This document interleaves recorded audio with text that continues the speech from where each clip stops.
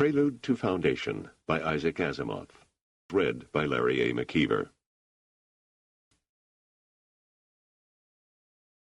Billy Button. Doll. Oddly enough, the best-known aspect of this sector is Billy Button, a semi-legendary place about which innumerable tales have grown up. In fact, a whole branch of literature now exists in which heroes and adventurers, and victims, must dare the dangers of passing through Billy Button. So stylized have these stories become that the one well-known and presumably authentic tale involving such a passage, that of Harry Seldon and Doris Van Evely, has come to seem fantastic simply by association. Encyclopedia Galactica.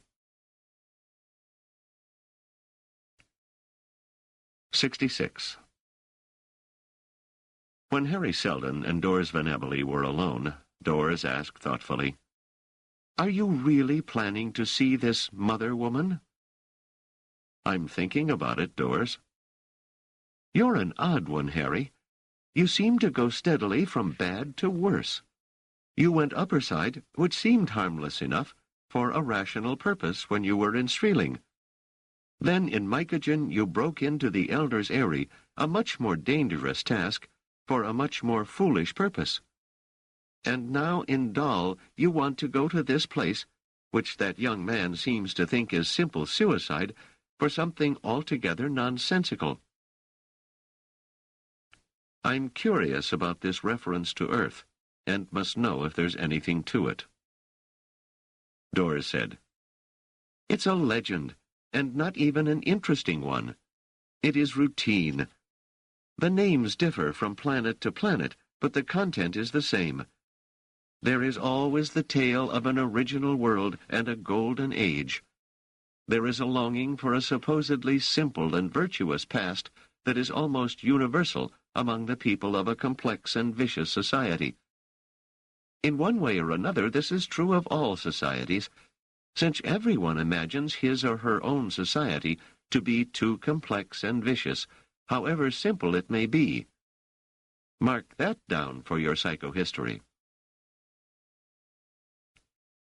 "Just the same," said Seldon, "I have to consider the possibility that one world did once exist. Aurora, Earth, the name doesn't matter. In fact—" He paused, and finally Doris said, "Well?" Seldon shook his head. "Do you remember the hand-on-thigh story you told me in Mycogen? It was right after I got the book from Raindrop 43. Well, it popped into my head one evening recently when we were talking to the Dissolvers. I said something that reminded me for an instant—" "Reminded you of what?" "I don't remember. It came into my head and went out again. But somehow, every time I think of the single world notion, it seems to me I have the tips of my fingers on something, and then lose it." Doris looked at Seldon in surprise. "I don't see what it could be. The hand-on-thigh story has nothing to do with Earth or Aurora." "I know, but this thing that hovers just past the edge of my mind seems to be connected with this single world anyway, and I have the feeling that I must find out more about it at any cost. That, and robots." "Robots, too? I thought the Elder's Eyrie put an end to that." "Not at all. I've been thinking about them." He stared at Doris with a troubled look on his face for a long moment, then said, "But I'm not sure." "Sure about what, Harry?" But Seldon merely shook his head and said nothing more. Doris frowned, then said, "Harry, let me tell you one thing. In sober history, and believe me, I know what I'm talking about, there is no mention of one world of origin. It's a popular belief, I admit. I don't mean just among the unsophisticated followers of folklore, like the Mycogenians and the Dollite heat-sinkers. But there are biologists who insist that there must have been one world of origin, for reasons that are well outside my area of expertise. And there are the more mystical historians who tend to speculate about it. And among the leisure class intellectuals, I understand such speculations are becoming fashionable. Still, scholarly history knows nothing about it. Seldon said, "All the more reason, perhaps, to go beyond scholarly history. All I want is a device that will simplify psychohistory for me, and I don't care what the device is, whether it is a mathematical trick or a historical trick or something totally imaginary." If the young man we've just talked to had had a little more formal training, I'd have set him on the problem. His thinking is marked by considerable ingenuity and originality. Doris said, "And you're really going to help him, then?" "Absolutely, just as soon as I'm in a position to." "But ought you to make promises you're not sure you'll be able to keep?" "I want to keep it. If you're that stiff about impossible promises, consider that Hammond told Sunmaster 14 that I'd use psychohistory to get the Mycogenians their world back. There's just about zero chance of that. Even if I work out psychohistory, who knows if it can be used for so narrow and specialized a purpose? There's a real case of promising what one can't deliver." But Doris said with some heat, "Cheddar Hammond was trying to save our lives, to keep us out of the hands of Demerzel and the Emperor. Don't forget that. And I think he really would like to help the Mycogenians." "And I really would like to help Hugo Emeril, and I am far more likely to be able to help him than I am the Mycogenians. So if you justify the second, please don't criticize the first. What's more, Doris," and his eyes flashed angrily, "I really would like to find Mother Rita, and I'm prepared to go alone." "Never," snapped Doris. "If you go, I go." 67. Mistress de Salva returned with her daughter in tow an hour after Amaral had left on his way to his shift. She said nothing at all to either Seldon or Doris, but gave a curt nod of her head when they greeted her, and gazed sharply about the room, as though to verify that the heat-sinker had left no trace. She then sniffed the air sharply, and looked at Seldon accusingly, before marching through the common room into the family bedroom. De Salva himself arrived home later, and when Seldon and Doris came to the dinner table, De Salva took advantage of the fact that his wife was still ordering some last-minute details in connection with the dinner, to say in a low voice, "Has that person been here?" "And gone," said Seldon solemnly. "Your wife was out at the time." De Salva nodded and said, "Will you have to do this again?" "I don't think so," said Seldon. "Good." Dinner passed largely in silence, but afterward, when the daughter had gone to her room for the dubious pleasures of computer practice, Seldon leaned back and said, "Tell me about Billy Button." De Salva looked astonished, and his mouth moved without any sound issuing. Cecilia, however, was less easily rendered speechless. She said, "Is that where your new friend lives? Are you going to return the visit?" "So far," said Seldon quietly, "I have just asked about Billy Button." Cecilia said sharply, "It is a slum. The dregs live there. No one goes there except the filth that make their homes there." "I understand a Mother Rita lives there."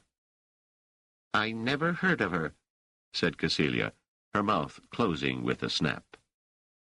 It was quite clear that she had no intention of knowing anyone by name who lived in Billy Button.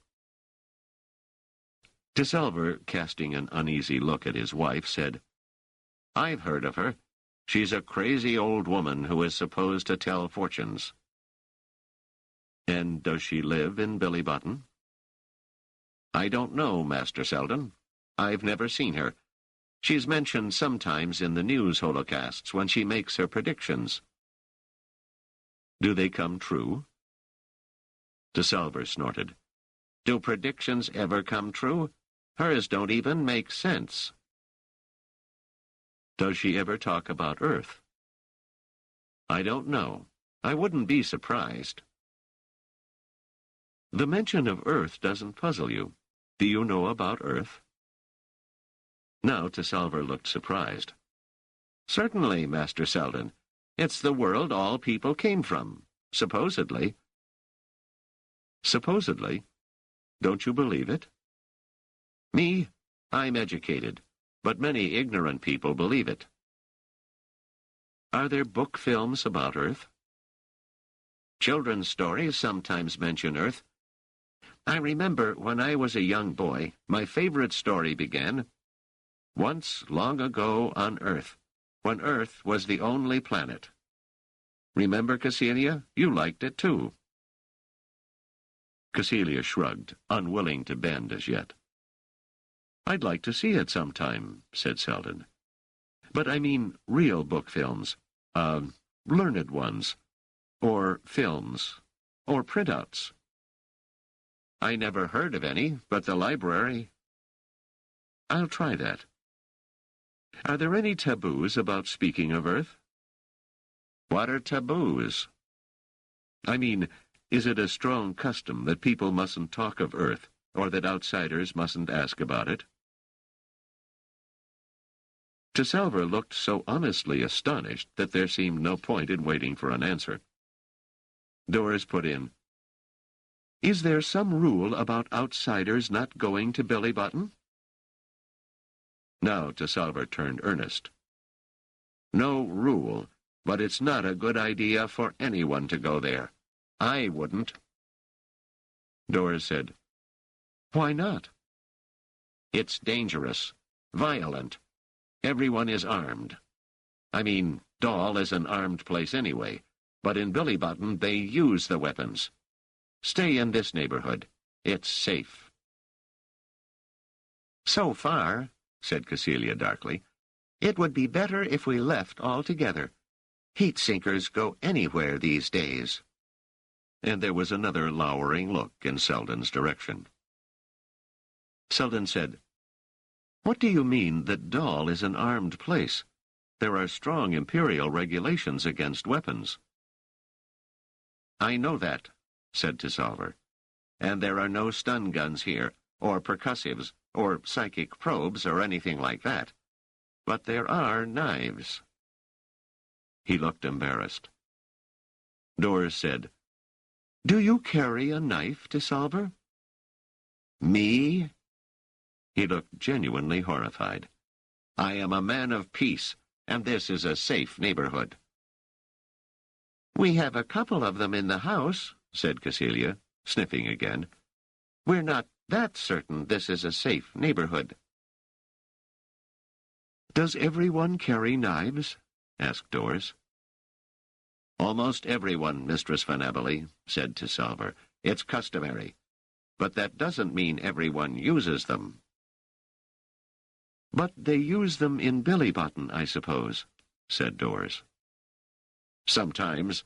When they're excited, they have fights. And the government permits it? The imperial government, I mean? Sometimes they try to clean Billy Button up. But knives are too easy to hide, and the custom is too strong. Besides, it's almost always Dallites that get killed, and I don't think the imperial government gets too upset over that. What if it's an outsider who gets killed? If it's reported, the Imperials could get excited. But what happens is that no one has seen anything, and no one knows anything. The Imperials sometimes round up people on general principles, but they can never prove anything. I suppose they decide it's the outsider's fault for being there. So don't go to Billy Button, even if you have a knife. Seldon shook his head rather pettishly. I wouldn't carry a knife. I don't know how to use one, not skillfully. Then it's simple, Master Seldon, stay out. De Salver shook his head portentously. Just stay out. I may not be able to do that either, said Seldon. Doris glared at him, clearly annoyed, and said to de Salver, Where does one buy a knife? Or may we have one of yours? Cecilia said quickly, No one takes someone else's knife. You must buy your own. De Salver said, There are knife stores all over. There aren't supposed to be. Theoretically, they're illegal, you know. Any appliance store sells them, however. If you see a washing machine on display, that's a sure sign. And how does one get to Billy Button? Asked Seldon. By expressway. De Salver looked dubious as he looked at Dora's frowning expression. Seldon said, And once I reach the expressway? Get on the eastbound side and watch for the signs. But if you must go, Master Seldon. De Salver hesitated, then said, You mustn't take Mistress Venabili. Women sometimes are treated worse. She won't go, said Seldon. I'm afraid she will, said Doris with quiet determination. 68.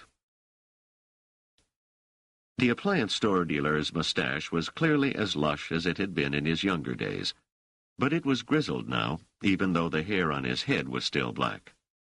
He touched the mustache out of sheer habit as he gazed at Doris and brushed it back on each side. He said, You're not a Dollite. Yes, but I still want a knife. He said, It's against the law to sell knives. Doris said, I'm not a policewoman or a government agent of any sort. I'm going to Billy Button. He stared at her thoughtfully. Alone? With my friend. She jerked her thumb over her shoulder in the direction of Seldon, who was waiting outside sullenly. You're buying it for him? He stared at Seldon, and it didn't take him long to decide. He's an outsider, too. Let him come in and buy it for himself. He's not a government agent either, and I'm buying it for myself. The dealer shook his head. Outsiders are crazy. But if you want to spend some credits, I'll take them from you. He reached under the counter, brought out a stub, turned it with a slight and expert motion, and the knife blade emerged. Is that the largest you have? Best woman's knife made. Show me a man's knife.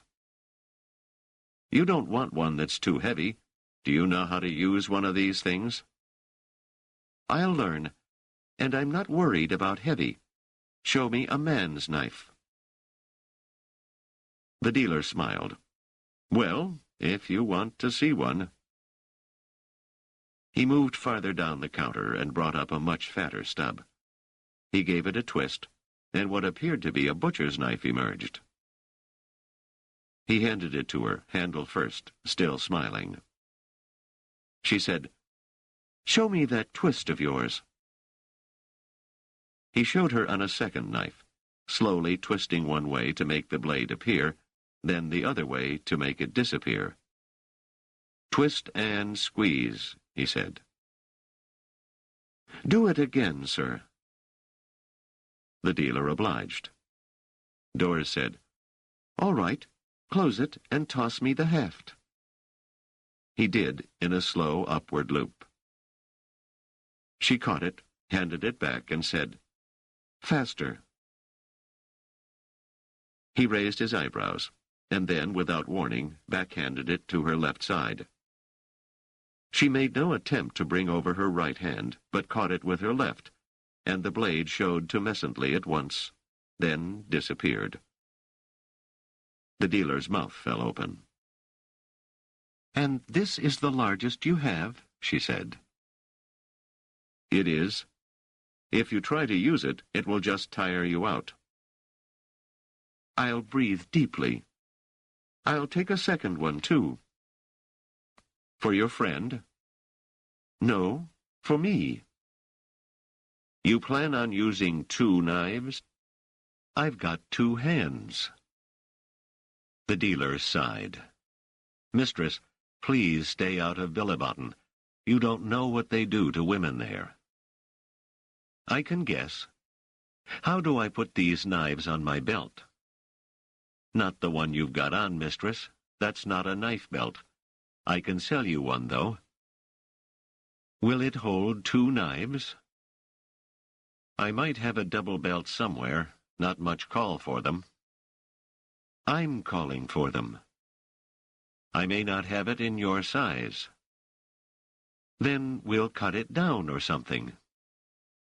It will cost you a lot of credits. My credit tile will cover it. When she emerged at last, Seldon said sourly, You look ridiculous with that bulky belt. Really, Harry? Too ridiculous to go with you to Bilibotton?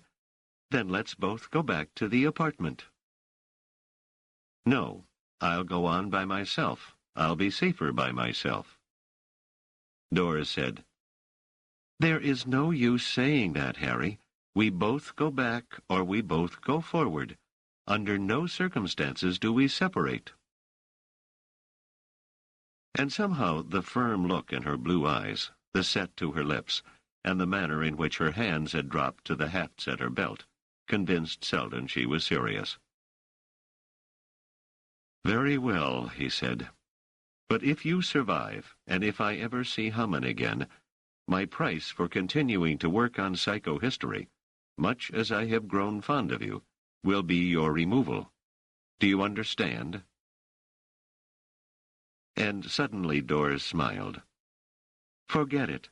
Don't practice your chivalry on me. Nothing will remove me. Do you understand?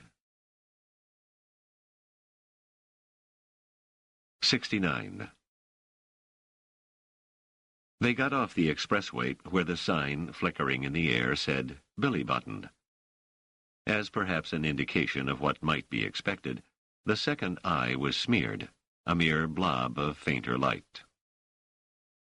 They made their way out of the car and down to the walkway below. It was early afternoon, and at first glance Bilibotton seemed much like the part of Doll they had left. The air, however, had a pungent aroma, and the walkway was littered with trash. One could tell that auto-sweeps were not to be found in the neighborhood. And, although the walkway looked ordinary enough, the atmosphere was uncomfortable and as tense as a too tightly coiled spring. Perhaps it was the people. There seemed the normal number of pedestrians, but they were not like pedestrians elsewhere, Seldon thought.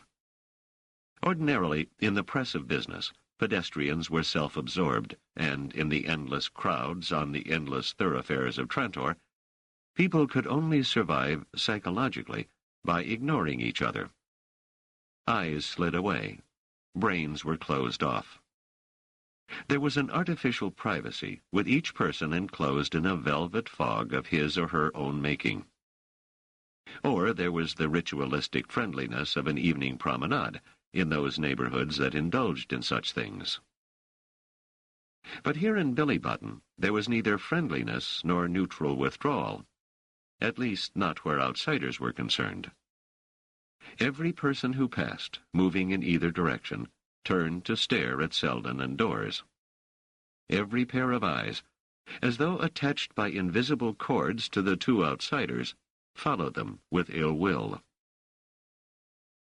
The clothing of the Bilibottoners tended to be smudged, old, and sometimes torn. There was a patina of ill-washed poverty over them, and Seldon felt uneasy at the slickness of his own new clothes. He said, Where in Bilibotton does Mother Rita live, do you suppose? I don't know, said Doris. You brought us here, so you do the supposing. I intend to confine myself to the task of protection, and I think I'm going to find it necessary to do just that. Seldon said, I assumed it would only be necessary to ask the way of any passerby, but somehow I'm not encouraged to do so. I don't blame you.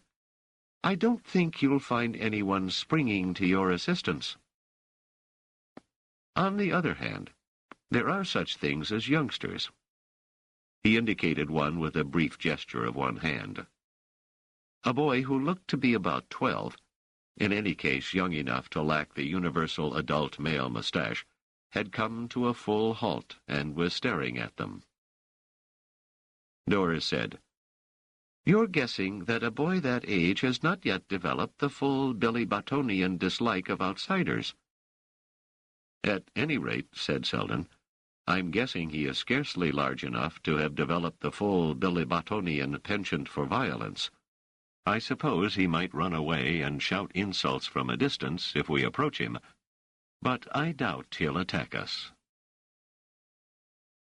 Seldon raised his voice. Young man. The boy took a step backward and continued to stare. Seldon said, Come here, and beckoned. The boy said, What for, Guy? So I can ask you directions. Come closer so I don't have to shout. The boy approached 2 steps closer. His face was smudged, but his eyes were bright and sharp. His sandals were of different make, and there was a large patch on one leg of his trousers. He said, What kind of directions? We're trying to find Mother Rita. The boy's eyes flickered. What for, Guy? I'm a scholar. Do you know what a scholar is? You went to school? Yes, didn't you? The boy spat to one side in contempt. Nah. I want advice from Mother Rita, if you'll take me to her. You want your fortune. You'll come to Billy Bottom, Guy, with your fancy clothes so I can tell you your fortune. All bad. What's your name, young man? What's it to you? So we can speak in a more friendly fashion, and so you can take me to Mother Rita's place. Do you know where she lives?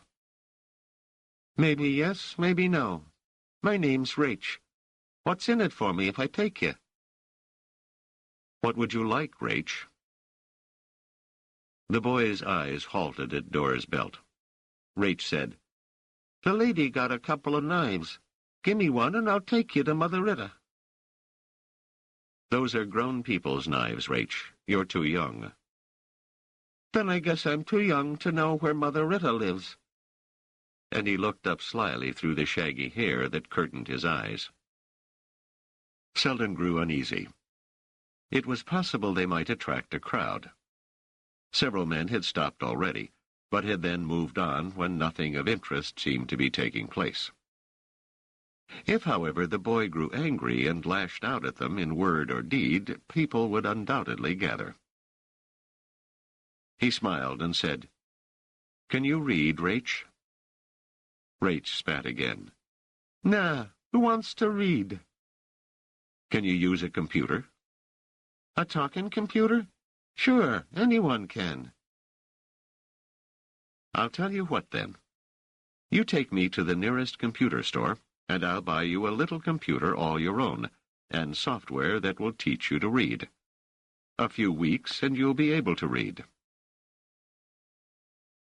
It seemed to Seldon that the boy's eyes sparkled at the thought. But if so, they hardened at once. Nah, knife for nothing. That's the point, Rach. You learn to read and don't tell anyone, and you can surprise people. After a while, you can bet them you can read. Bet them 5 credits. You can win a few extra credits that way, and you can buy a knife of your own. The boy hesitated. Nah, no one will bet me. No one got credits.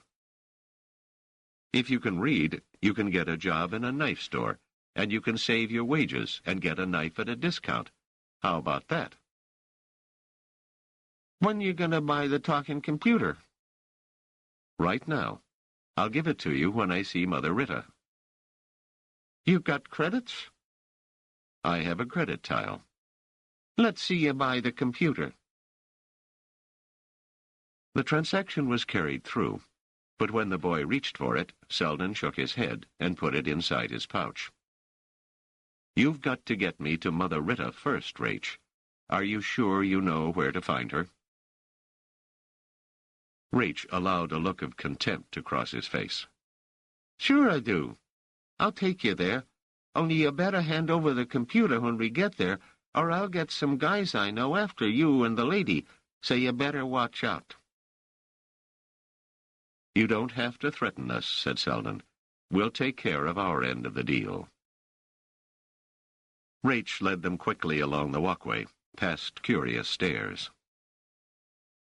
Seldon was silent during the walk, and so was Doris.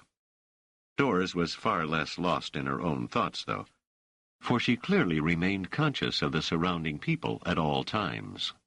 She kept meeting with a level glare the eyes of those passers-by that turned toward them. On occasion, when there were footsteps behind them, she turned to look grimly back. And then Rach stopped and said, In here. She ain't homeless, you know.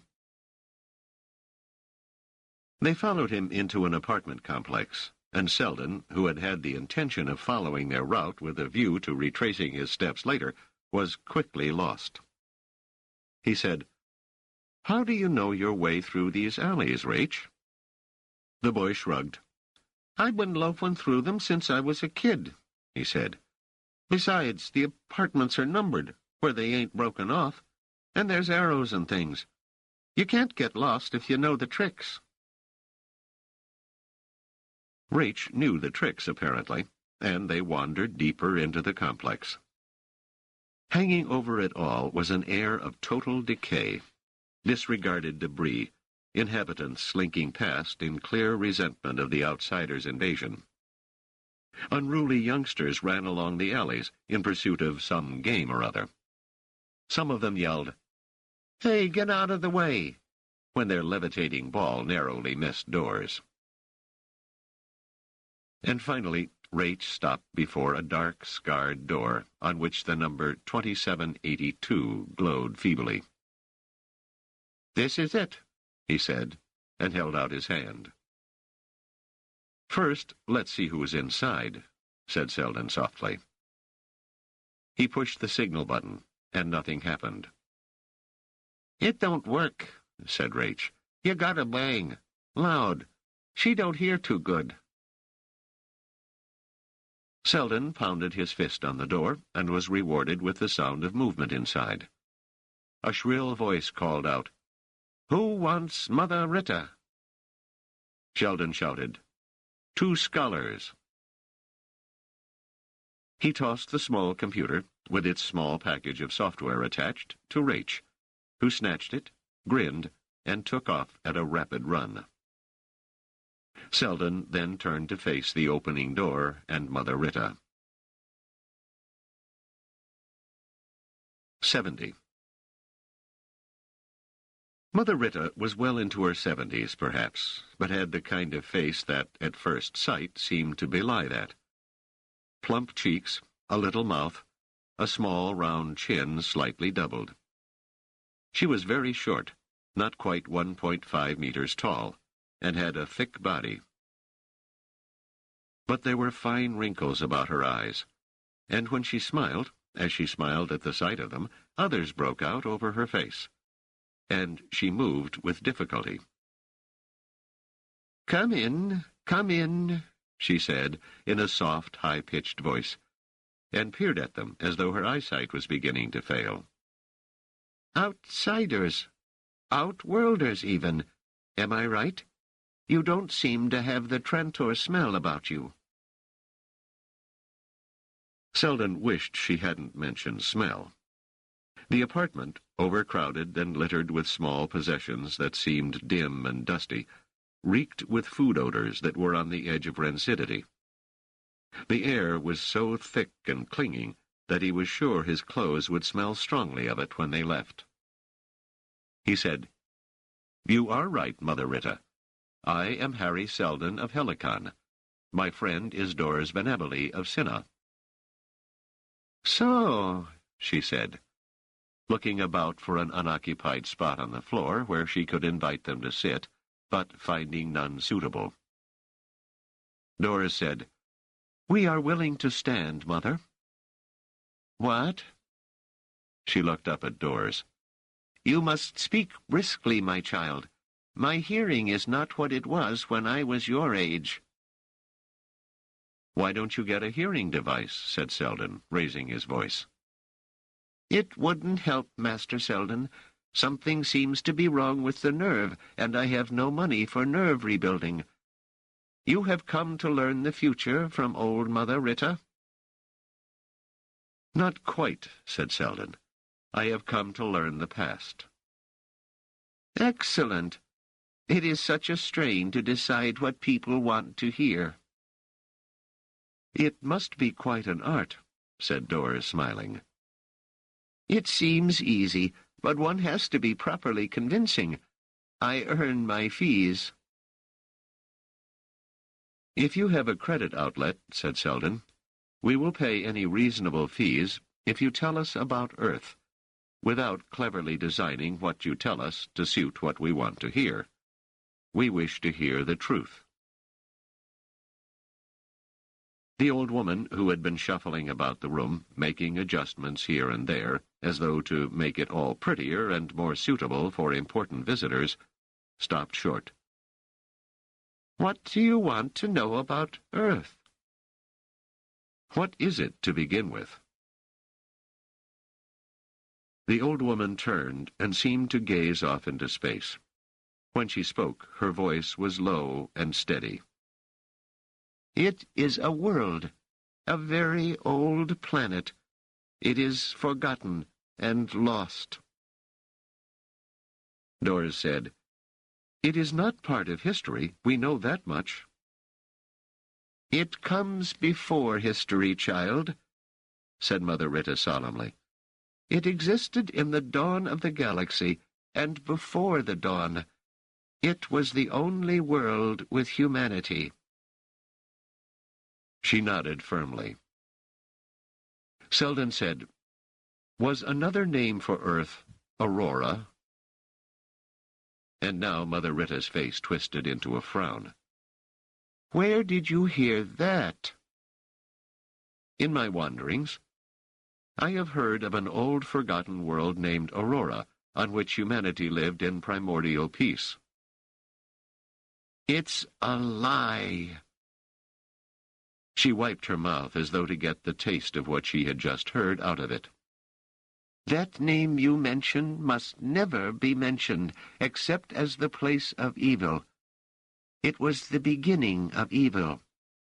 Earth was alone till evil came, along with its sister worlds. Evil nearly destroyed Earth, but Earth rallied and destroyed evil with the help of heroes." "Earth was before this evil. Are you sure of that?" "Long before. Earth was alone in the galaxy for thousands of years. Millions of years."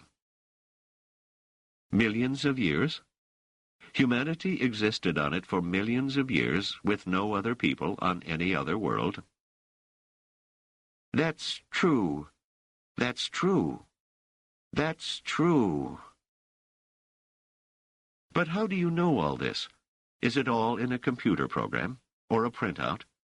Do you have anything I can read?" Mother Rita shook her head. "I heard the old stories from my mother, who heard it from hers, and so on far back. I have no children, so I tell the stories to others. But it may come to an end. This is a time of disbelief." Doris said, "Not really, Mother. There are people who speculate about prehistoric times and who study some of the tales of lost worlds." Mother Rita made a motion of her arm as though to wipe it away. "They look at it with cold eyes, scholarly. They try to fit it in with their notions. I could tell you stories for a year of the great hero Ba Li, but you would have no time to listen, and I have lost the strength to tell." Seldon said, "Have you ever heard of robots?" The old woman shuddered, and her voice was almost a scream. "Why do you ask such things? Those were artificial human beings, evil in themselves, and the work of the evil worlds. They were destroyed and should never be mentioned." There was one special robot, wasn't there, that the evil worlds hated? Mother Rita tottered toward Seldon and peered into his eyes. He could feel her hot breath on his face. "Have you come to mock me? You know of these things, and yet you ask? Why do you ask?" "Because I wish to know." "There was an artificial human being who helped Earth. He was Da-Ni, friend of Ba-Li. He never died, and lives somewhere, waiting for his time to return. None knows when that time will be, but someday he will come, and restore the great old days, and remove all cruelty, injustice, and misery. That is the promise." At this she closed her eyes and smiled, as if remembering. Seldon waited a while in silence, then sighed and said, "Thank you, Mother Rita. You have been very helpful. What is your fee?" "So pleasant to meet outworlders," the old woman replied. 10 credits. May I offer you some refreshment?" "No, thank you," said Seldon earnestly. "Please take 20. You need only tell us how to get back to the expressway from here. And, Mother Rita, if you can arrange to have some of your tales of Earth put into a computer disk, I will pay you well." "I would need so much strength. How well?" "It would depend on how long the story is, and how well it is told. I might pay 1,000 credits. Mother Rita licked her lips. 1,000 credits? But how will I find you when the story is told?" "I will give you the computer code number at which I can be reached." After Seldon gave Mother Rita the code number, he and Doris left, thankful for the comparatively clean odor of the alley outside. They walked briskly in the direction indicated by the old woman. 71. Doris said, "That wasn't a very long interview, Harry." "I know. The surroundings were terribly unpleasant, and I felt I had learned enough. Amazing how these folk tales tend to magnify." "What do you mean, magnify?" "Well, the Mycogenians fill their aurora with human beings who lived for centuries, and the Dallites fill their Earth with a humanity that lived for millions of years, and both talk of a robot that lives forever. Still, it makes one think. As far as millions of years go, there's room for... Where are we going?" "Mother Rita said we go in this direction till we reach a rest area, then follow the sign for Central Walkway, bearing left and keep on following the sign. Did we pass a rest area on the way in?" "We may be leaving by a route different from the one we came in. I don't remember a rest area, but I wasn't watching the route. I was keeping my eye on the people we passed, and..." Her voice died away. Up ahead, the alley swelled outward on both sides. Seldon remembered. They had passed that way. There had been a couple of ratty couch pads resting on the walkway floor on either side. There was, however, no need for Doris to watch passers-by going out as she had coming in. There were no passers-by. But up ahead in the rest area, they spotted a group of men, rather large-sized for Dallites, mustaches bristling, bare upper arms muscular and glistening under the yellowish indoor light of the walkway. Clearly, they were waiting for the Outworlders, and almost automatically, Seldon and Doris came to a halt. For a moment or two, the tableau held. Then Seldon looked behind him hastily. 2 or 3 additional men had stepped into view. Seldon said between his teeth, "We're trapped. I should not have let you come, Doris." "On the contrary, this is why I'm here. But was it worth your seeing Mother Rita?" "If we get out of this, it was." Seldon then said in a loud and firm voice, "May we pass?" One of the men ahead stepped forward. He was fully Seldon's height of 1.73 meters, but broader in the shoulders and much more muscular. A bit flabby at the waist, though, Seldon noted. "I'm Marin," he said, with self-satisfied significance, as though the name ought to have meaning. "And I'm here to tell you we don't like Outworlders in our district. You want to come in, all right. But if you want to leave, you'll have to pay." "Very well. How much?" "All you've got. You rich Outworlders have credit tiles, right? Just hand them over." "No." "No point saying no. We'll just take them." "You can't take them without killing me or hurting me, and they won't work without my voice print. My normal voice print." "That's not so, Master. See, I'm being polite. We can take them away from you without hurting you very much." "How many of you big, strong men will it take? 9? "No," Seldon counted rapidly. 10. "Just 1. Me." "With no help?" "Just me." "If the rest of you will clear away and give us room, I would like to see you try it, Marin." "You don't have a knife, Master. You want one?" "No. Use yours to make the fight even. I'll fight without one."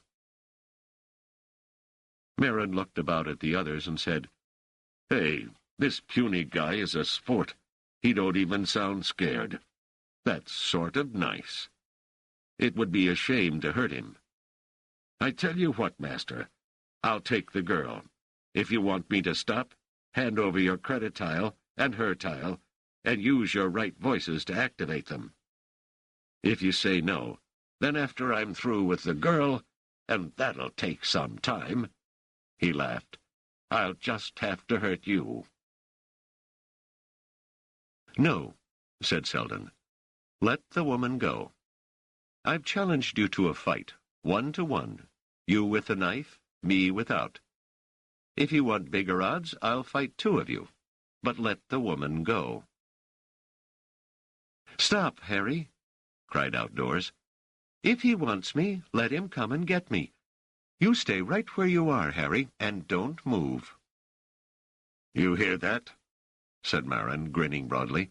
"You stay right where you are, Harry, and don't move. I think the little lady wants me. You two keep him still." Each of Seldon's arms were caught in an iron grip, and he felt the sharp point of a knife in his back. "Don't move," said a harsh whisper in his ear, "and you can watch. The lady will probably like it. Marin's pretty good at this." Doris called out again, "Don't move, Harry."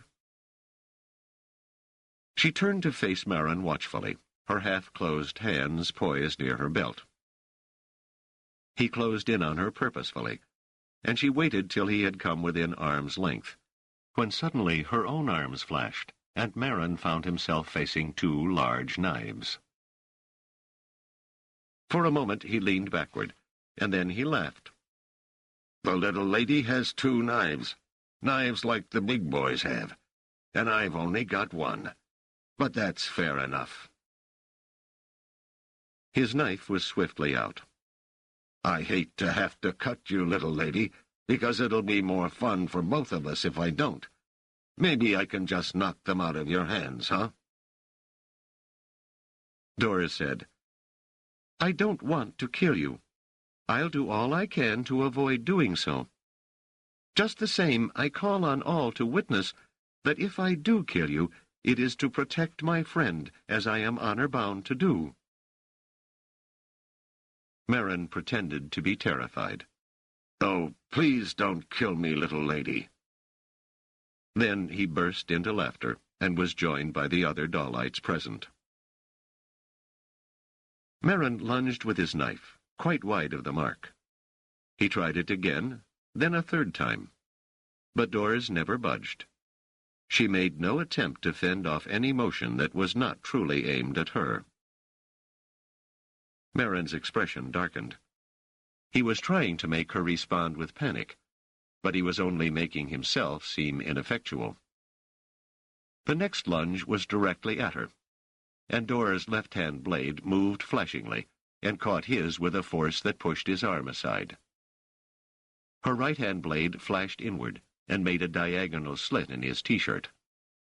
A thin, bloody line smeared the dark-haired skin beneath. Merrin looked down at himself in shock as the onlookers gasped in surprise. Seldon felt the grip on him weaken slightly as the two who held him were distracted by a duel not going quite as they had expected. He tensed himself. Now Merrin lunged again, and this time his left hand shot outward to enclose Dora's right wrist. Again, Dora's left-hand blade caught his knife and held it motionless, while her right hand twisted agilely and drew downward, even as Merrin's left hand closed upon it. It closed on nothing but the blade, and when he opened his hand, there was a bloody line down the palm. Doris sprang back, and Merrin, aware of the blood on his chest and hand, roared out chokingly, "Someone toss me another knife." There was hesitation, and then one of the onlookers tossed his own knife underhanded. Merrin reached for it, but Doris was quicker. Her right-hand blade struck the thrown knife and sent it flying backward, whirling as it went. Seldon felt the grips on his arms weaken further. He lifted them suddenly, pushing up and forward, and was free. His two captors turned toward him with a sudden shout, but he quickly kneed one in the groin and elbowed the other in the solar plexus, and both went down. He knelt to draw the knives of each, and rose as double-armed as Doris. Unlike Doris, Seldon did not know how to handle the blades, but he knew the Dallites would scarcely be aware of that. Doris said, "Just keep them off, Harry. Don't attack yet.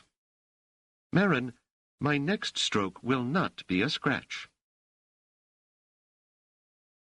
Merrin, totally enraged, roared incoherently and charged blindly, attempting by sheer kinetic energy to overwhelm his opponent.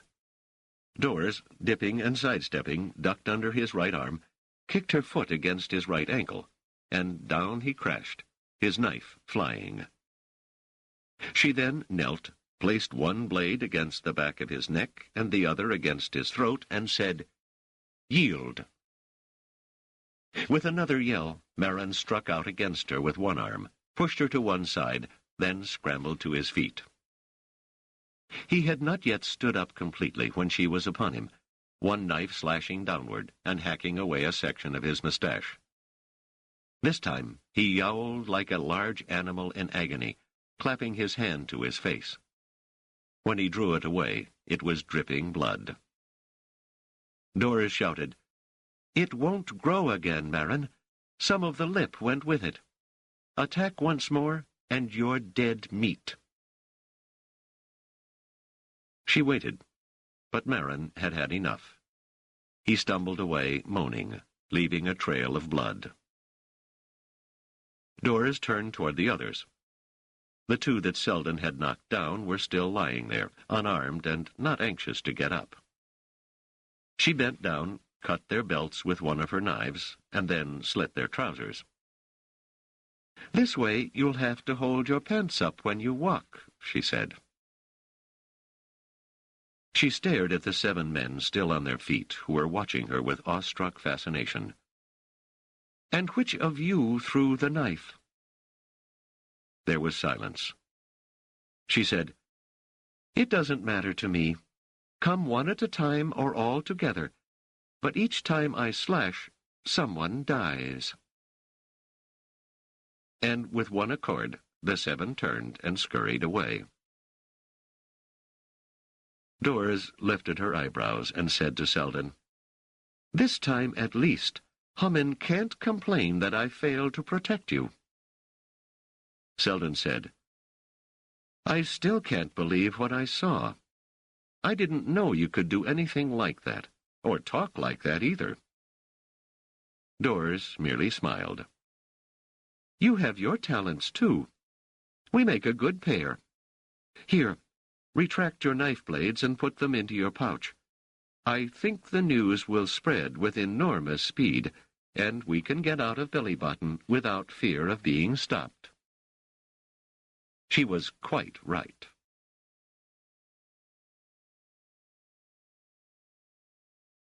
Undercover. The Van. In the unsettled times marking the final centuries of the First Galactic Empire, the typical sources of unrest arose from the fact that political and military leaders jockeyed for supreme power, a supremacy that grew more worthless with each decade. Only rarely was there anything that could be called a popular movement prior to the advent of psychohistory. In this connection, one intriguing example involves Devan, of whom little is actually known, but who may have met with Harry Seldon at one time when... Encyclopedia Galactica. 72. Both Harry Seldon and Doris Van Abele had taken rather lingering baths, making use of the somewhat primitive facilities available to them in the Tisalver household. They had changed their clothing and were in Seldon's room when Gerard Tisalver returned in the evening. His signal at the door was, or seemed, rather timid. The buzz did not last long. Seldon opened the door and said pleasantly, "Good evening, Master Tisalver, and Mistress." She was standing right behind her husband, forehead puckered into a puzzled frown. Tisalver said tentatively, as though he was unsure of the situation, "Are you and Mistress Van Abele both well?" He nodded his head as though trying to elicit an affirmative by body language. "Quite well. In and out of Billybottom without trouble, and we're all washed and changed. There's no smell left." Seldon lifted his chin as he said it, smiling, tossing the sentence over Tisalver's shoulder to his wife. She sniffed loudly, as though testing the matter. Still tentatively, Tisalver said, "I understand there was a knife fight." Seldon raised his eyebrows. "Is that the story?" "You and the mistress against 100 thugs, we were told, and you killed them all. Is that so?" There was the reluctant sound of deep respect in his voice. "Absolutely not," Doris put in with sudden annoyance. "That's ridiculous. What do you think we are, mass murderers? And do you think 100 thugs would remain in place, waiting the considerable time it would take me, us, to kill them all? I mean, think about it." "That's what they're saying," said Cecilia Tisalver with shrill firmness. "We can't have that sort of thing in this house." "In the first place," said Seldon, "it wasn't in this house. In the second, it wasn't 100 men, it was 10. In the third, no one was killed. There was some altercation back and forth, after which they left and made way for us." "They just made way? Do you expect me to believe that, Outworlders?" demanded Mistress Tisalver belligerently. Seldon sighed, At the slightest stress, human beings seem to divide themselves into antagonistic groups. He said, "Well, I grant you one of them was cut a little. Not seriously." "And you weren't hurt at all?" said Tisalver. The admiration in his voice was more marked. "Not a scratch," said Seldon. "Mistress Van Abely handles 2 knives excellently well." "I dare say," said Mistress Tisalver, her eyes dropping to Dora's belt. "And that's not what I want to have going on here." Doris said sternly, "As long as no one attacks us here, that's what you won't have here." "But on account of you," said Mistress Tisalver, "we have trash from the street standing at the doorway." "My love," said Tisalver soothingly, "let us not anger." "Why?" spat his wife with contempt. "Are you afraid of her knives? I would like to see her use them here." "I have no intention of using them here," said Doris, with a sniff as loud as any that Mistress Tisalver had produced. "What is this trash from the street you're talking about?" Tisalver said, "What my wife means is that an urchin from Billy-Bottom, at least judging by his appearance, wishes to see you, and we are not accustomed to that sort of thing in this neighborhood. It undermines our standing." He sounded apologetic. Seldon said, "Well, Master Tisalver, we'll go outside, find out what it's all about, and send him on his business as quickly." "No, wait," said Doris, annoyed. "These are our rooms. We pay for them. We decide who visits us and who does not. If there is a young man outside from Billy-Bottom, he is nonetheless a Dahlite. More important, he's a Trantorian. Still more important, he's a citizen of the Empire and a human being. Most important, by asking to see us, he becomes our guest. Therefore, we invite him in to see us." Mistress Tisalver didn't move. Tisalver himself seemed uncertain. Doris said, "Since you say I killed 100 bullies in Billy-Bottom, you surely do not think I am afraid of a boy, or for that matter of you two." Her right hand dropped casually to her belt. Tisalver said with sudden energy, "Mistress Van Abely, we do not intend to offend you. Of course these rooms are yours, and you can entertain whomever you wish here." He stepped back, pulling his indignant wife with him, undergoing a burst of resolution for which he might conceivably have to pay afterward. Doris looked after them sternly. Seldon smiled dryly. "How unlike you, Doris. I thought I was the one who quixotically got into trouble, and that you were the calm and practical one whose only aim was to prevent trouble." Doris shook her head. "I can't bear to hear a human being spoken of with contempt just because of his group identification, even by other human beings. It's these respectable people here who create those hooligans out there." "And other respectable people," said Seldon, "who create these respectable people. These mutual animosities are as much a part of humanity." "Then you'll have to deal with it in your psychohistory, won't you?" "Most certainly, if there is ever a psychohistory with which to deal with anything at all." "Ah, here comes the urchin under discussion, and it's Rach, which somehow doesn't surprise me." 73. Rach entered, looking about, clearly intimidated. The forefinger of his right hand reached for his upper lip, as though wondering when he would begin to feel the first downy hairs there. He turned to the clearly outraged Mistress Tisalver and bowed clumsily. "Thank you, missus. You got a lovely place." Then, as the door slammed behind him, He turned to Seldon and Doris with an air of easy connoisseurship. Nice place, guys. I'm glad you like it, said Seldon solemnly. How did you know we were here? Followed you. How'd you think? Hey, lady, he turned to Doris.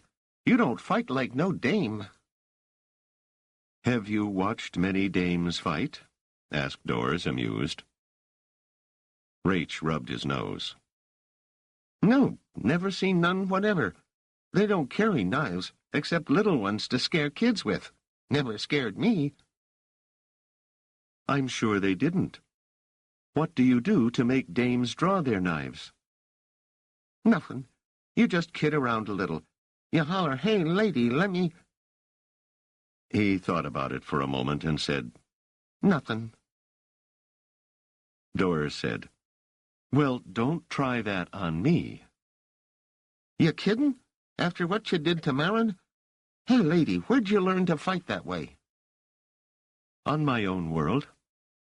Could you teach me? Is that what you came here to see me about? Actually, no. I came to bring you a kind of message.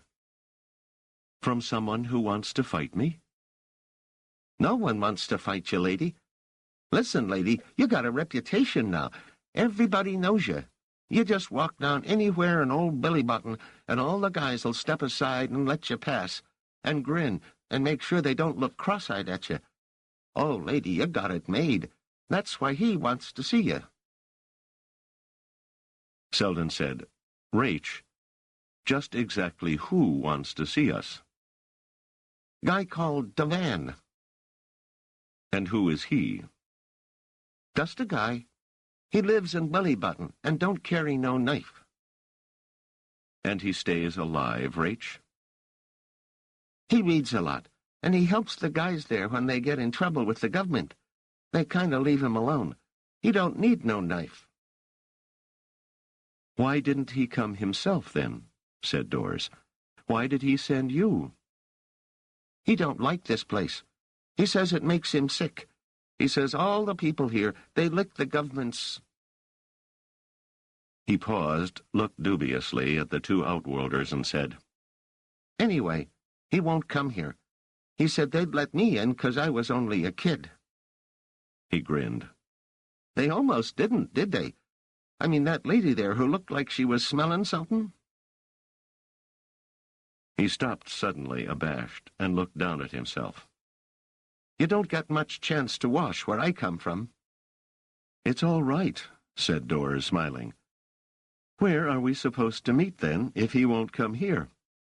After all, if you don't mind, we don't feel like going to Billy Button. I told you, said Rach indignantly. You got free run of Billy Button, I swear.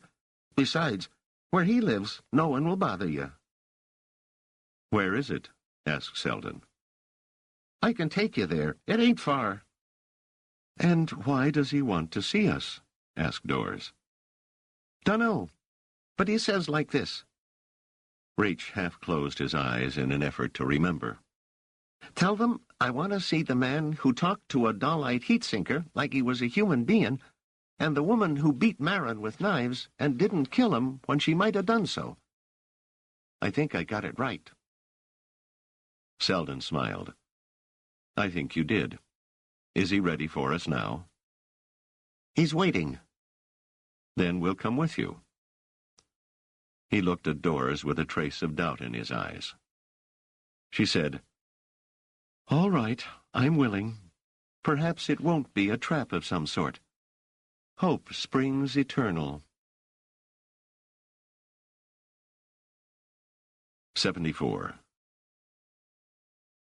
There was a pleasant glow to the evening light when they emerged, a faint violet touch and a pinkish edge to the simulated sunset clouds that were scudding along. Dahl might have complaints of their treatment by the imperial rulers of Trentor, but surely there was nothing wrong with the weather the computers spun out for them. Doris said in a low voice, We seem to be celebrities. No mistake about that. Seldon brought his eyes down from the supposed sky and was immediately aware of a fair-sized crowd around the apartment house in which the Tisalvers lived. Everyone in the crowd stared at them intently. When it was clear that the two Outworlders had become aware of the attention, a low murmur ran through the crowd, which seemed to be on the point of breaking out into applause. Doris said, "Now I can see where Mistress Tisalver would find this annoying. I should have been a little more sympathetic." The crowd was, for the most part, poorly dressed, and it was not hard to guess that many of the people were from Billybottom. On impulse, Seldon smiled and raised one hand in a mild greeting that was met with applause. One voice, lost in the safe anonymity of the crowd, called out, "Can the lady show us some knife tricks?" When Doris called back, "No, I only draw in anger," there was instant laughter. One man stepped forward. He was clearly not from Billybottom, and bore no obvious mark of being a Dahlite. He had only a small mustache for one thing, and it was brown, not black. He said, "Marlowe Tanto of the Trantorian HV News. Can we have you in focus for a bit of our nightly holocast?" "No," said Doris shortly. "No interviews." The newsman did not budge. "I understand you were in a fight with a great many men in Billybottom, and won." He smiled. "That's news, that is." "No," said Doris. "We met some men in Billybottom, talked to them, and then moved on. That's all there is to it, and that's all you're going to get." "What's your name? You don't sound like a Trantorian." "I have no name." "And your friend's name?" "He has no name." The newsman looked annoyed. "Look, lady, you're news, and I'm just trying to do my job." Reach pulled at Dora's sleeve. She leaned down and listened to his earnest whisper. She nodded and straightened up again. "I don't think you're a newsman, Mr. Tanto. What I think you are is an Imperial agent trying to make trouble for Dahl. There was no fight, and you're trying to manufacture news concerning one as a way of justifying an Imperial expedition into Billybottom. I wouldn't stay here if I were you. I don't think you're very popular with these people." The crowd had begun to mutter at Dora's first words. They grew louder now and began to drift, slowly and in a menacing way, in the direction of Tanto. He looked nervously around and began to move away. Doris raised her voice. "Let him go. Don't anyone touch him. Don't give him any excuse to report violence." And they parted before him. Rach said, "Aw, lady, you should have let them rough him up." "Bloodthirsty boy," said Doris. "Take us to this friend of yours." 75. They met the man who called himself Devan in a room behind a dilapidated diner. Far behind. Rach led the way, once more showing himself as much at home in the burrows of Billybottom as a mole would be in tunnels underground in Helicon. It was Doris Van Ebele whose caution first manifested itself. She stopped and said, "Come back, Rach. Exactly where are we going?" "To Devan," said Rach, looking exasperated. "I told you." "But this is a deserted area. There's no one living here." Doris looked about with obvious distaste. The surroundings were lifeless, and what light panels there were did not glow, or did so only dimly. "It's the way Devan likes it," said Rach. "He's always changing around, staying here, staying there. You know, changing around." "Why?" demanded Doris. "It's safer, lady." "From whom?" "From the government." "Why would the government want Devan?" "I don't know, lady. Tell you what. I'll tell you where he is and tell you how to go, and you go on alone, if you don't want me to take you. Seldon said, "No, Rach, I'm pretty sure we'll get lost without you. In fact, you had better wait till we're through so you can lead us back." Rach said at once, "What's in it for me? You expect me to hang around when I get hungry?" "You hang around and get hungry, Rach, and I'll buy you a big dinner. Anything you like." "You say that now, mister. How do I know?" Dora's hand flashed, and it was holding a knife, blade exposed. "You're not calling us liars, are you, Rach?" Rach's eyes opened wide. He did not seem frightened by the threat. He said, "Hey, I didn't see that. Do it again." "I'll do it afterward, if you're still here. Otherwise," Doris glared at him, "we'll track you down." "Oh, lady, come on," said Rach. "You ain't gonna track me down. You ain't that kind. But I'll be here." He struck a pose. "You got my word." And he led them onward in silence, though the sound of their shoes was hollow in the empty corridors. Devan looked up when they entered, a wild look that softened when he saw Rach. He gestured quickly toward the two others, questioningly. Rach said, "These are the guys." And, grinning, he left. Seldon said, "I am Harry Seldon. The young lady is Doris Van Ebely." He regarded Devan curiously. Devan was swarthy and had the thick black mustache of the Dalite male. But in addition he had a stubble of beard. He was the first Dalite whom Seldon had seen who had not been meticulously shaven. Even the bullies of Billy-Bottom had been smooth of cheek and chin. Seldon said, "What is your name, sir?" "Devan. Rach must have told you." "Your second name?" "I am only Devan. Were you followed here, Master Seldon?" "No, I'm sure we weren't. If we had, then by sound or sight, I expect Rach would have known. And if he had not, Mistress Van Ebely would have." Doris smiled slightly. "You have faith in me, Harry." "More all the time," he said thoughtfully. Devan stirred uneasily. "Yet you've already been found." "Found?" "Yes, I have heard of this supposed newsman." "Already?" Seldon looked faintly surprised. "But I suspect he really was a newsman, and harmless. We called him an Imperial agent at Rach's suggestion, which was a good idea. The surrounding crowd grew threatening, and we got rid of him." "No," said Devan.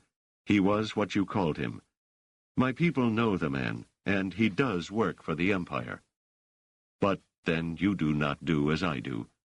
You do not use a false name and change your place of abode.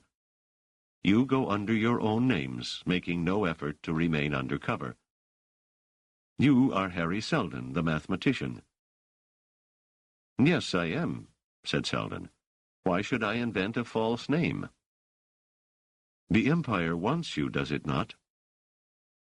Seldon shrugged. "I stay in places where the Empire cannot reach out to take me." "Not openly. But the Empire doesn't have to work openly. I would urge you to disappear. Really disappear."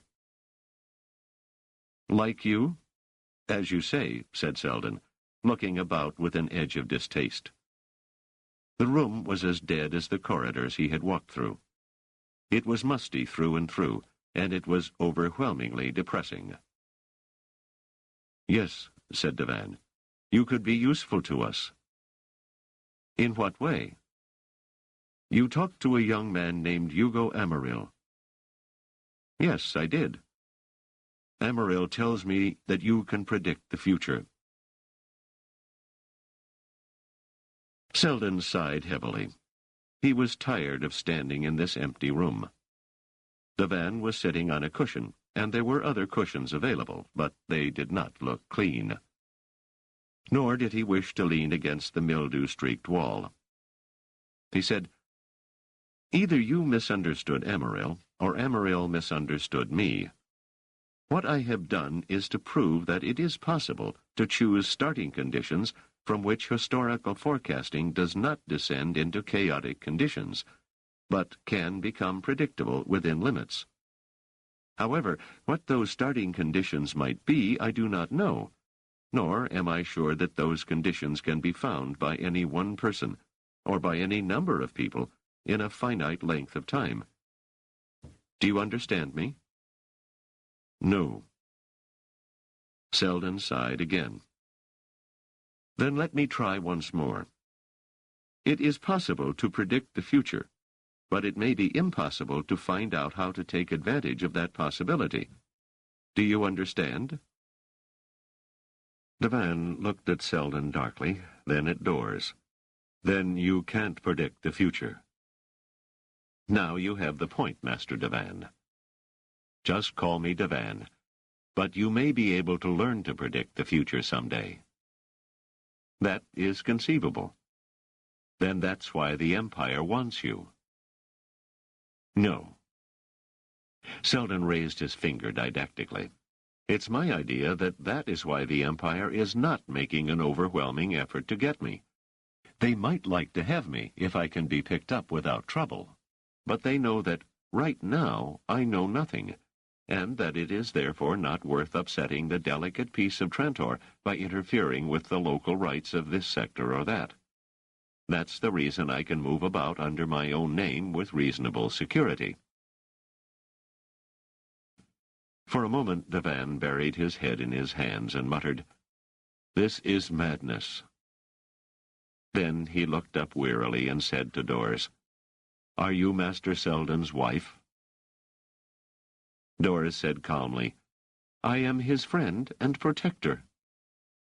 "How well do you know him?" "We have been together for some months." "No more?" "No more." "Would it be your opinion he is speaking the truth?" "I know he is. But what reason would you have to trust me if you do not trust him?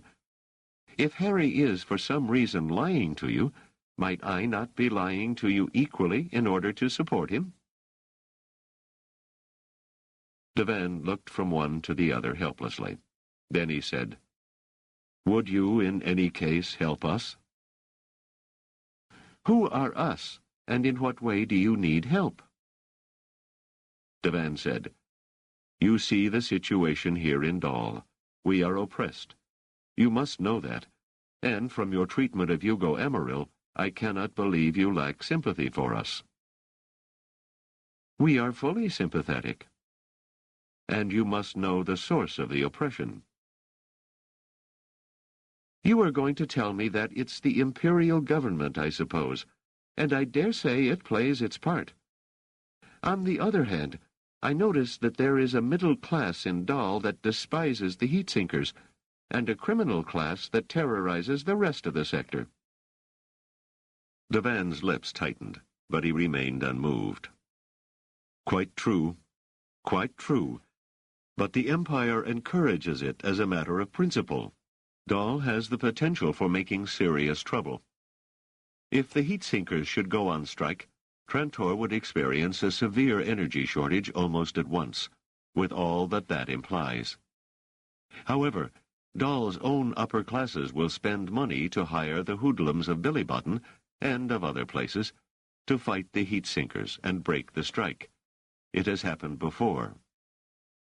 The Empire allows some Dalites to prosper, comparatively, in order to convert them into imperialist lackeys, while it refuses to enforce the arms control laws effectively enough to weaken the criminal element. The imperial government does this everywhere, and not in Dal alone. They can't exert force to impose their will, as in the old days when they ruled with brutal directness. Nowadays, Trantor has grown so complex and so easily disturbed that the imperial forces must keep their hands off. "A form of degeneration," said Seldon, remembering Hummon's complaints. "What?" said Devane. "Nothing," said Seldon. Go on. The imperial forces must keep their hands off, but they find that they can do much even so.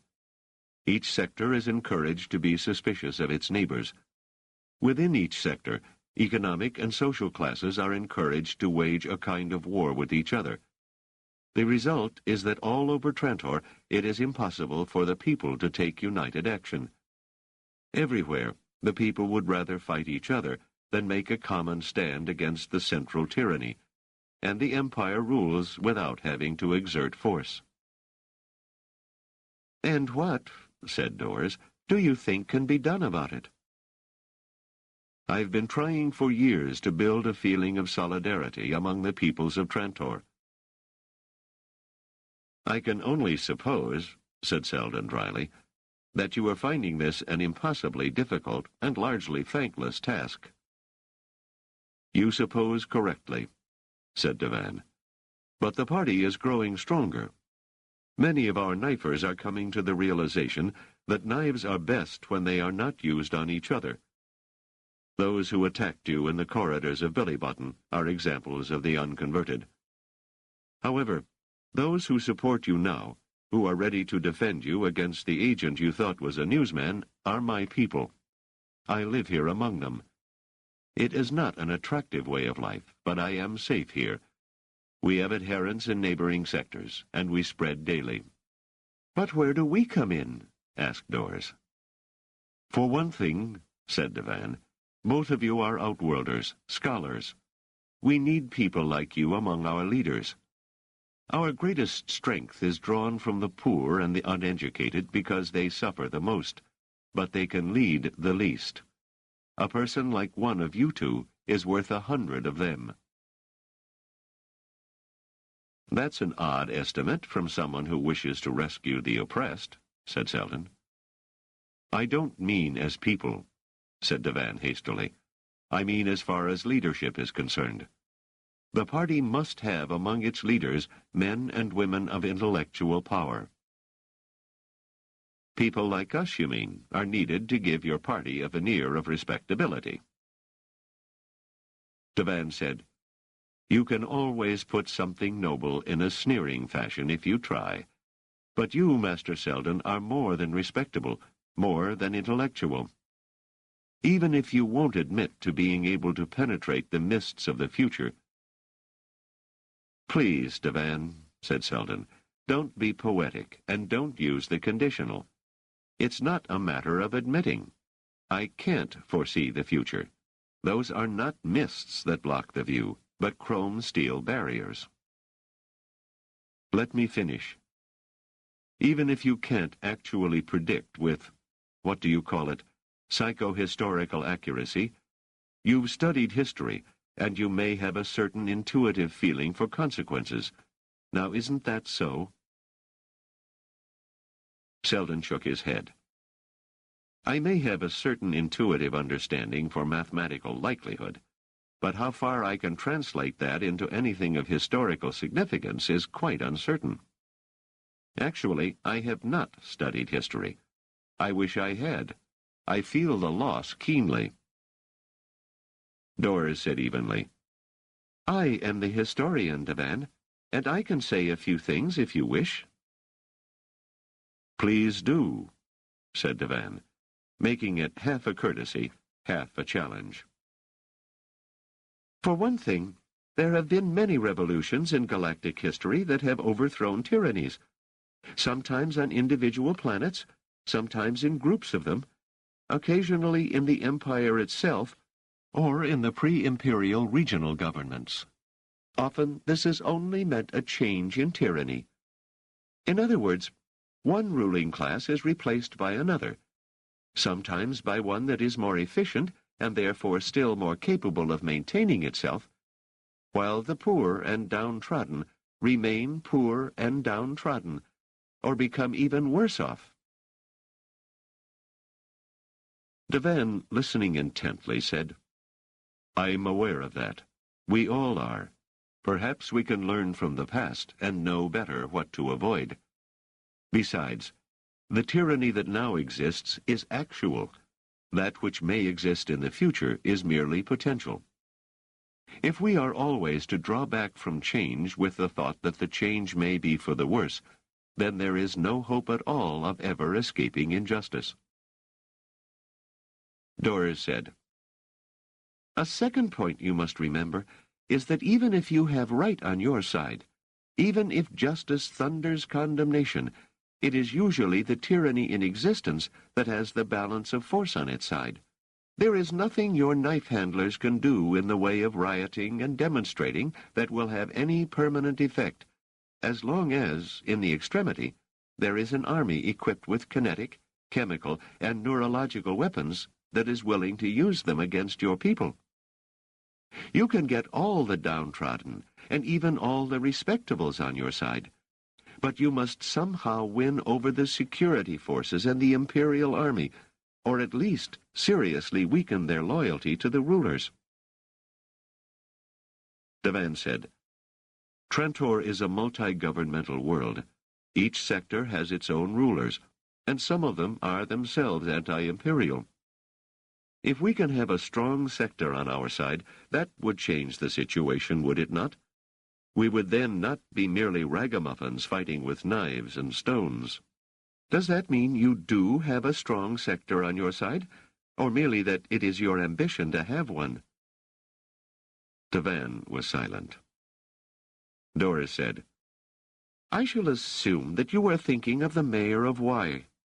If the mayor is in the mood to make use of popular discontent as a way of improving the chance of toppling the emperor, doesn't it strike you that the end the mayor would have in view would be that of succeeding to the imperial throne? Why should the mayor risk his present, not inconsiderable position for anything less? Merely for the blessings of justice and the decent treatment of people, concerning whom he can have little interest?" "You mean," said Devan, "that any powerful leader who is willing to help us may then betray us." "It is a situation that is all too common in galactic history."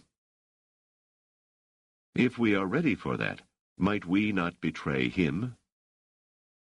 "You mean, make use of him, and then at some crucial moment subvert the leader of his forces, or a leader at any rate, and have him assassinated?"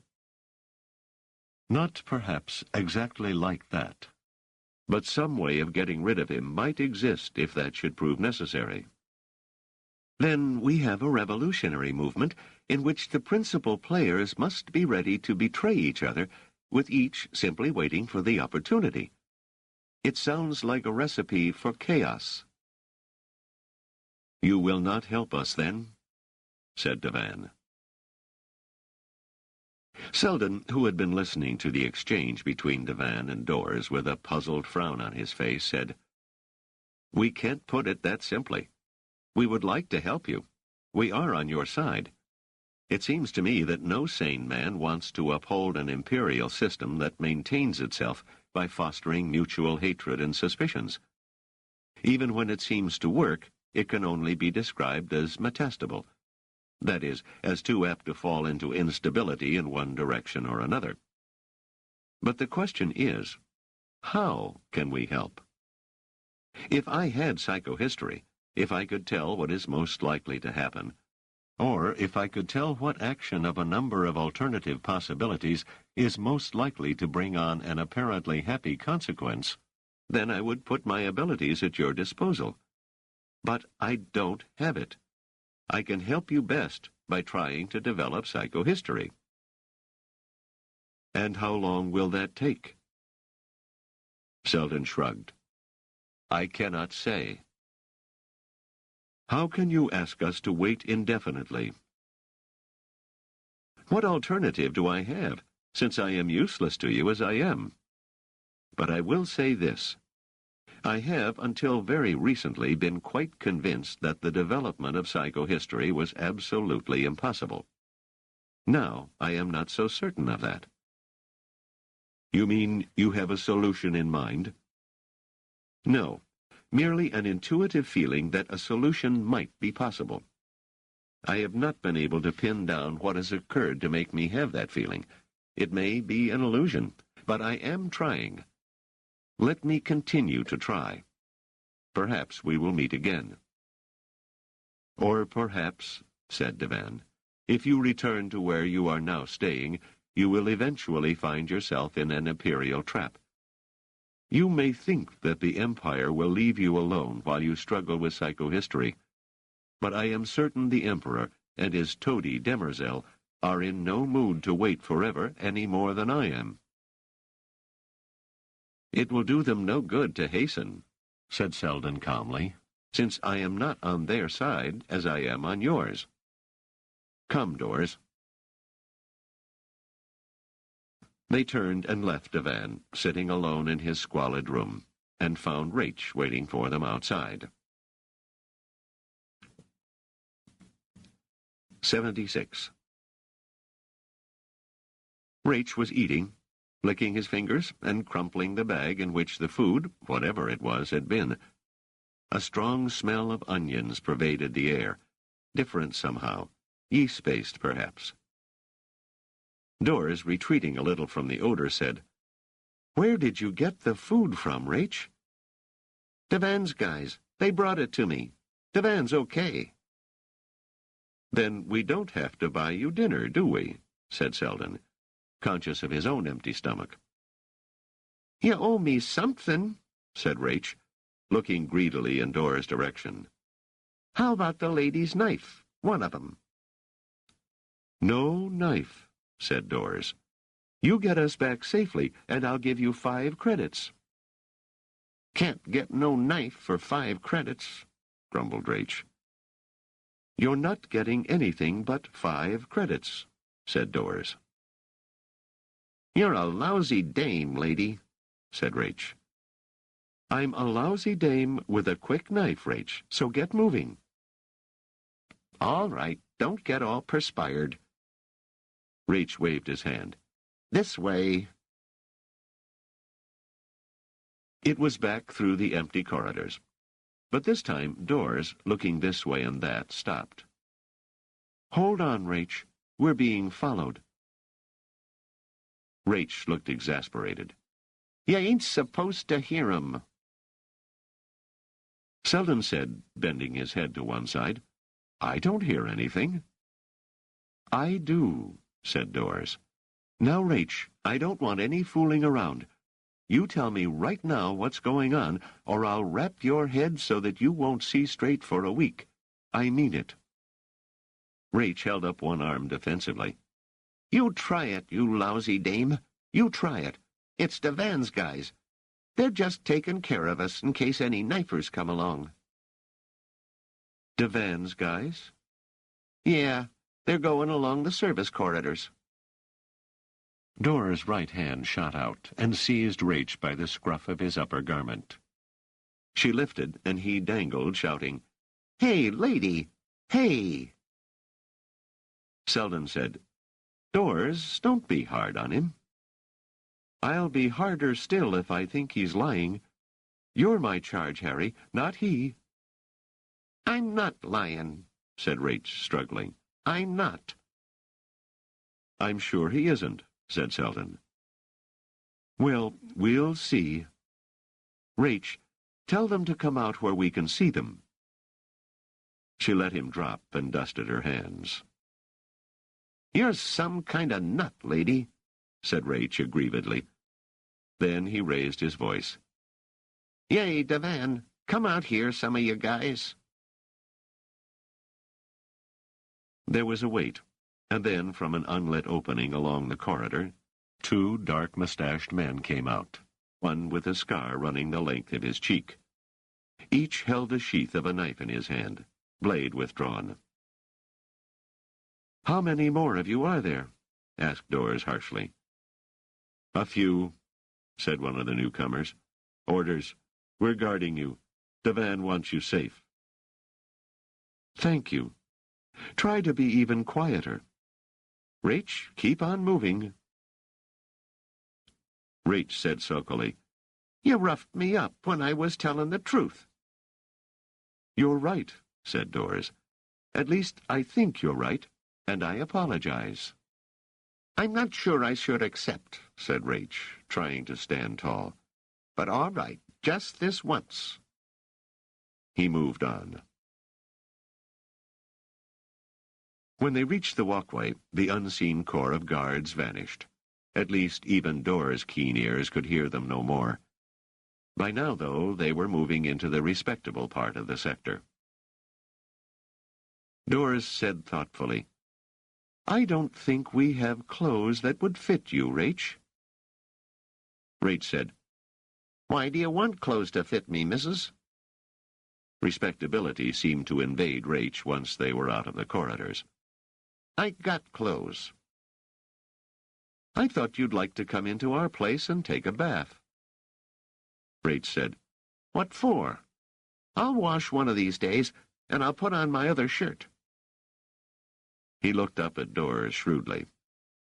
"You're sorry you roughed me up, right? You trying to make up?" Doris smiled. "Yes, sort of." Rach waved a hand in lordly fashion.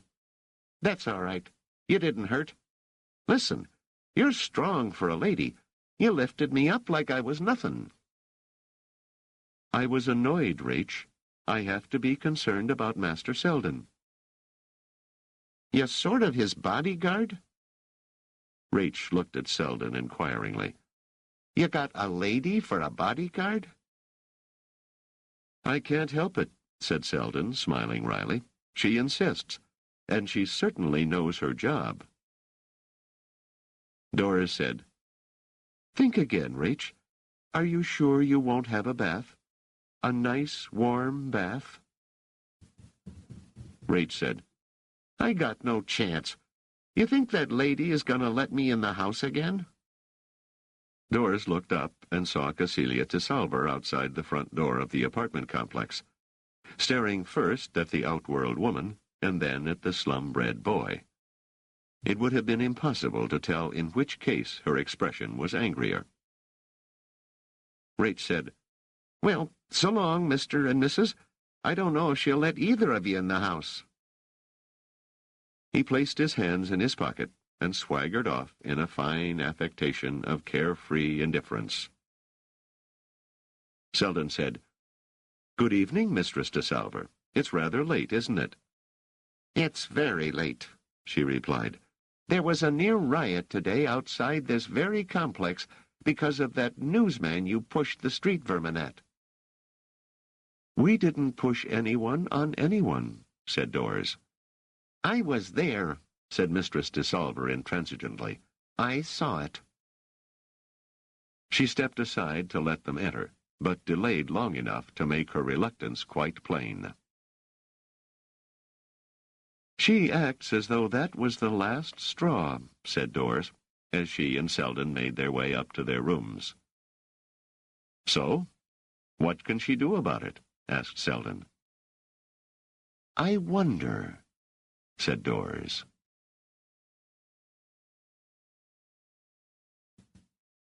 Officers.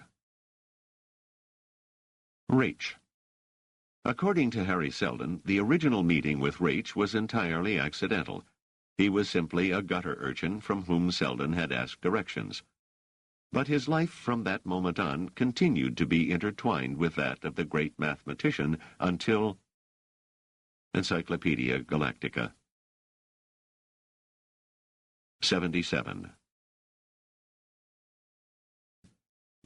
The next morning, dressed from the waist down, having washed and shaved, Seldon knocked on the door that led to Dora's adjoining room, and said in a moderate voice, "Open the door, Doris." She did. The short reddish-gold curls of her hair were still wet, and she, too, was dressed only from the waist down. Seldon stepped back in embarrassed alarm. Doris looked down at the swell of her breasts indifferently, and wrapped a towel around her head. "What is it?" she asked. Seldon said, looking off to his right, "I was going to ask you about why." Doris said very naturally, "About why? In connection with what? And for goodness sake, don't make me talk to your ear. Surely you're not a virgin." Seldon said in a hurt tone, I was merely trying to be polite. If you don't mind, I certainly don't. And it's not why about what. I'm asking about the why sector. Why do you want to know? Or, if you prefer, why? Look, Doris, I'm serious. Every once in a while the Y sector is mentioned. The mayor of Y, actually. Hummin mentioned him. You did. Devan did. I don't know anything about either the sector or the mayor. I'm not a native Trantorian either, Harry. I know very little, but you're welcome to what I do know. Y is near the South Pole. Quite large, very populous. Very populous at the South Pole? We're not on Helicon, Harry, or on Cinna either. This is Trantor. Everything is underground, and underground at the poles or underground at the equator is pretty much the same. Of course, I imagine they keep their day-night arrangements rather extreme, long days in their summer, long nights in their winter, almost as it would be on the surface. The extremes are just affectation. They're proud of being polar. But upperside they must be cold indeed. Oh, yes. The Y upperside is snow and ice, but it doesn't lie as thickly there as you might think. If it did, it might crush the dome. But it doesn't, and that is the basic reason for Y's power. She turned to her mirror, removed the towel from her head, and threw the dry net over her hair, which in a matter of 5 seconds gave it a pleasant sheen. She said, "You have no idea how glad I am not to be wearing a skin cap," as she put on the upper portion of her clothing. What has the ice layer to do with Y's power? Think about it. 40 billion people use a great deal of power, and every calorie of it eventually degenerates into heat and has to be gotten rid of. It's piped to the poles, particularly to the South Pole, which is the more developed of the two, and is discharged into space. It melts most of the ice in the process, and I'm sure that accounts for Trantor's clouds and rains, no matter how much the meteorology boggins insist that things are more complicated than that. Does Y make use of the power before discharging it? They may, for all I know. I haven't the slightest idea, by the way, as to the technology involved in discharging the heat, but I'm talking about political power. If Dahl were to stop producing usable energy, that would certainly inconvenience Trantor. But there are other sectors that produce energy and can up their production, and of course there is stored energy in one form or another. Eventually, Dahl would have to be dealt with, but there would be time. Y, on the other hand? Yes. Well, Y gets rid of at least 90% of all the heat developed on Trantor, and there is no substitute. If Y were to shut down its heat emission, the temperature would start going up all over Trantor. In Y, too. Ah, but since Y is at the South Pole, it can arrange an influx of cold air. It wouldn't do much good, but Y would last longer than the rest of Trantor. The point is, then, that Y is a very touchy problem for the Emperor, and the mayor of Y is, or at least can be, extremely powerful. And what kind of a person is the present mayor of Y? That I don't know.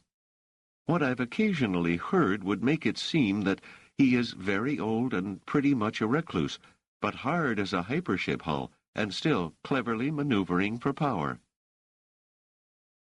Why, I wonder? If he's that old, he couldn't hold the power for long. Who knows, Harry? A lifelong obsession, I suppose. Or else it's the game, the maneuvering for power, without any real longing for the power itself. Probably if he had the power and took over Demerzel's place, or even the imperial throne itself, he would feel disappointed because the game would be over. Of course, he might, if he was still alive, begin the subsequent game of keeping power, which might be just as difficult and just as satisfying. Seldon shook his head. It strikes me that no one could possibly want to be emperor. No sane person would, I agree.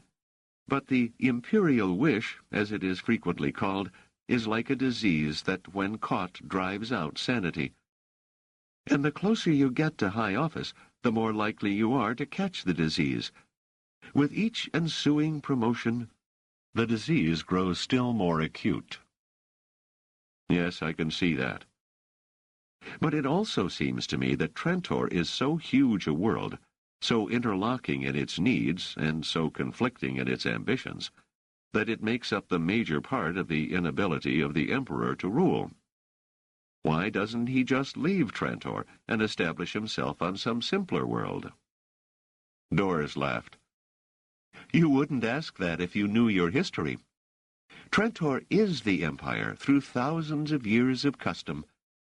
An emperor who is not at the imperial palace is not the emperor.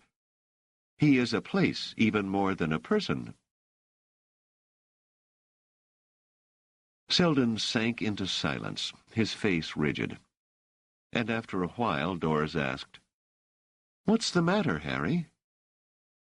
I'm thinking, he said in a muffled voice.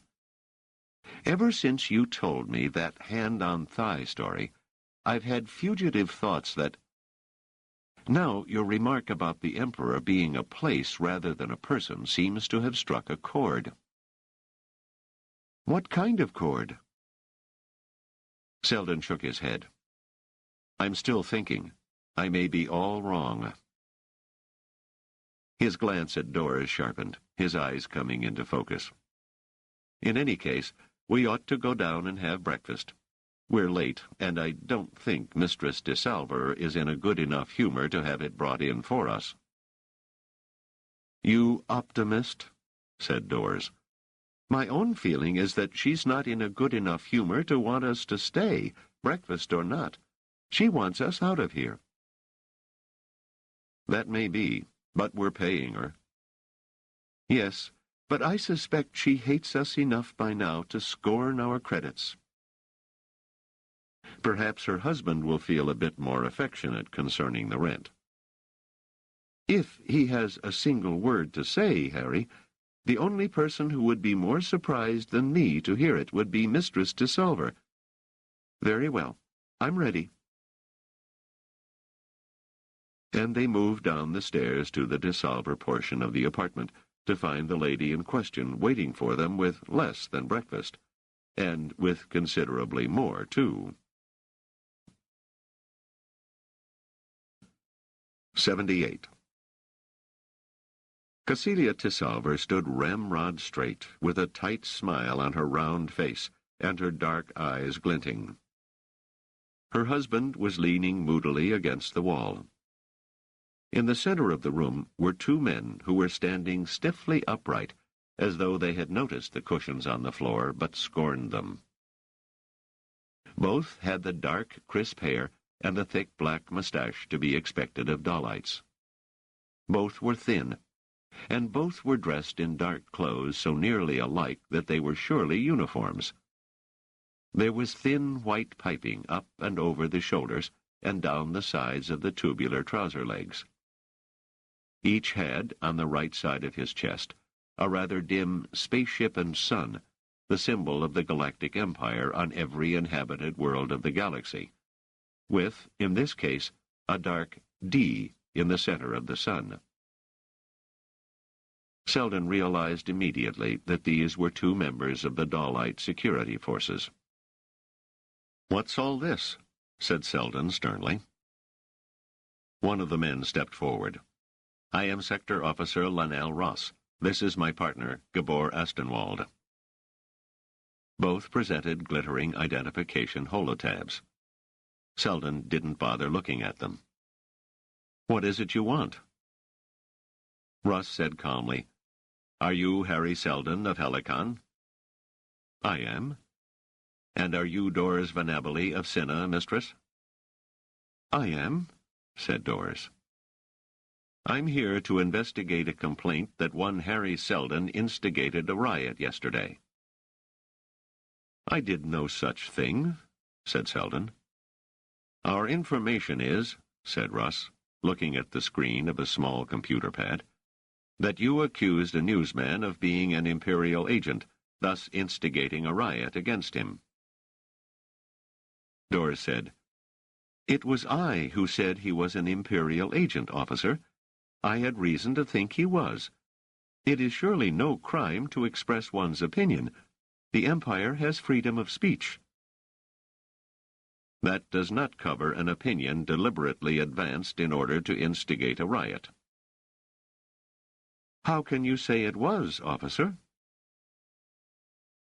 At this point, Mistress de Salver interposed in a shrill voice. I can say it, officer. She saw there was a crowd present, a crowd of gutter people who were just looking for trouble. She deliberately said he was an Imperial agent when she knew nothing of the sort, and she shouted it to the crowd to stir them up. It was plain that she knew what she was doing. Cecilia, said her husband pleadingly. But she cast one look at him, and he said no more.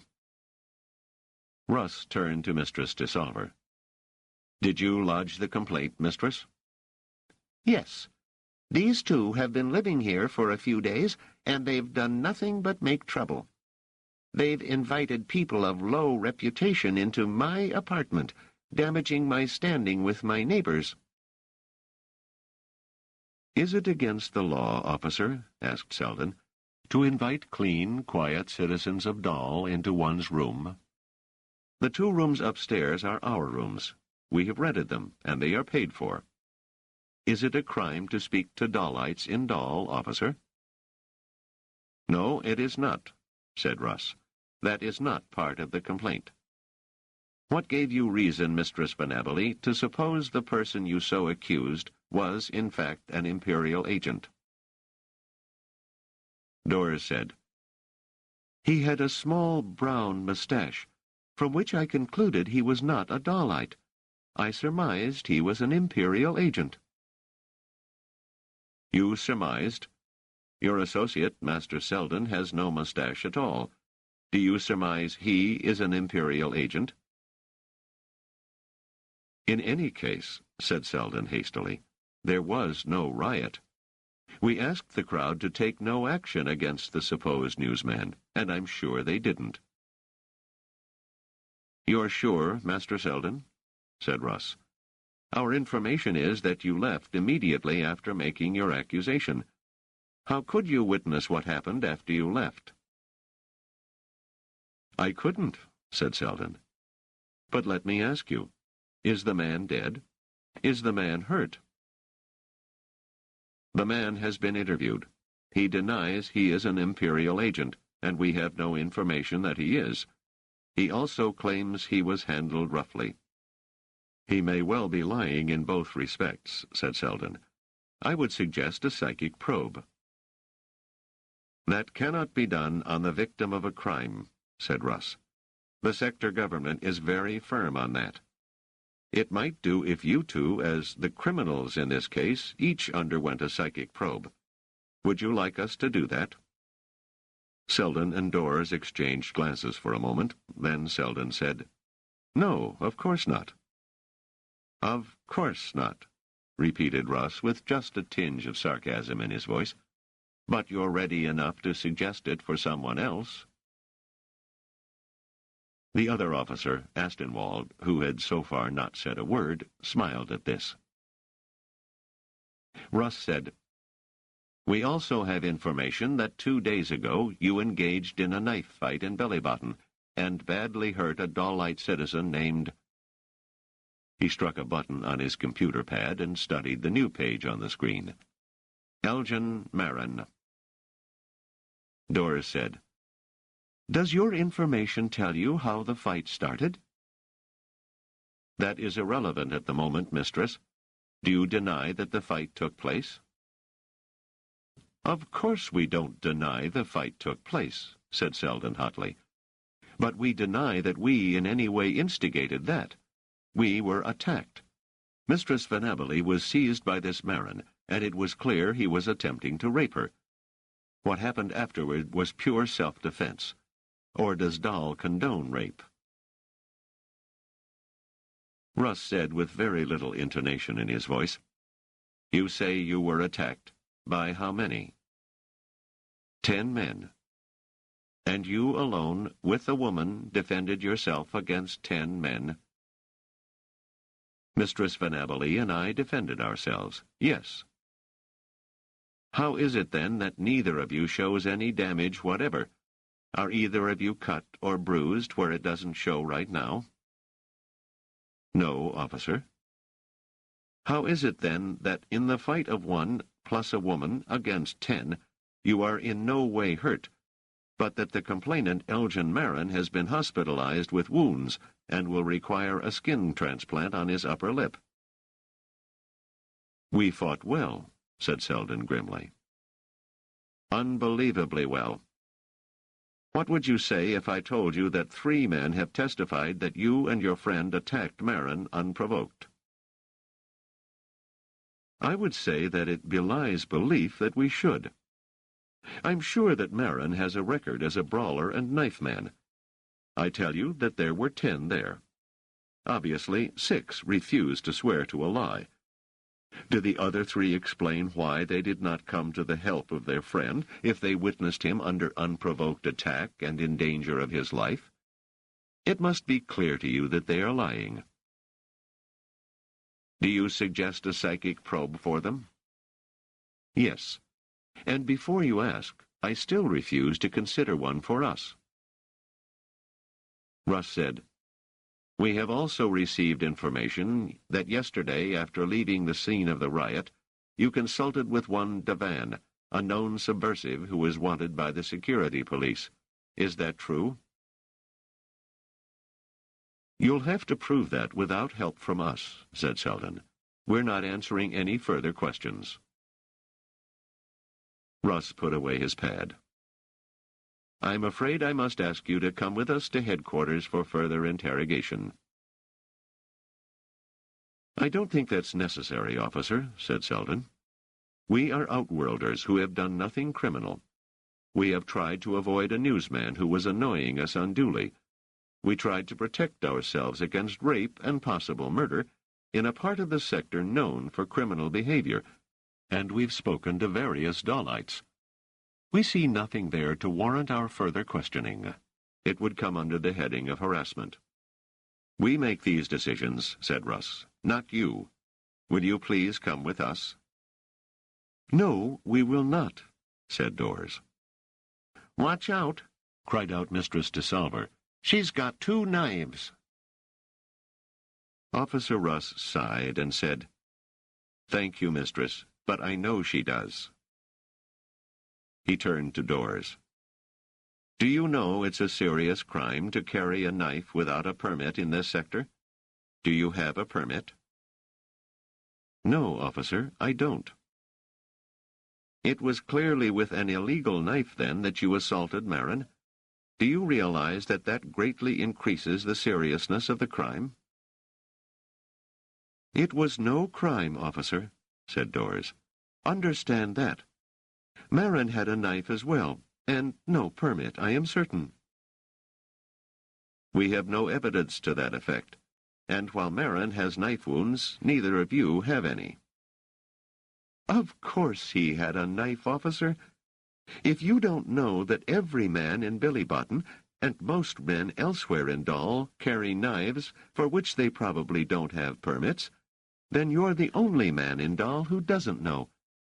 There are shops here wherever you turn that sell knives openly. Don't you know that? Russ said, It doesn't matter what I know or don't know in this respect. Nor does it matter whether other people are breaking the law, or how many of them do. All that matters at this moment is that Mistress Venabile is breaking the anti-knife law. I must ask you to give up those knives to me right now, mistress, and the 2 of you must then accompany me to headquarters. Dors said, In that case, take my knives away from me. Russ sighed.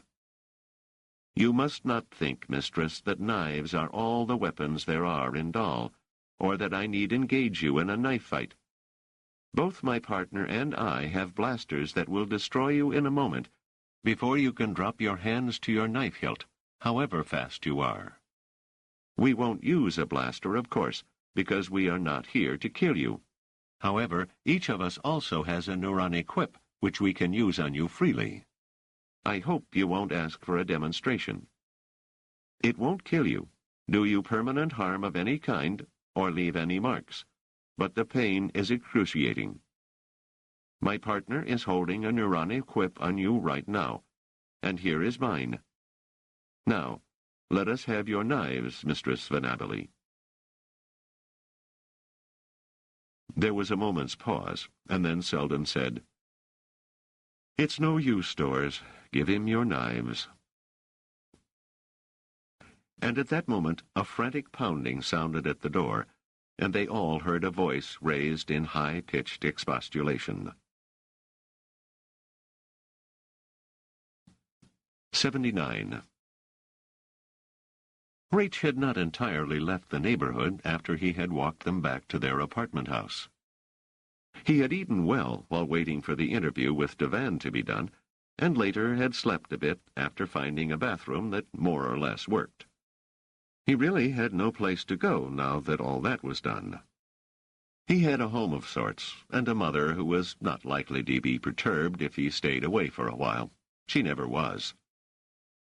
He did not know who his father was, and wondered sometimes if he really had one. He had been told he had to have one, and the reasons for that had been explained to him crudely enough. Sometimes he wondered if he ought to believe so peculiar a story, but he did find the details titillating. He thought of that in connection with the lady. She was an old lady, of course, but she was pretty, and she could fight like a man. Better than a man. It filled him with vague notions. And she had offered to let him take a bath. He could swim in the Billy Botten pool sometimes when he had some credits he didn't need for anything else, or when he could sneak in. Those were the only times he got wet all over, but it was chilly, and he had to wait to get dry. Taking a bath was different. There would be hot water, soap, towels, and warm air.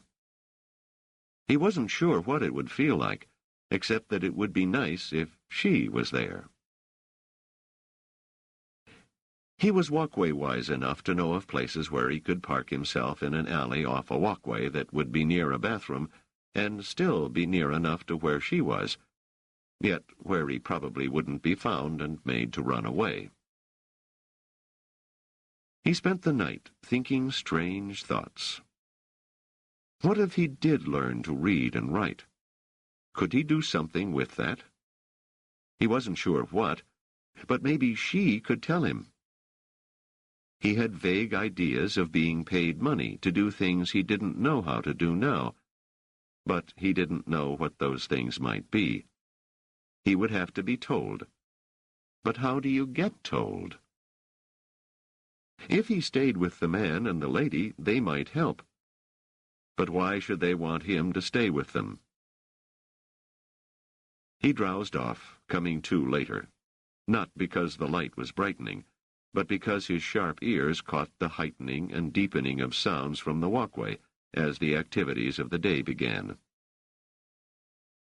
He had learned to identify almost every variety of sound, because in the underground maze of Billy Botten, if you wanted to survive with even a minimum of comfort, you had to be aware of things before you saw them.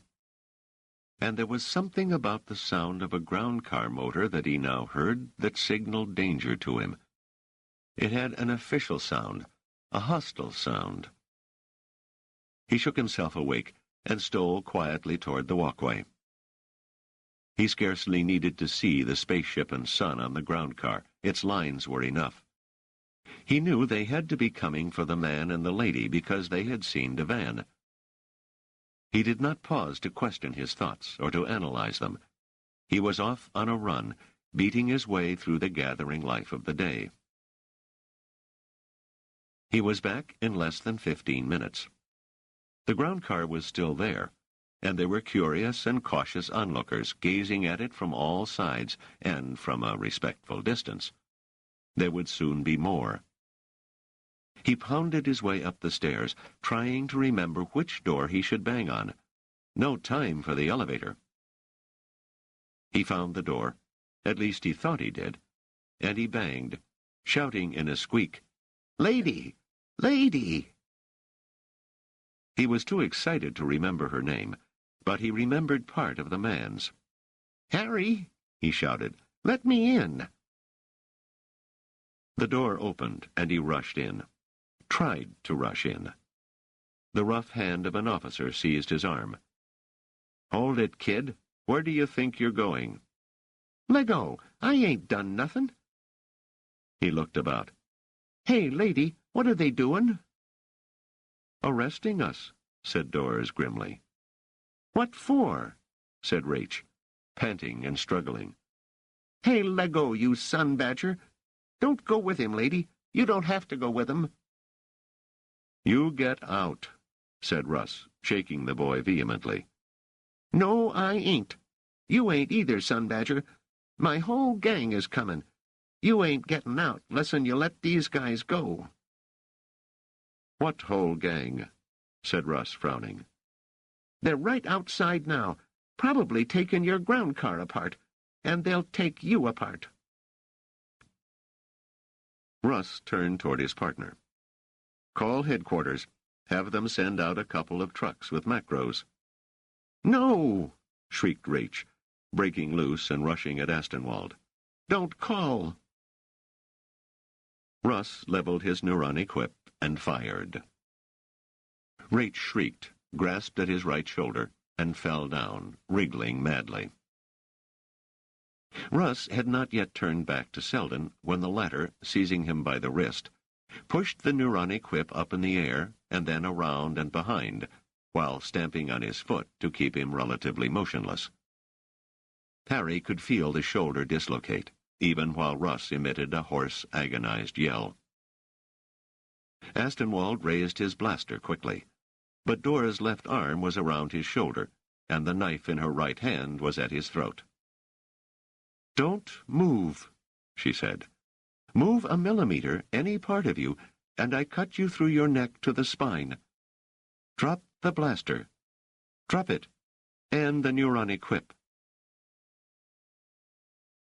Seldon picked up Rach, still moaning, and held him tightly. He turned to Tessalver and said, "There are people out there, angry people. I'll have them in here, and they'll break up everything you've got. They'll smash the walls. If you don't want that to happen, pick up those weapons and throw them into the next room. Take the weapons from the security officer on the floor and do the same. Quickly. Get your wife to help. She'll think twice next time before sending in complaints against innocent people. Doors, this one on the floor won't do anything for a while. Put the other one out of action, but don't kill him." "Right," said Doris. Reversing her knife, she struck him hard on the skull with the haft. He went to his knees. She made a face. "I hate doing that." "They fired at Rach," said Seldon, trying to mask his own sick feeling at what had happened. They left the apartment hurriedly, and once out on the walkway found it choked with people, almost all men, who raised a shout when they saw them emerge. They pushed in close, and the smell of poorly washed humanity was overpowering. Someone shouted, "Where are the sun badgers?" "Inside," called out Doris piercingly. "Leave them alone. They'll be helpless for a while, but they'll get reinforcements, so get out of here fast." "What about you?" came from a dozen throats. "We're getting out, too. We won't be back." "I'll take care of him," shrilled Rach, struggling out of Seldon's arms and standing on his feet. He was rubbing his right shoulder madly. "I can walk. Let me past." The crowd opened for him, and he said, "Mister, lady, come with me. Fast."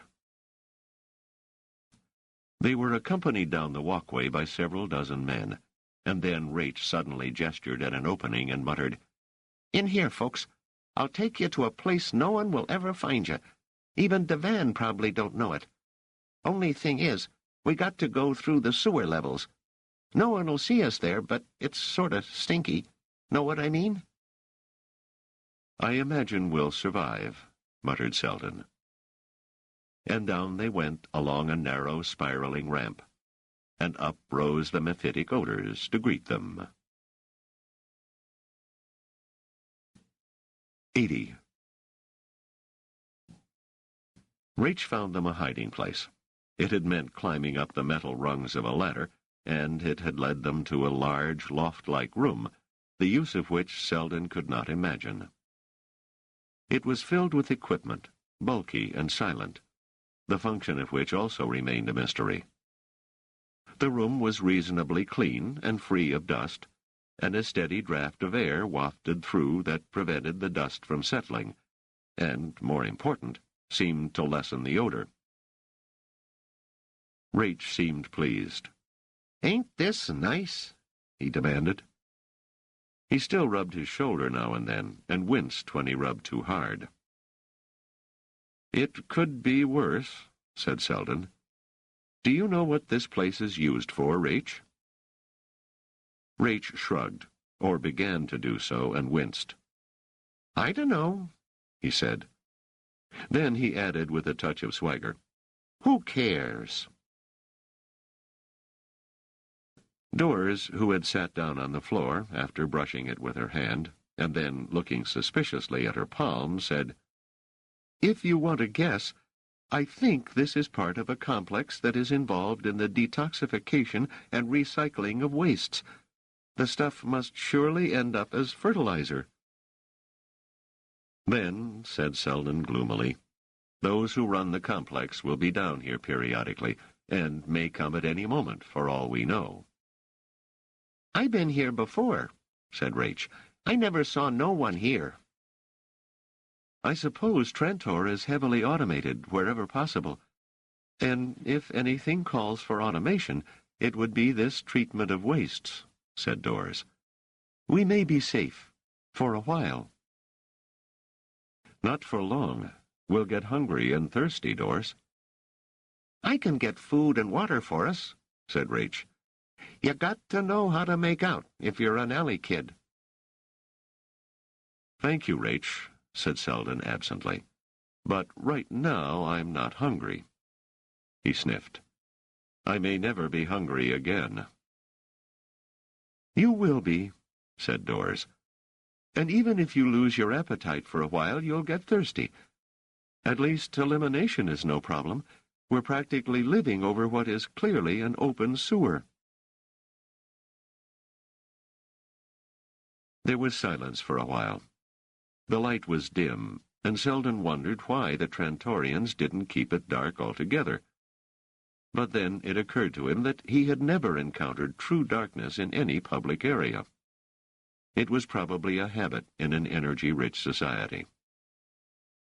Strange that a world of 40 billion should be energy-rich, but with the internal heat of the planet to draw upon, to say nothing of solar energy and nuclear fusion plants in space, it was. In fact, come to think of it, there was no energy-poor planet in the Empire. Was there a time when technology had been so primitive that energy poverty was possible? He leaned against a system of pipes through which, for all he knew, sewage ran. He drew away from the pipes as the thought occurred to him, and he sat down next to Doris. He said, "Is there any way we can get in touch with Cheddar Hammond?" Doris said, "As a matter of fact, I did send a message, though I hated to." "You hated to?" "My orders are to protect you. Each time I have to get in touch with him, it means I've failed." Seldon regarded her out of narrowed eyes. "Do you have to be so compulsive, Doris? You can't protect me against the security officers of an entire sector." "I suppose not. We can disable a few. I know. We did. But they'll send out reinforcements. Armored ground cars, neuronic cannon, sleeping mist. I'm not sure what they have, but they're going to throw in their entire armory, I'm sure of it. You're probably right, said Doris, her mouth tightening. They won't find you, lady, said Raich suddenly. His sharp eyes had moved from one to the other as they talked. They never find the van. Doris smiled without joy and ruffled the boy's hair, then looked at the palm of her hand with a little dismay. She said, I'm not sure if you ought to stay with us, Raich. I don't want them finding you. They won't find me. And if I leave you, who'll get you food and water? And who'll find you new hiding places, so the sun badgers'll never know where to look? No, Raich, they'll find us. They don't really look too hard for Devan. He annoys them, but I suspect they don't take him seriously. Do you know what I mean? You mean he's just a pain in the neck, and they figure he ain't worth chasing all over the lot? Yes, that's what I mean. But you see, we hurt 2 of the officers very badly, and they're not going to let us get away with that. If it takes their whole force, if they have to sweep through every hidden or unused corridor in the sector, they'll get us. Raich said, That makes me feel like nothing. If I didn't run in there and get zapped, you wouldn't have taken out them officers, and you wouldn't be in such trouble. No, sooner or later we'd have taken them out. Who knows? We may have to take out a few more. Well, you did it beautiful, said Raich. If I hadn't been aching all over, I could have watched more and enjoyed it. Seldon said, It wouldn't do us any good to try to fight the entire security system. The question is, what will they do to us once they have us? A prison sentence, surely. Oh, no. If necessary, we'll have to appeal to the Emperor, put in Doris. The Emperor? Said Raich, wide-eyed. You know the Emperor? Seldon waved at the boy. Any galactic citizen can appeal to the Emperor. That strikes me as the wrong thing to do, Doris. Ever since Humman and I left the Imperial sector, we've been evading the Emperor. Not to the extent of being thrown into a Dalite prison. The Imperial appeal will serve as a delay, in any case a diversion, and perhaps in the course of that delay we can think of something else. There's Humman. Yes, there is, said Doris uneasily. But we can't consider him the do-it-all. For one thing, even if my message reached him, and even if he was able to rush to Dal, how would he find us here? And even if he did, what could he do against the entire Dalite security force? In that case, said Seldon, we're going to have to think of something we can do before they find us. Raich said, If you follow me, I can keep you ahead of them. I know every place there is around here. You can keep us ahead of one person, but there'll be a great many moving down any number of corridors. We'll escape one group and bump into another. They sat in uncomfortable silence for a good while, each confronting what seemed to be a hopeless situation. Then Doris Van Abele stirred and said in a tense, low whisper, They're here. I hear them. For a while they strained, listening. Then Raich sprang to his feet and hissed, They comin' that way. We gotta go this way. Seldon, confused, heard nothing at all, but would have been content to trust the other's superior hearing. But even as Raich began moving hastily and quietly away from the direction of the approaching tread, a voice rang out, echoing against the sewer walls. Don't move. Don't move. And Rach said, "That's Devan. How'd he know we were here?" Devan? Said Seldon. Are you sure? Sure, I'm sure. He'll help. 81. Devan asked, "What happened?" Seldon felt minimally relieved. Surely the addition of Devan could scarcely count against the full force of the doll sector. But then again, he commanded a number of people who might create enough confusion. He said, "You should know, Devan. I suspect that many of the crowd who were at DeSalva's place this morning were your people." "Yes, a number were. The story is that you were being arrested and that you manhandled a squadron of sun badgers. But why were you being arrested?" "Two," said Seldon, lifting 2 fingers. "2 sun badgers. And that's bad enough.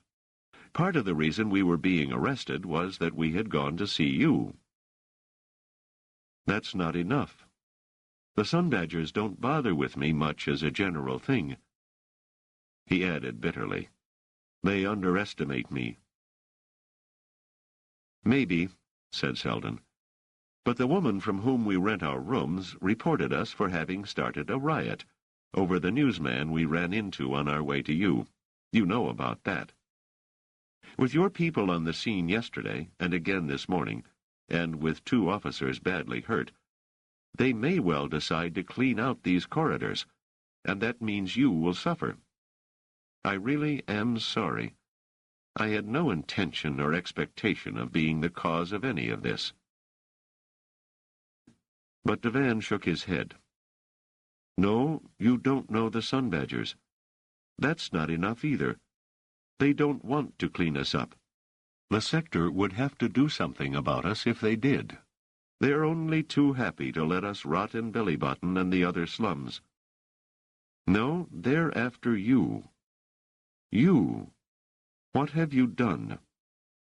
Doris said impatiently, "We've done nothing, and in any case, what does it matter? If they're not after you, and they are after us, they're going to come down here to flush us out.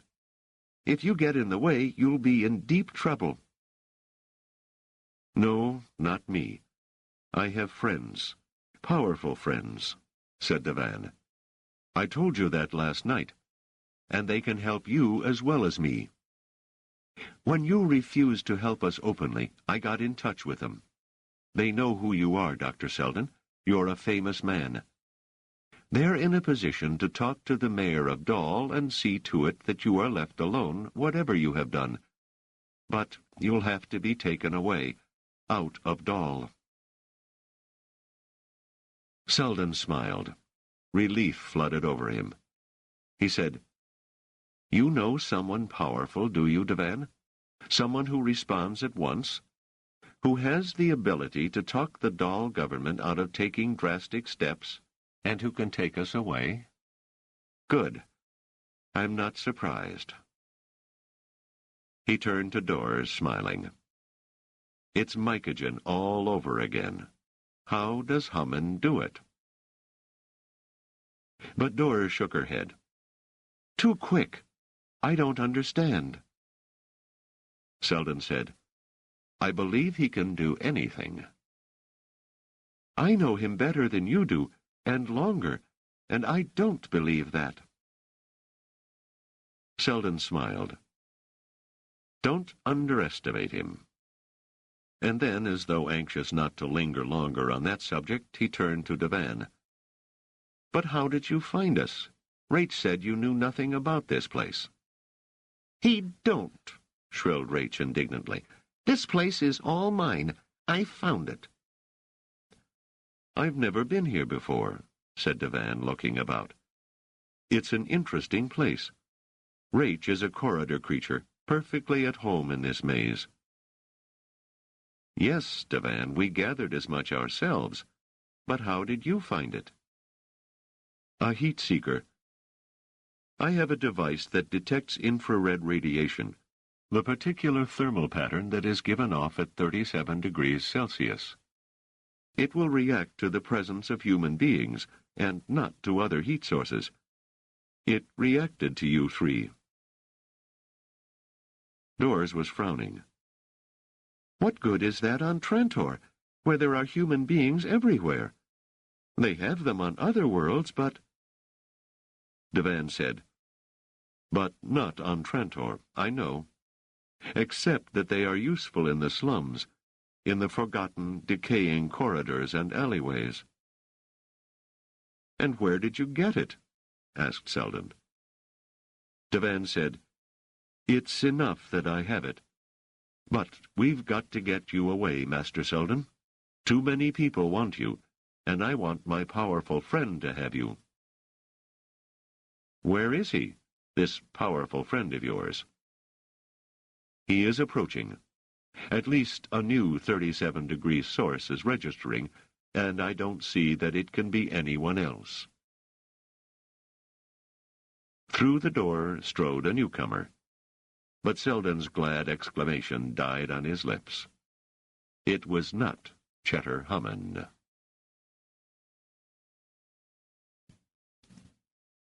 Why?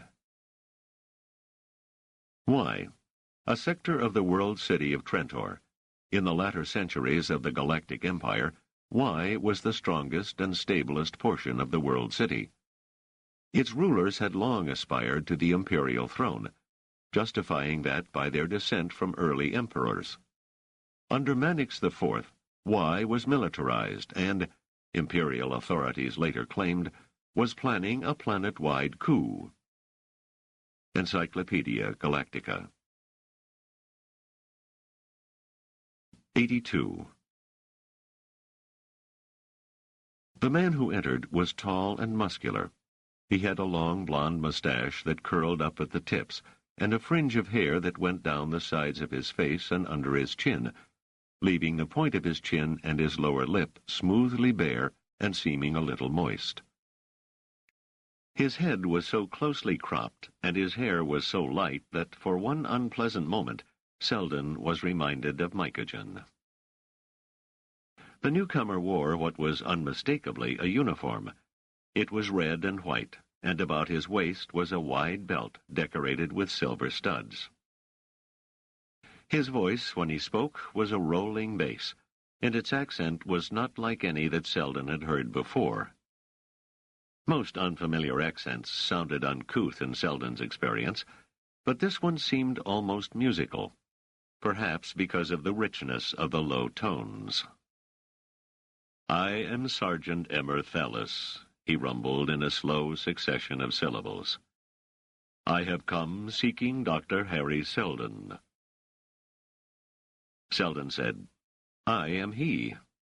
In an aside to Doris, he muttered, "If Hammond couldn't come himself, he certainly sent a magnificent side of beef to represent him." The sergeant favored Seldon with a stolid and slightly prolonged look. Then he said, "Yes, you have been described to me. Please come with me, Dr. Seldon." Seldon said, "Lead the way." The sergeant stepped backward. Seldon and Doris Van Abely stepped forward. The sergeant stopped and raised a large hand, palm toward Doris. "I have been instructed to take Dr. Harry Seldon with me. I have not been instructed to take anyone else." For a moment, Seldon looked at him uncomprehendingly. Then his look of surprise gave way to anger. "It's quite impossible that you have been told that, Sergeant. Dr. Doris Van Abely is my associate and my companion. She must come with me." "That is not in accordance with my instructions, Doctor." "I don't care about your instructions in any way, Sergeant Thallis. I do not budge without her." "What's more," said Doris with clear irritation, "my instructions are to protect Dr. Seldon at all times. I cannot do that unless I am with him. Therefore, where he goes, I go." The sergeant looked puzzled. My instructions are strict that I see to it that no harm comes to you, Dr. Seldon. If you will not come voluntarily, I must carry you to my vehicle. I will try to do so gently." He extended his two arms as though to seize Seldon by the waist and carry him off bodily.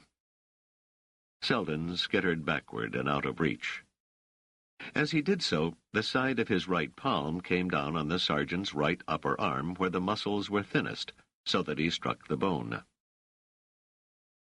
The sergeant drew a sudden deep breath and seemed to shake himself a bit, but turned, face expressionless, and advanced again.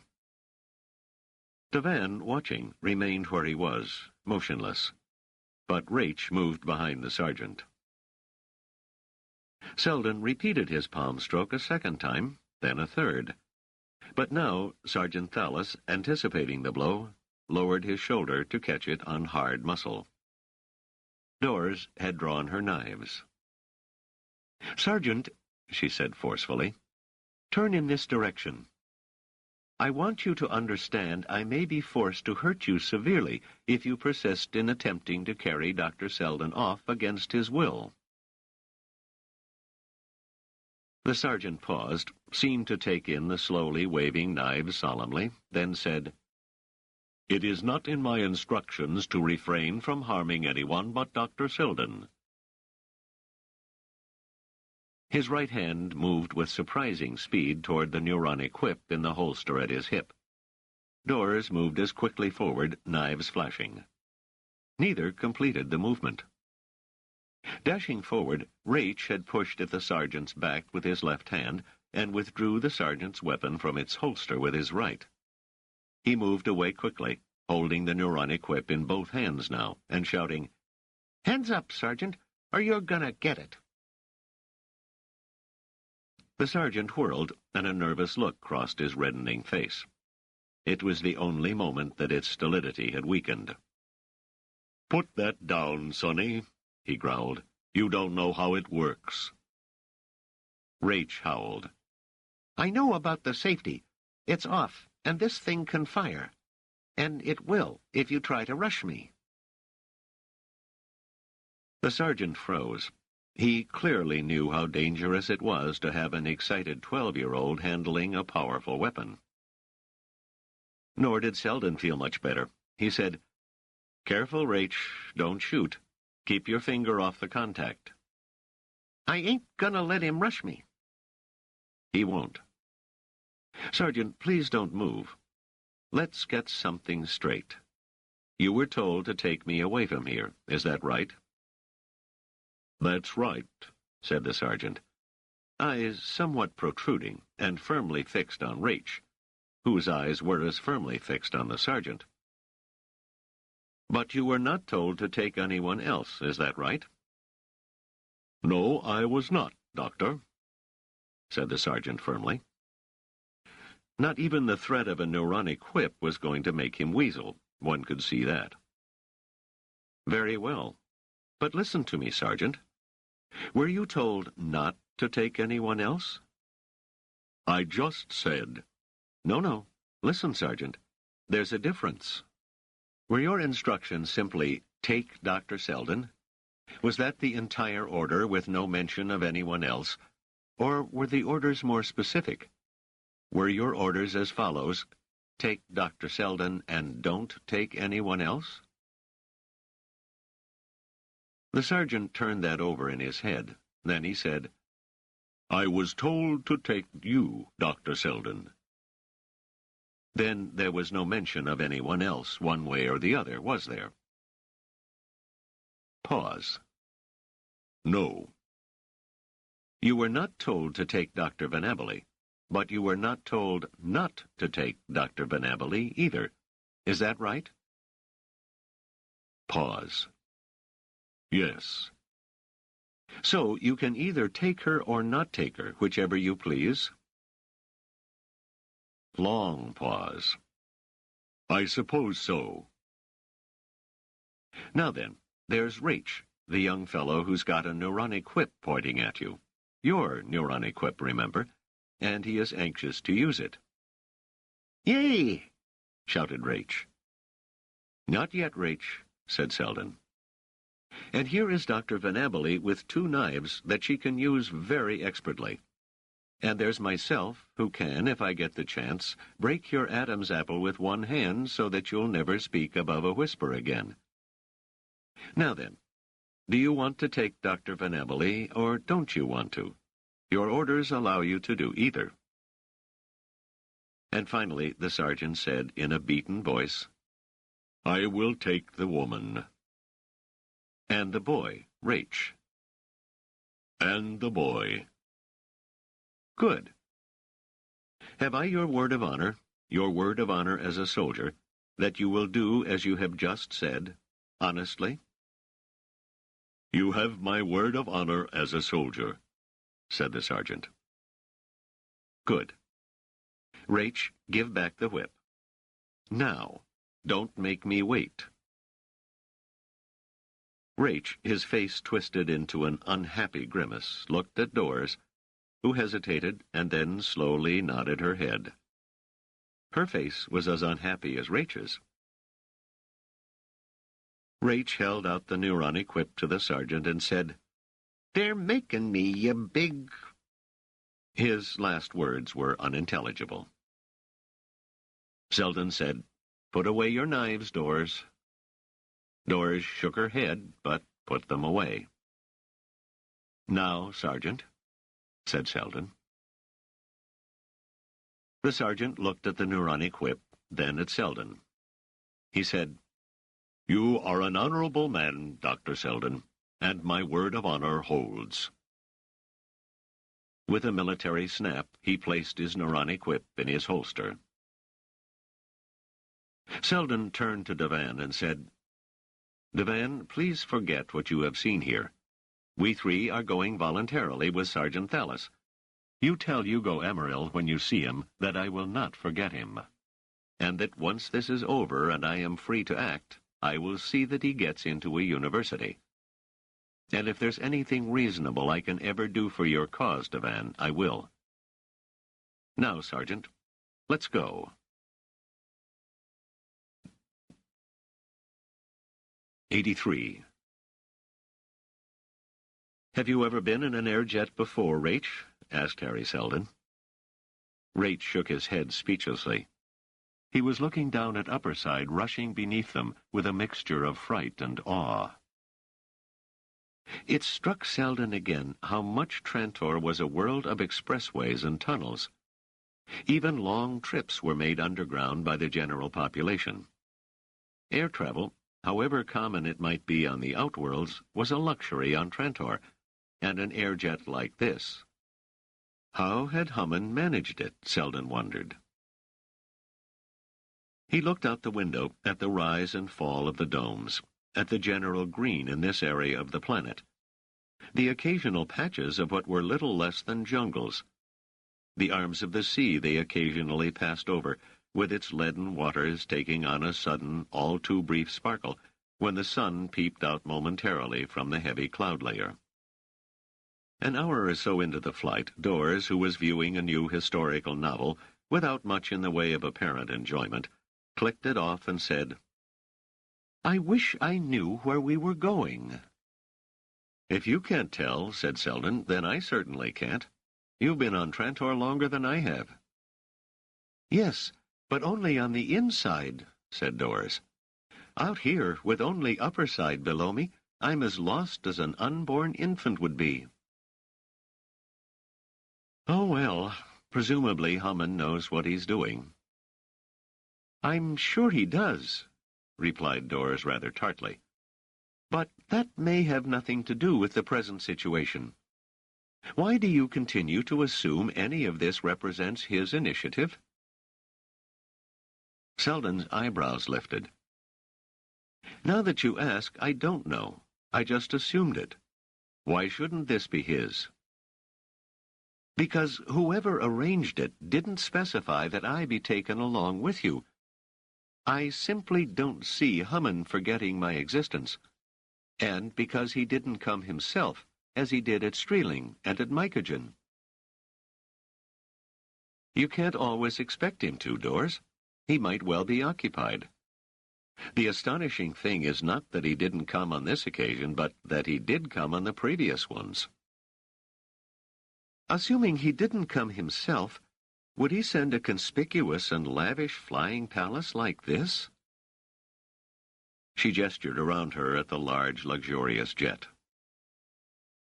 It might simply have been available, and he might have reasoned that no one would expect something as noticeable as this to be carrying fugitives who were desperately trying to avoid detection. The well-known double cross. Too well known, in my opinion. And would he send an idiot like Sergeant Thallis in his place? The sergeant is no idiot. He's simply been trained to complete obedience. With proper instructions, he could be utterly reliable. There you are, Harry. We come back to that. Why didn't he get proper instructions? It's inconceivable to me that Cheddar Hummin would tell him to carry you out of Dal and not say a word about me. Inconceivable. And to that Seldon had no answer, and his spirits sank. Another hour passed, and Doris said, "It looks as if it's getting colder outside. The green of Upperside is turning brown, and I believe the heaters have turned on." "What does that signify?"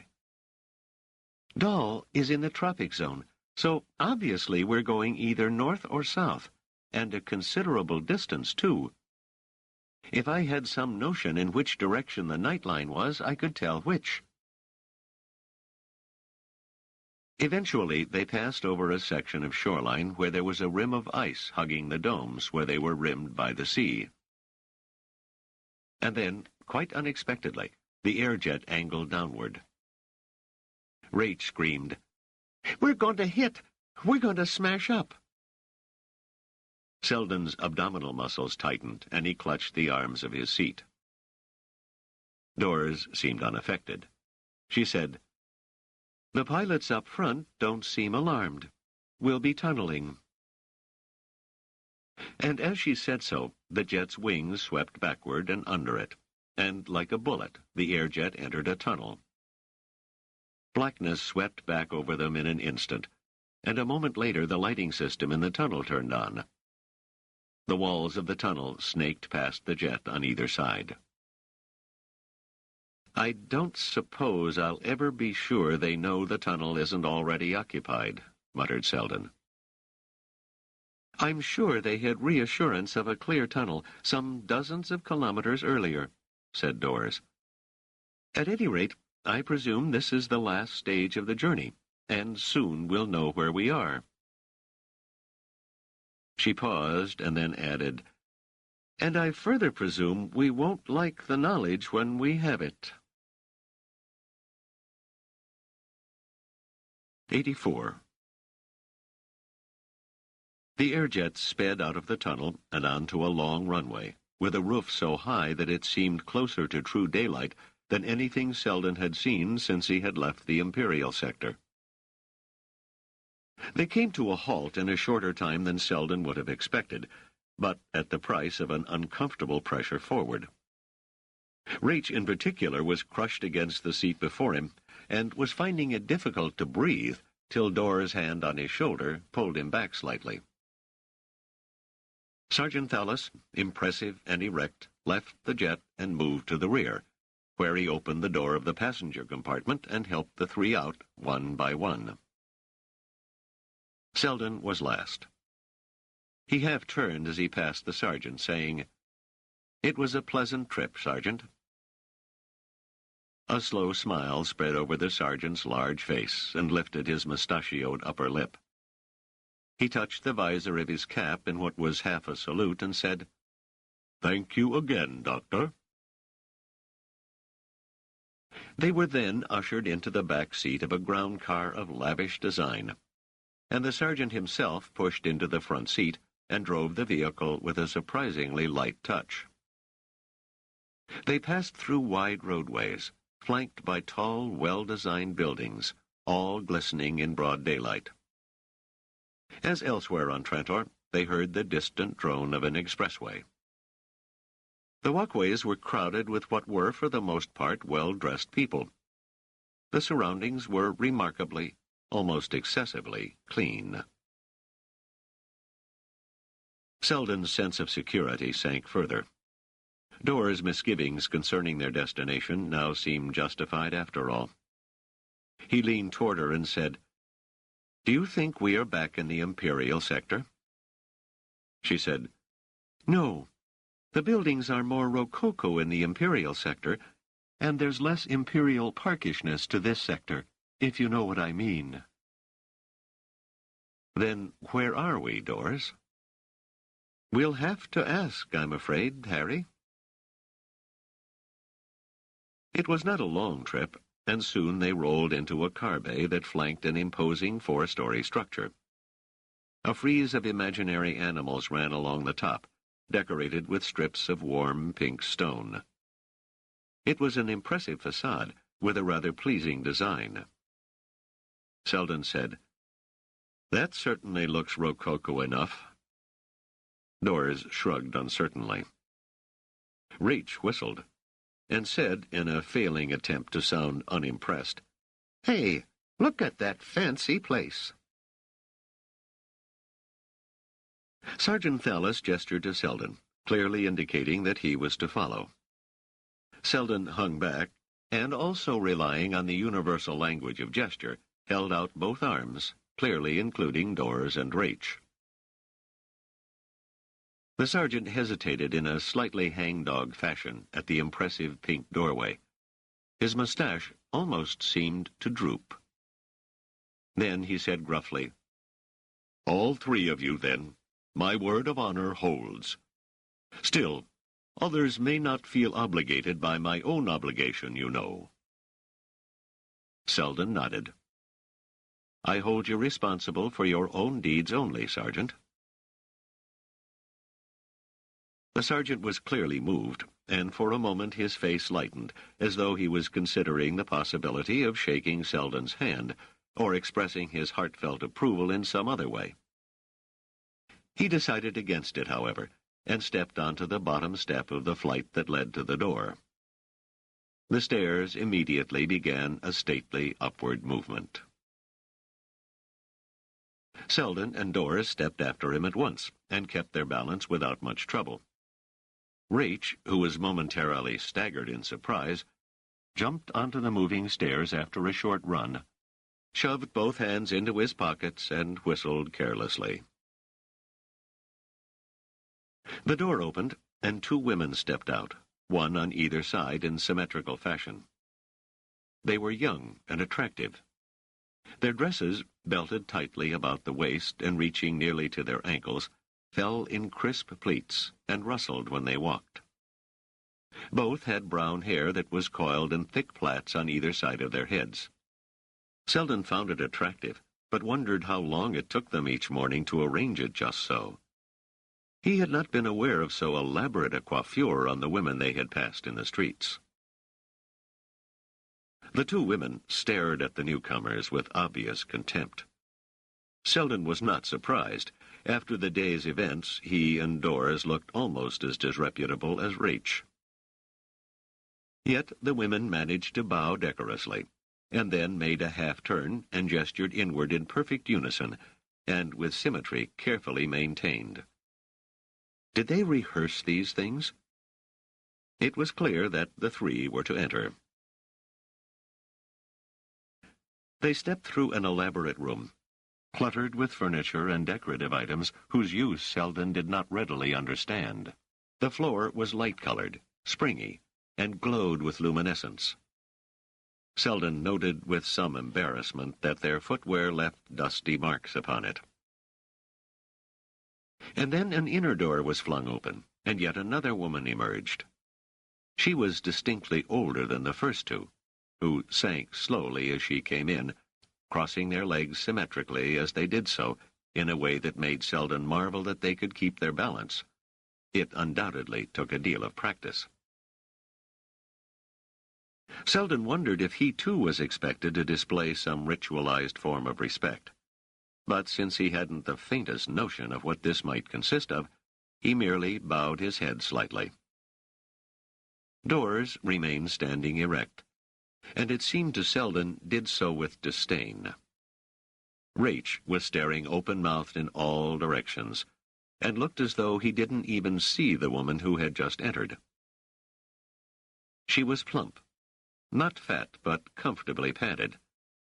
She wore her hair precisely as the young ladies did, and her dress was in the same style, but much more richly ornamented.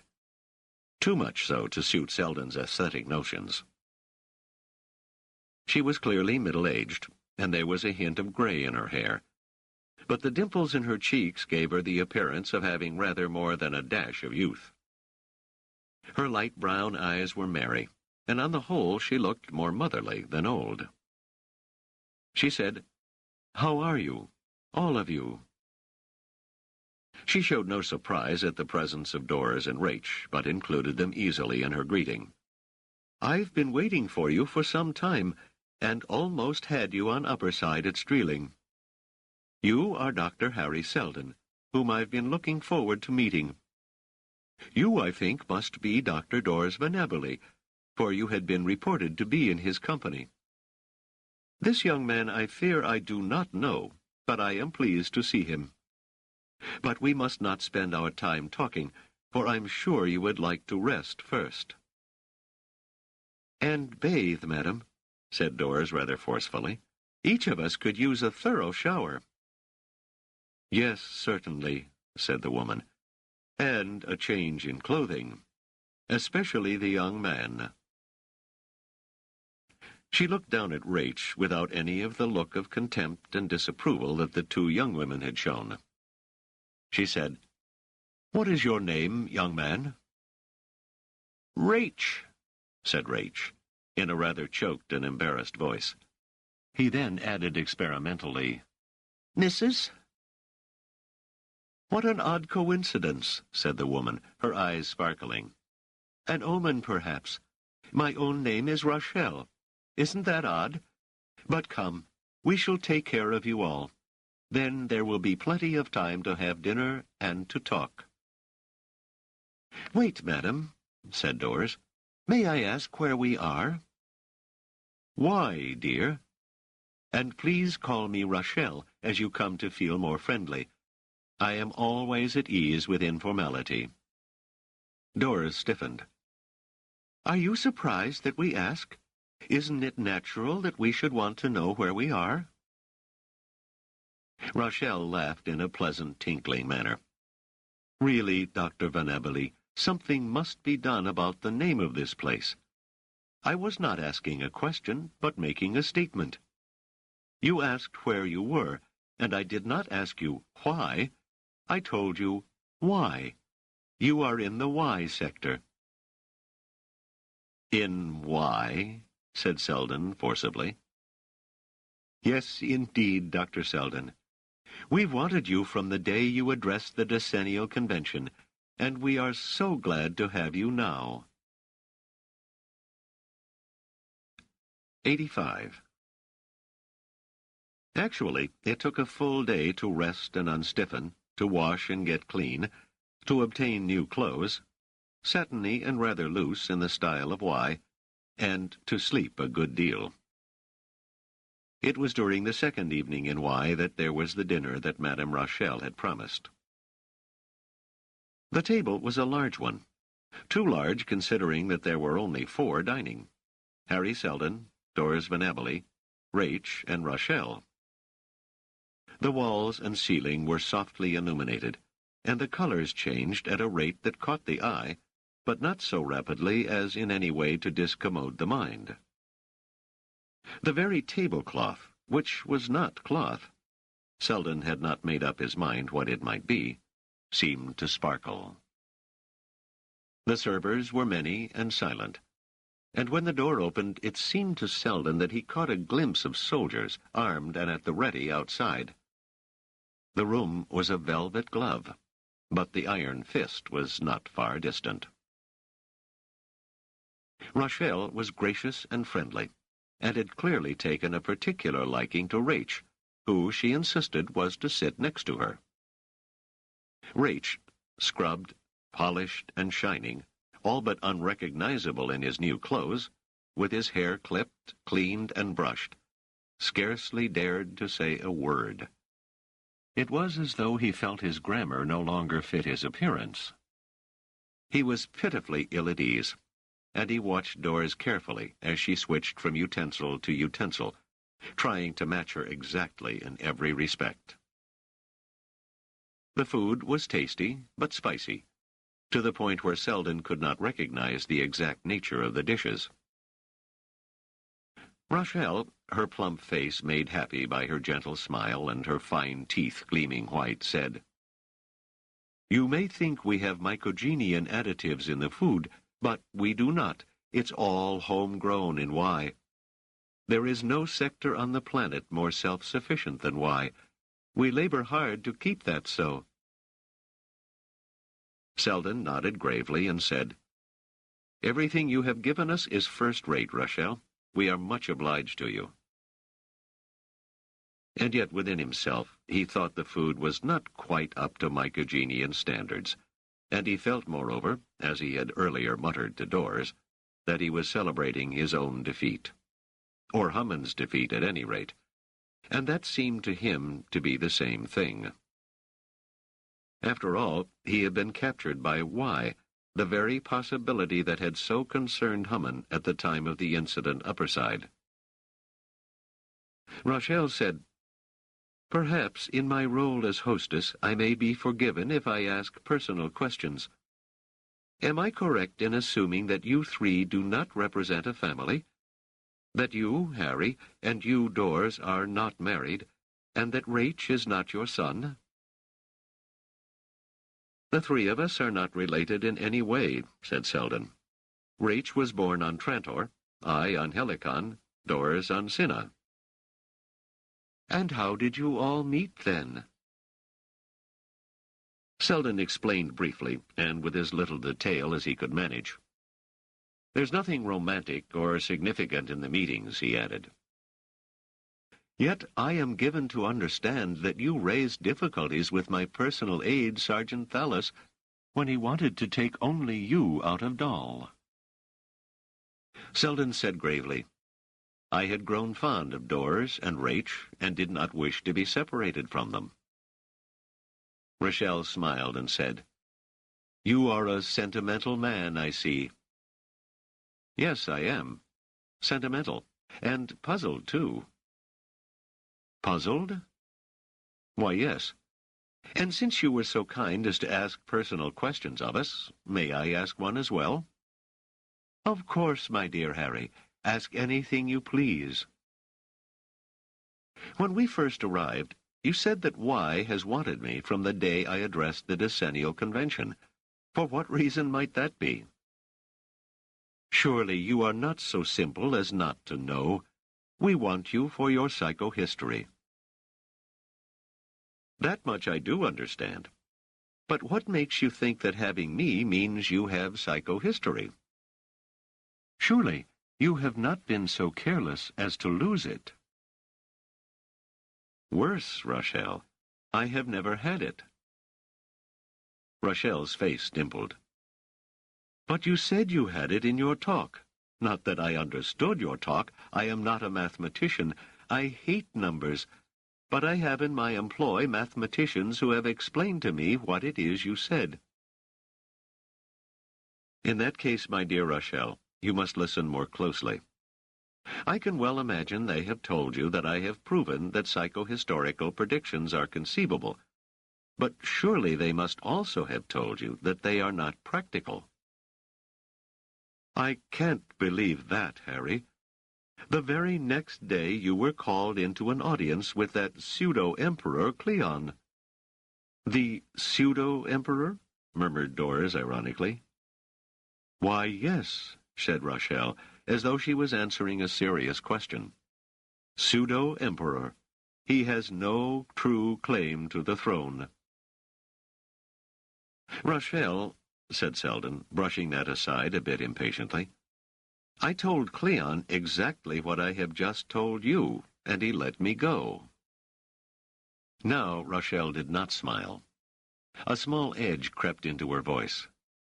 Yes, he let you go the way the cat in the fable lets a mouse go. He has been pursuing you ever since, in Streeling, in Mycogen, in Dal. He would pursue you here if he dared. But come now, our serious talk is too serious.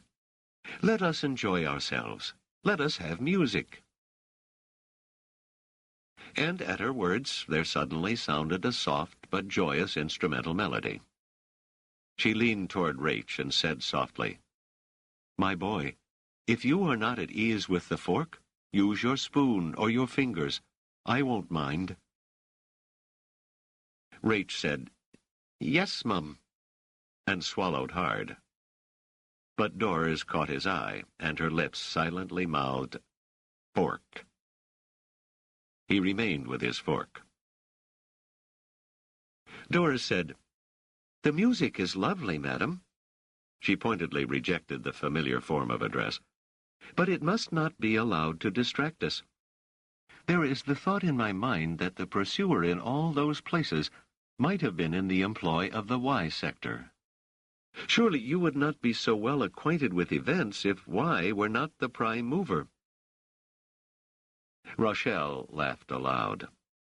"Y has its eyes and ears everywhere, of course, but we were not the pursuers. Had we been, you would have been picked up without fail, as you were in Dal finally, when indeed we were the pursuers. When, however, there is a pursuit that fails, a grasping hand that misses, you may be sure that it is Demoiselle." "Do you think so little of Demoiselle?" murmured Doris. "Yes. Does that surprise you? We have beaten him." "You or the Y sector?" "The sector, of course. But insofar as Y is the victor, then I am the victor." "How strange," said Doris. "There seems to be a prevalent opinion throughout Trantor that the inhabitants of Y have nothing to do with victory, with defeat, or with anything else. It is felt that there is but one will and one fist in Y, and that is that of the mayor. Surely, you or any other Wyan weigh nothing in comparison." Rochelle smiled broadly.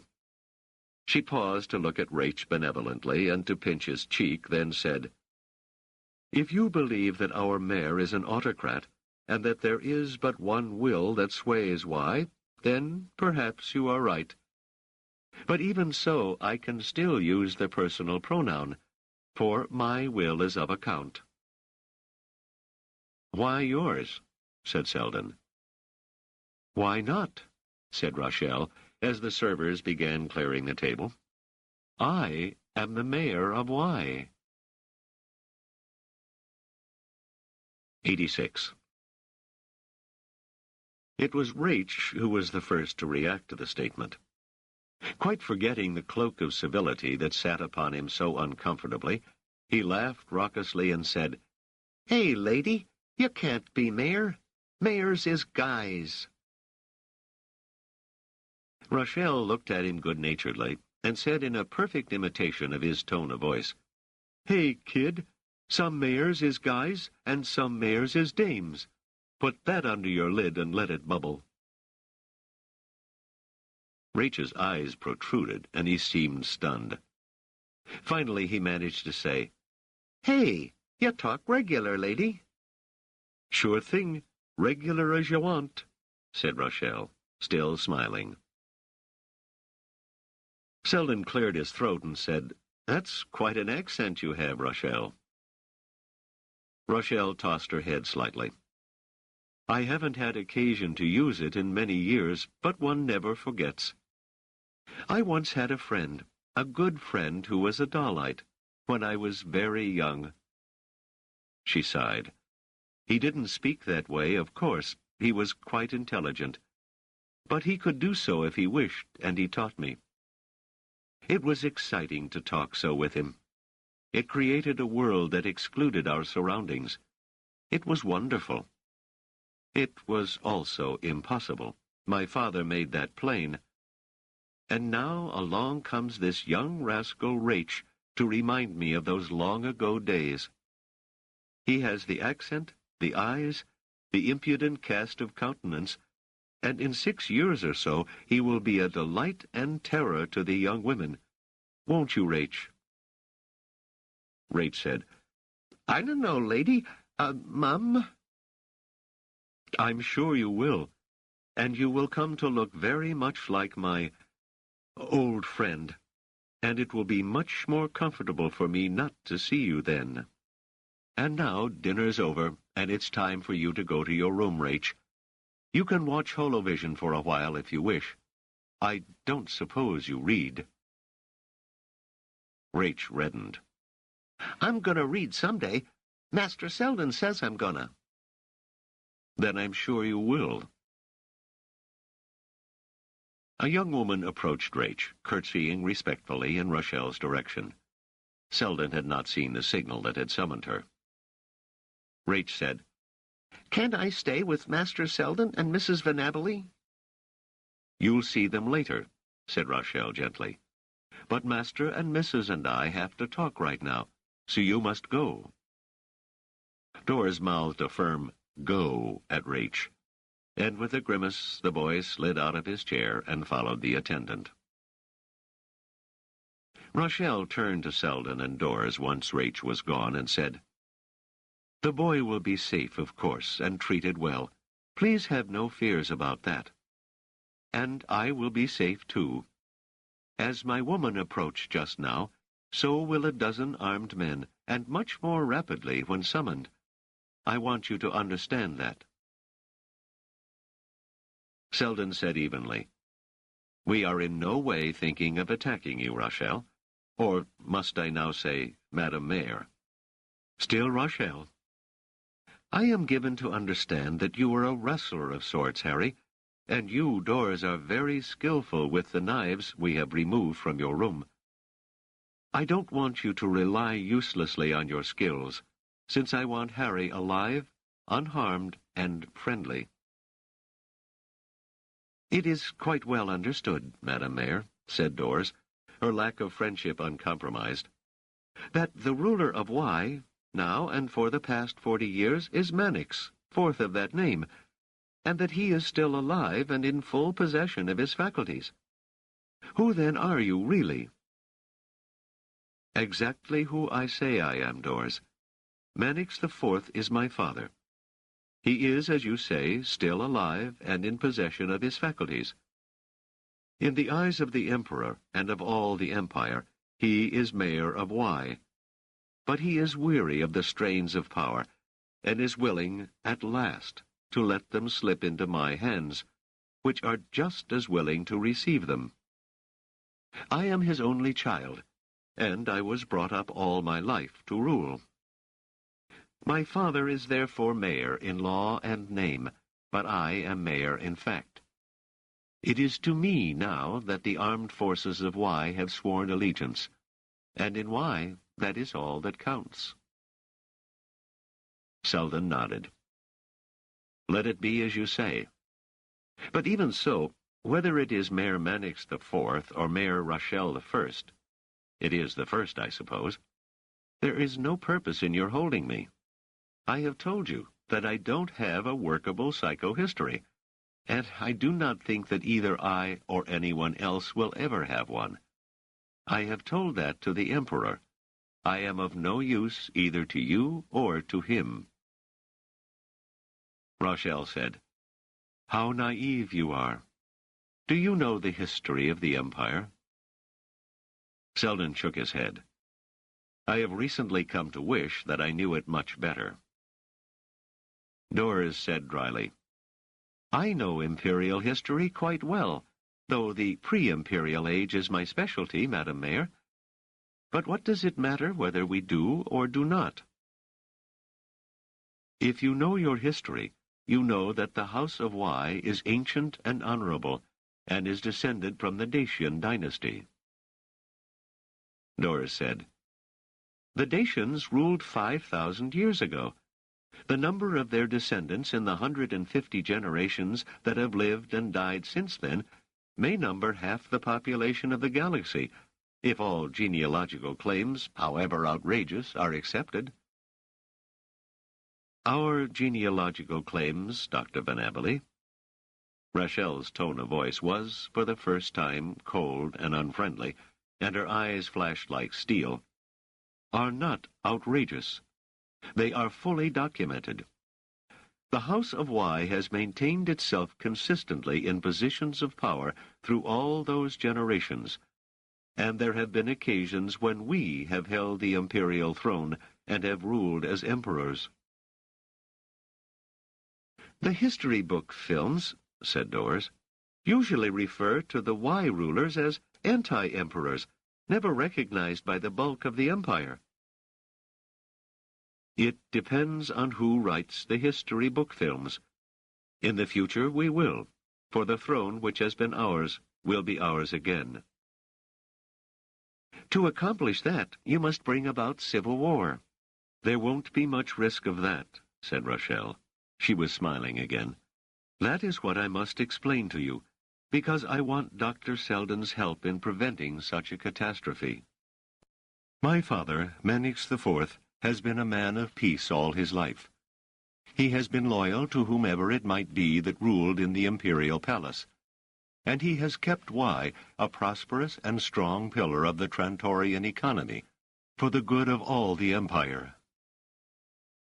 I don't know that the emperor has ever trusted him any the more for all that, said Doris. I'm sure that is so, said Rachel calmly. For the emperors that have occupied the palace in my father's time have known themselves to be usurpers of a usurping line. Usurpers cannot afford to trust the true rulers. And yet my father has kept the peace. He has, of course, developed and trained a magnificent security force to maintain the peace, prosperity, and stability of the sector, and the imperial authorities have allowed this because they wanted Y peaceful, prosperous, stable, and loyal. But is it loyal? Said Doris. To the true emperor, of course, said Rachel. And we have now reached the stage where our strength is such that we can take over the government quickly, in a lightning stroke, in fact, and before one can say civil war, there will be a true emperor, or empress, if you prefer, and Trantor will be as peaceful as before. Doris shook her head. May I enlighten you, as a historian? I am always willing to listen. And she inclined her head ever so slightly toward Doris. Whatever size your security force may be, however well trained and well equipped, they cannot possibly equal in size and strength the imperial forces backed by 25 million worlds. Ah, but you have put your finger on the usurper's weakness, Dr. Van Abely. There are 25 million worlds with the imperial forces scattered over them.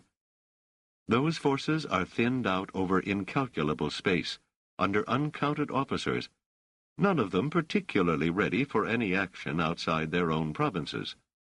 Many ready for action in their own interest rather than in the empire's. Our forces, on the other hand, are all here, all on Trantor. We can act and conclude before the distant generals and admirals can get it through their heads that they are needed. But that response will come, and with irresistible force. Are you certain of that? Said Rachel. We will be in the palace. Trantor will be ours and at peace. Why should the imperial forces stir when, by minding their own business, each petty military leader can have his own world to rule, his own province? But is that what you want? Asked Seldon wonderingly.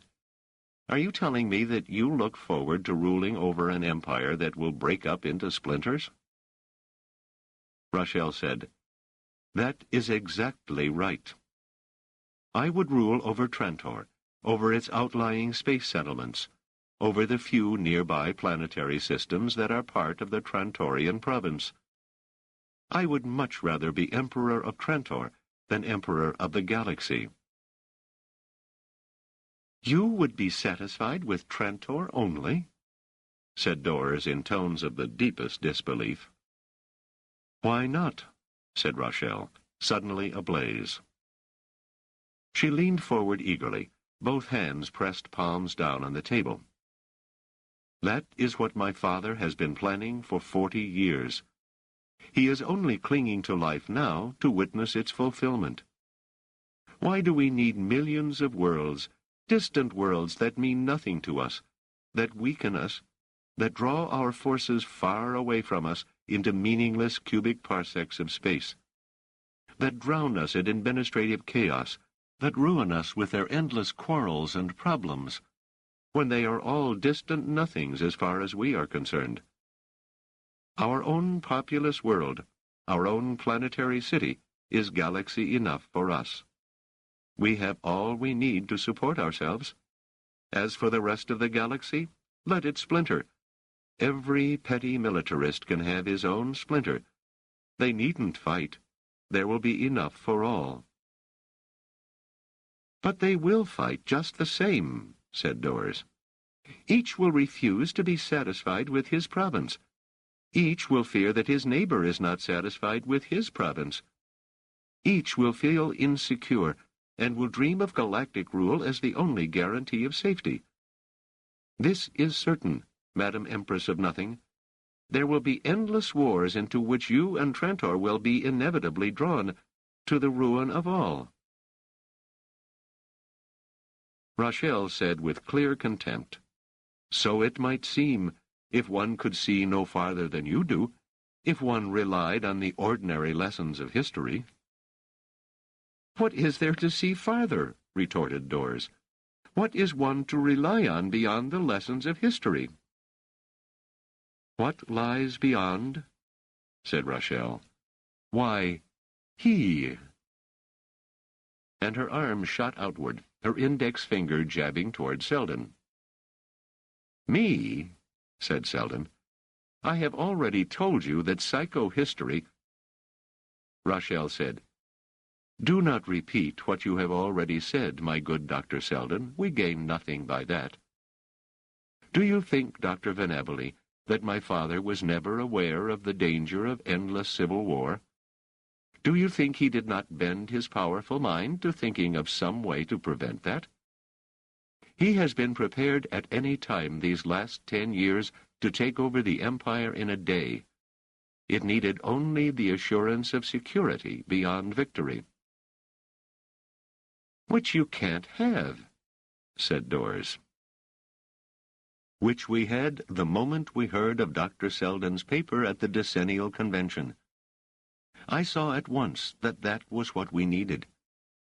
My father was too old to see the significance at once. When I explained it, however, he saw it too, and it was then that he formally transferred his power to me. So it is to you, Harry, that I owe my position, and to you I will owe my greater position in the future." "I keep telling you that it cannot," began Seldon with deep annoyance. "It is not important what can or cannot be done. What is important is what people will or will not believe can be done. They will believe you, Harry, when you tell them the psychohistoric prediction is that Trantor can rule itself, and that the provinces can become kingdoms that will live together in peace." "I will make no such prediction," said Seldon. "In the absence of true psychohistory, I won't play the charlatan.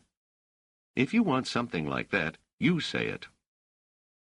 "Now, Harry, they won't believe me. It's you they will believe, the great mathematician. Why not oblige them?"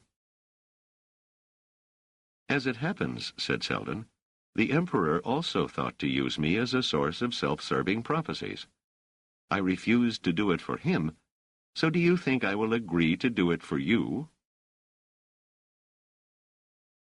Rachel was silent for a while, and when she spoke again, her voice had lost its intense excitement, and became almost coaxing. "Harry," she said, Think a little of the difference between Cleon and myself. What Cleon undoubtedly wanted from you was propaganda to preserve his throne. It would be useless to give him that, for the throne can't be preserved.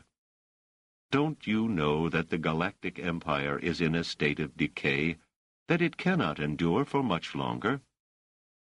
Trantor itself is slowly sliding into ruin because of the ever-increasing weight of administering 25 million worlds. What's ahead of us is breakup and civil war, no matter what you do for Cleon. Seldon said, I have heard something like this said. It may even be true. But what then? Well then, help it break into fragments without any war. Help me take Trantor. Help me establish a firm government over a realm small enough to be ruled efficiently. Let me give freedom to the rest of the galaxy, each portion to go its own way according to its own customs and cultures. The galaxy will become a working whole again through the free agencies of trade, tourism, and communication, and the fate of cracking into disaster under the present rule of force that barely holds it together will be averted. My ambition is moderate indeed. One world, not millions. Peace, not war. Freedom, not slavery. Think about it and help me. Seldon said, Why should the galaxy believe me any more than they would believe you? They don't know me. And which of our fleet commanders will be impressed by the mere word psychohistory? You won't be believed now, but I don't ask for action now. The House of Y, having waited thousands of years, can wait thousands of days more. Cooperate with me, and I will make your name famous. I will make the promise of psychohistory glow through all the worlds, and at the proper time, when I judge the moment to be the chosen moment, you will pronounce your prediction, and we will strike. Then, in a twinkling of history, the galaxy will exist under a new order that will render it stable and happy for eons. Come now, Harry. Can you refuse me?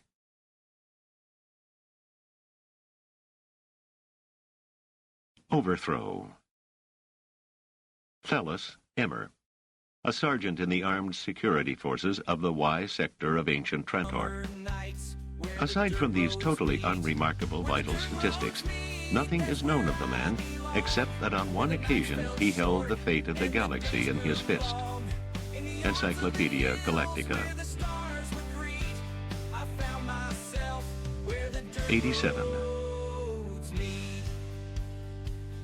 Breakfast the next morning was served in an alcove near the rooms of the captured three, and it was luxurious indeed. There certainly was a considerable variety to the food, and more than enough of everything. Seldon sat at the breakfast table with a mound of spicy sausages before him, totally ignoring Doris Van Abeley's gloomy predictions concerning stomachs and colic. Rach said, The dame, the Madam Mayor said when she came to see me last night. She came to see you, said Seldon. Yeah. She said she wanted to make sure I was comfortable. She said when she had a chance, she would take me to a zoo. A zoo? Seldon looked at Doris. What kind of zoo can they have on Trantor? Cats and dogs? There are some aboriginal animals, said Doris, and I imagine they import some aboriginals from other worlds. And there are also the shared animals that all the worlds have. Other worlds having more than Trantor, of course. As a matter of fact, Y has a famous zoo, probably the best on the planet after the Imperial Zoo itself. Rach said, She's a nice old lady. Not that old, said Doris, but she's certainly feeding us well. There's that, admitted Seldon. When breakfast was over, Rach left to go exploring. Once they had retired to Dora's room, Seldon said with marked discontent, "I don't know how long we'll be left to ourselves. She's obviously plotted ways of preoccupying our time." Dora said, "Actually, we have little to complain of at the moment. We're much more comfortable here than we were either in Mycogen or Dal." Seldon said, "Dors, you're not being won over by that woman, are you?" "Me? By Rochelle? Of course not.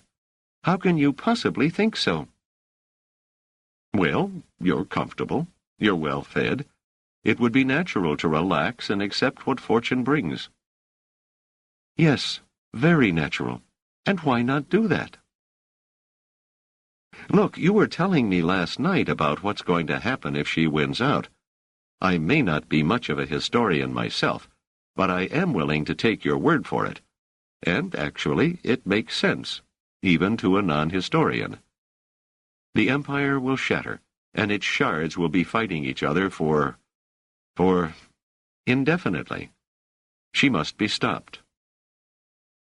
"I agree," said Dors. "She must be. What I fail to see is how we can manage to do that little thing right at this moment." She looked at Seldon narrowly.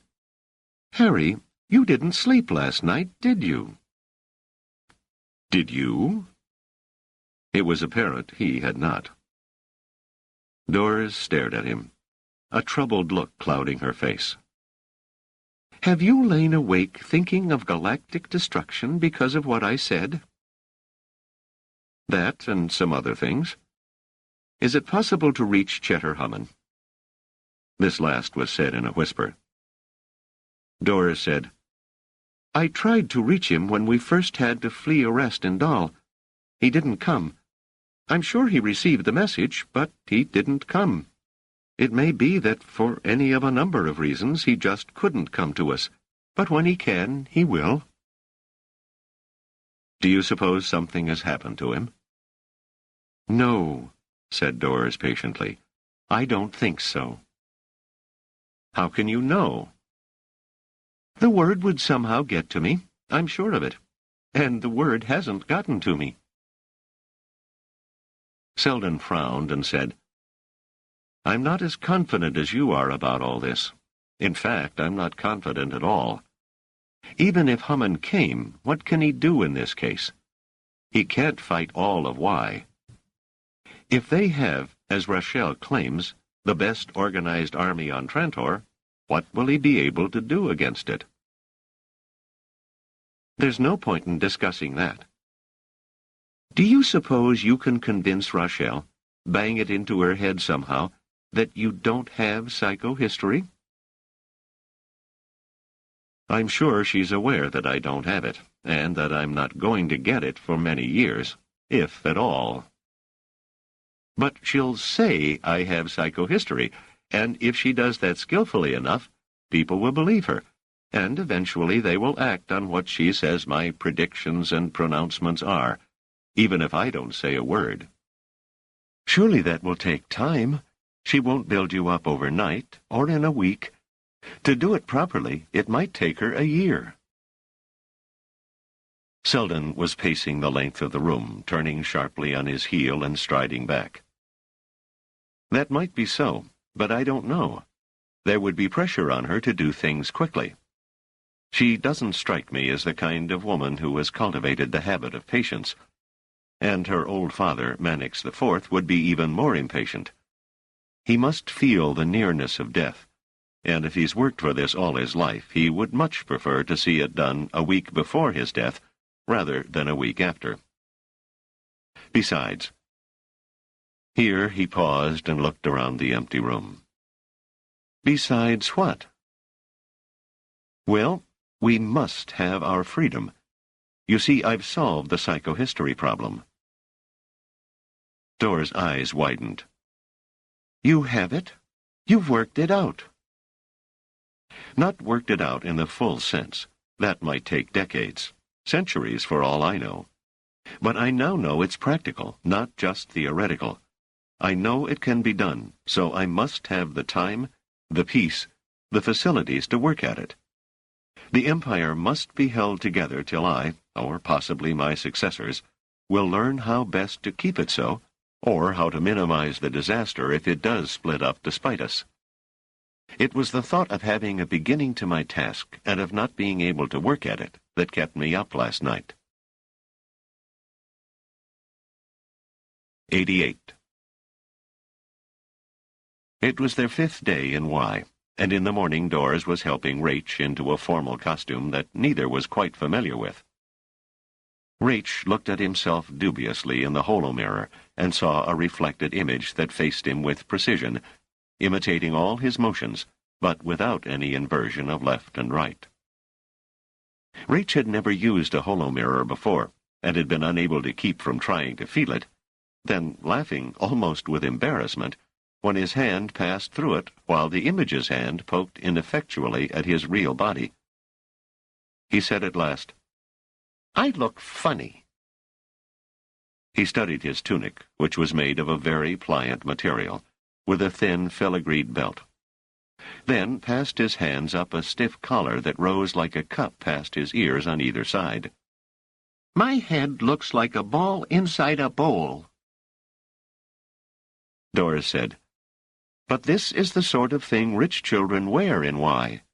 Everyone who sees you will admire you and envy you." "With my hair all stuck down?" "Certainly. You'll wear this round little hat." "It'll make my head more like a ball." "Then don't let anyone kick it. Now remember what I told you. Keep your wits about you, and don't act like a kid." "But I am a kid," he said, looking up at her with a wide-eyed, innocent expression. "I'm surprised to hear you say that," said Doris. "I'm sure you think of yourself as a 12-year-old adult." Rach grinned. "Okay, I'll be a good spy." "That's not what I'm telling you to be. Don't take chances. Don't sneak behind doors to listen.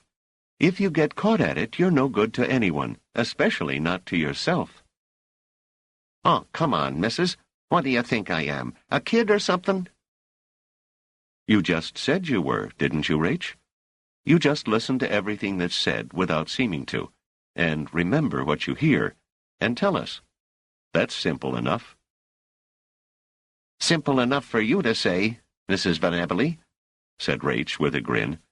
"And simple enough for me to do." "And be careful." Rach winked. "You bet." A flunky, as coolly impolite as only an arrogant flunky can be, came to take Rach to where Rochelle was awaiting him. Seldon looked after them and said thoughtfully, "He probably won't see the zoo, he'll be listening so carefully. I'm not sure it's right to thrust a boy into danger like that." "Danger? I doubt it. Rach was brought up in the slums of Billybotten, remember? I suspect he has more alley smarts than you and I put together. Besides, Rochelle is fond of him, and will interpret everything he does in his favor. Poor woman." "Are you actually sorry for her, Doris?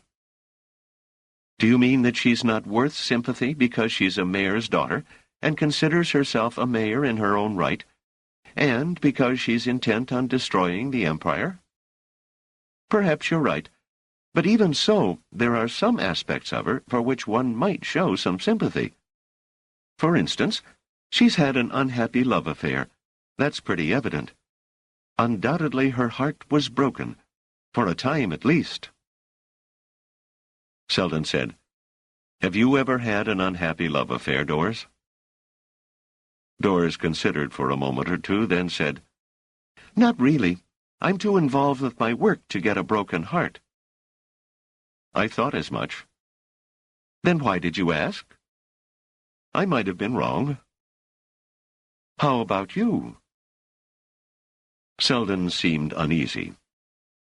"As a matter of fact, yes. I have spared the time for a broken heart. Badly cracked, anyway." "I thought as much." "Then why did you ask?" "Not because I thought I might be wrong, I promise you. I just wanted to see if you would lie. You didn't, and I'm glad." There was a pause, and then Seldon said, "5 days have passed, and nothing has happened. Except that we are being treated well, Harry." If animals could think, they'd think they were being treated well when they were only being fattened for the slaughter. "I admit she's fattening the Empire for the slaughter." "But when?" "I presume when she's ready." She boasted she could complete the coup in a day, and the impression I got was that she could do that on any day. Even if she could, she would want to make sure that she could cripple the imperial reaction, and that might take time. How much time? She plans to cripple the reaction by using me, but she's making no effort to do so. There is no sign that she's trying to build up my importance. Wherever I go in Y, I'm unrecognized. There are no Yin crowds gathering to cheer me. There's nothing on the news holocasts. Doris smiled. "One would almost suppose that your feelings are hurt at not being made famous. You're naive, Harry, or not a historian, which is the same thing. I think you had better be more pleased that the study of psychohistory will be bound to make a historian of you than that it may save the Empire. If all human beings understood history, they might cease making the same stupid mistakes over and over." "In what way am I naive?" asked Seldon, lifting his head and staring down his nose at her. "Don't be offended, Harry. I think it's one of your attractive features, actually." "I know. It arouses your maternal instincts, and you have been asked to take care of me. But in what way am I naive?" "In thinking that Rochelle would try to propagandize the population of the Empire, generally, into accepting you as seer. She would accomplish nothing in that way. Quadrillions of people are hard to move quickly. There is social and psychological inertia as well as physical inertia, and by coming out into the open, she would simply alert Demerzel." "Then what is she doing?" "My guess is that the information about you, suitably exaggerated and glorified, is going out to a crucial few. It is going to those viceroys of sectors, those admirals of fleets, those people of influence she feels look kindly upon her or grimly upon the Emperor. 100 or so of those who might rally to her side will manage to confuse the Loyalists just long enough to allow Rochelle I to set up her new order firmly enough to beat off whatever resistance might develop. At least I imagine that's how she reasons." "And yet we haven't heard from Haman." "I'm sure he must be doing something just the same. This is too important to ignore." "Has it occurred to you that he might be dead?" "That's a possibility, but I don't think so. If he was, the news would reach me." "Here?" "Even here." Seldon raised his eyebrows, but said nothing. Rach came back in the late afternoon, happy and excited, with descriptions of monkeys and of Beccarian demoirs, and he dominated the conversation during dinner. It was not until after dinner, when they were in their own quarters, that Doris said, "Now, tell me what happened with Madame Mayer, Rach. Tell me anything she did, or said, that you think we ought to know." "One thing," said Rach, his face lighting up. "That's why she didn't show at dinner, I bet." "What was it?" "The zoo was closed, except for us, you know. There were lots of us. Rochelle and me, and all sorts of guys in uniforms, and dames in fancy clothes, and like that. Then this guy in a uniform, a different guy, who wasn't there to begin with, came in toward the end, and he said something in a low voice, and Rochelle turned to all the people and made with her hand like they shouldn't move, and they didn't. And she went a little ways away with this new guy so she could talk to him, and no one could hear her. Except I kept paying no attention, and kept looking at the different cages and sort of moved near to Rachel so I could hear her. She said, "How dare they?" like she was real mad. And the guy in the uniform, he looked nervous. I just got quick looks because I was trying to make out like I was watching the animals, so mostly I just heard the words. He said, "Somebody." I don't remember the name, but he was a general or something. He said this general said the officers had sworn religious to Rachel's old man. "Sworn allegiance," said Doris. "Something like that. And they was nervous about having to do what a dame says. He said they wanted the old man or else. If he was a kind of sick, he should pick some guy to be mayor, not a dame." "Not a dame? Are you sure?" "That's what he said. He whispered it. He was so nervous, and Rachel was so mad she could hardly speak. She said, 'I'll have his head. They will all swear allegiance to me tomorrow, and whoever refuses will have cause to regret it before an hour has passed.' That's exactly what she said. She broke up the whole party, and we all came back, and she didn't say one word to me all the time, just sat there, looking kind of mean and angry." Doris said, "Good. Don't you mention this to anyone, Rach." "Course not. Is it what you wanted?" "Very much what I wanted. You did well, Rach. Now go to your room and forget the whole thing. Don't even think about it." Once he was gone, Doris turned to Seldon and said, "This is very interesting. Daughters have succeeded fathers, or mothers for that matter, and held mayoralties or other high offices on any number of occasions. There have even been reigning empresses, as you undoubtedly know, and I can't recall that there was ever in imperial history any serious question of serving under one. It makes one wonder why such a thing should now arise and why."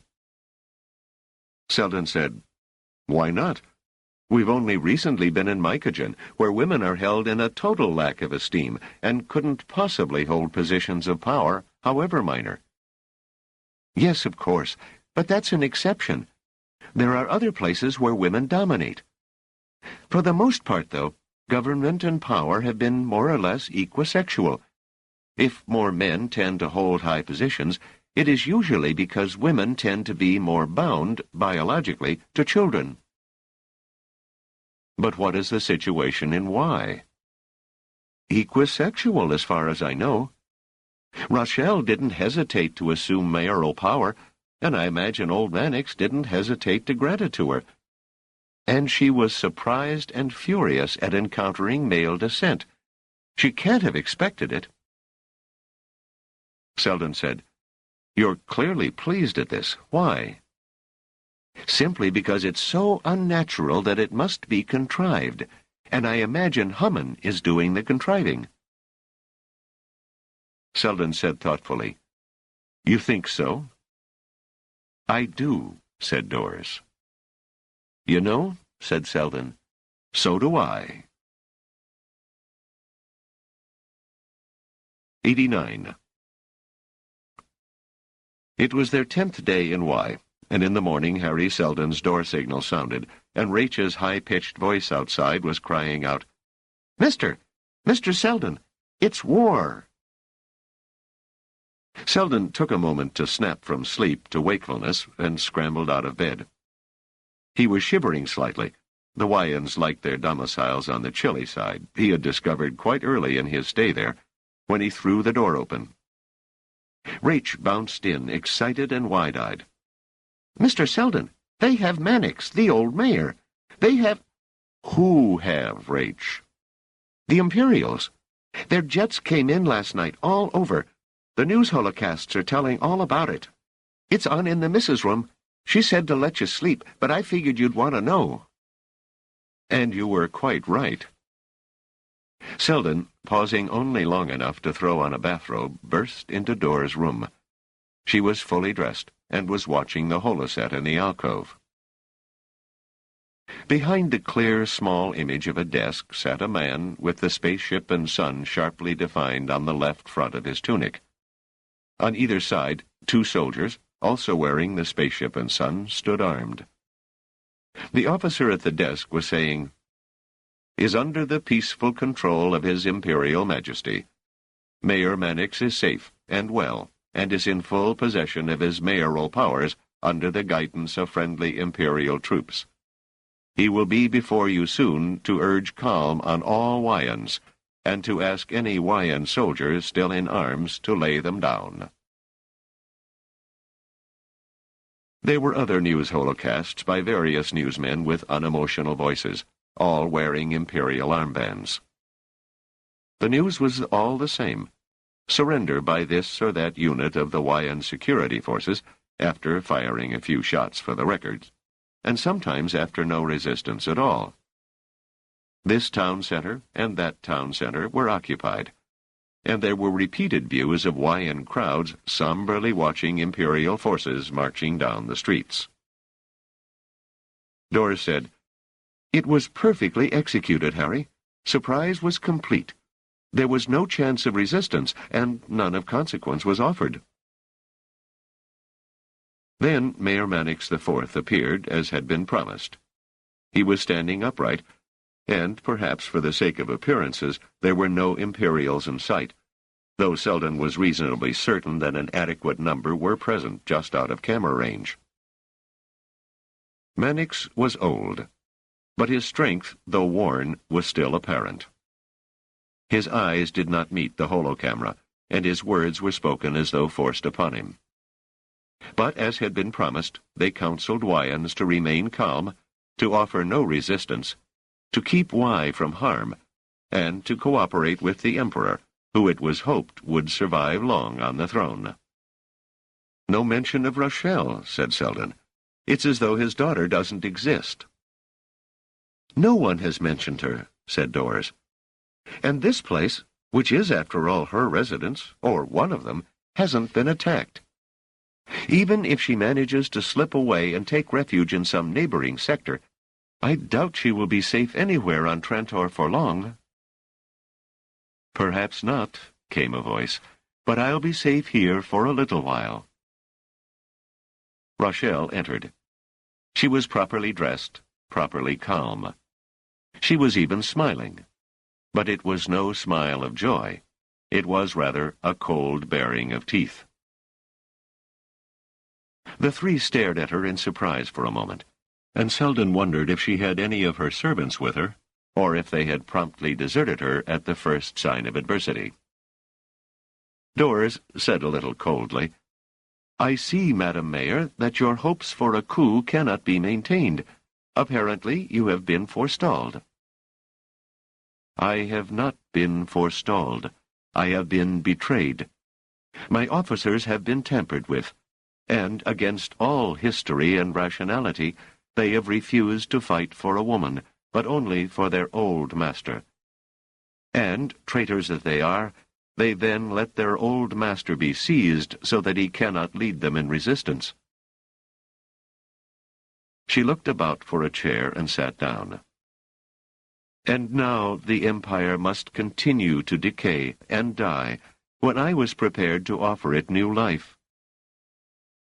"I think," said Doris, "the Empire has avoided an indefinite period of useless fighting and destruction. Console yourself with that, Madam Mayor." It was as though Rochelle did not hear her. So many years of preparation destroyed in a night. She sat there beaten, defeated, and seemed to have aged 20 years. Doris said, "It could scarcely have been done in a night. The suborning of your officers, if that took place, must have taken time." "At that, Demerzel is a master, and quite obviously I underestimated him. How he did it I don't know. Threats, bribes, smooth and specious argument. He is a master at the art of stealth and betrayal. I should have known." She went on after a pause. "If this was outright force on his part, I would have had no trouble destroying anything he sent against us. Who would think that Y would be betrayed, that an oath of allegiance would be so lightly thrown aside?" Seldon said with automatic rationality, "But I imagine the oath was made not to you, but to your father." "Nonsense," said Rochelle vigorously. "When my father gave me the mayoral office, as he was legally entitled to do, he automatically passed on to me any oaths of allegiance made to him. There is ample precedence for this. It is customary to have the oath repeated to the new ruler, but that is a ceremony only, and not a legal requirement. My officers know that, though they choose to forget. They use my womanhood as an excuse, because they quake in fear of imperial vengeance that would never have come had they been staunch, or tremble with greed for promised rewards they will surely never get, if I know Demoiselle." She turned sharply toward Seldon. "He wants you, you know. Demoiselle struck at us for you." Seldon started. "Why me?" "Don't be a fool. For the same reason I wanted you. To use you as a tool, of course." She sighed. "At least I am not utterly betrayed. There are still loyal soldiers to be found. Sergeant?" Sergeant Thallis entered with a soft, cautious step that seemed incongruous considering his size. His uniform was spruce, his long blonde mustache fiercely curled. "Madam Mayor," he said, drawing himself to attention with a snap. He was still, in appearance, the side of beef that Harry had named him. A man still following orders blindly, totally oblivious to the new and changed state of affairs. Rochelle smiled sadly at Rach. "And how are you, little Rach? I had meant to make something of you. It seems now I won't be able to." "Hello, Mrs. Madam," said Rach awkwardly. "And to have made something of you too, Dr. Seldon," said Rochelle. "And there also I must crave pardon. I cannot." "For me, madam, you need have no regrets." "But I do. I cannot very well let Demoiselle have you. That would be one victory too many for him, and at least I can stop that." "I would not work for him, madam, I assure you, any more than I would have worked for you." "It is not a matter of work. It is a matter of being used. Farewell, Dr. Seldon. Sergeant, blast him." The sergeant drew his blaster at once, and Doris, with a loud cry, lunged forward, but Seldon reached out for her and caught her by the elbow. He hung on desperately. "Stay back, Doris," he shouted, "or he'll kill you. He won't kill me. You too, Rach. Stand back. Don't move." Seldon faced the sergeant. "You hesitate, Sergeant, because you know you cannot shoot. I might have killed you 10 days ago, but I did not. And you gave me your word of honor at that time that you would protect me." "What are you waiting for?" snapped Rochelle. "I said shoot him down, Sergeant." Seldon said nothing more.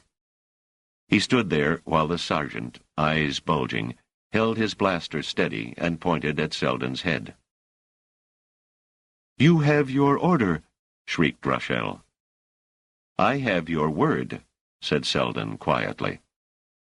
And Sergeant Thallis said in a choked tone, "Dishonored, either way." His hand fell, and his blaster clanged to the floor. Rochelle cried out, "Then you too betray me." Before Seldon could move or Doris free herself from his grip, Rochelle seized the blaster, turned it on the sergeant, and closed contact. Seldon had never seen anyone blasted before. Somehow, from the name of the weapon perhaps, he had expected a loud noise, an explosion of flesh and blood. This Wyan blaster, at least, did nothing of the sort. What mangling it did to the organs inside the sergeant's chest, Seldon could not tell. But without a change in expression, without a wince of pain, the sergeant crumbled and fell, dead beyond any doubt or any hope. And Rochelle turned the blaster on Seldon with a firmness that put to rest any hope for his own life beyond the next second. It was Raich, however, who jumped into action the moment the sergeant fell. Racing between Seldon and Rochelle, he waved his hands wildly. "Mrs. Mrs., he called. Don't shoot!" For a moment Rochelle looked confused. "Out of the way, Raich. I don't want to hurt you."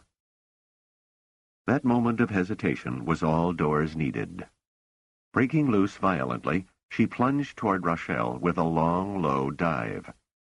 Rochelle went down with a cry, and the blaster hit the ground a second time. Raich retrieved it.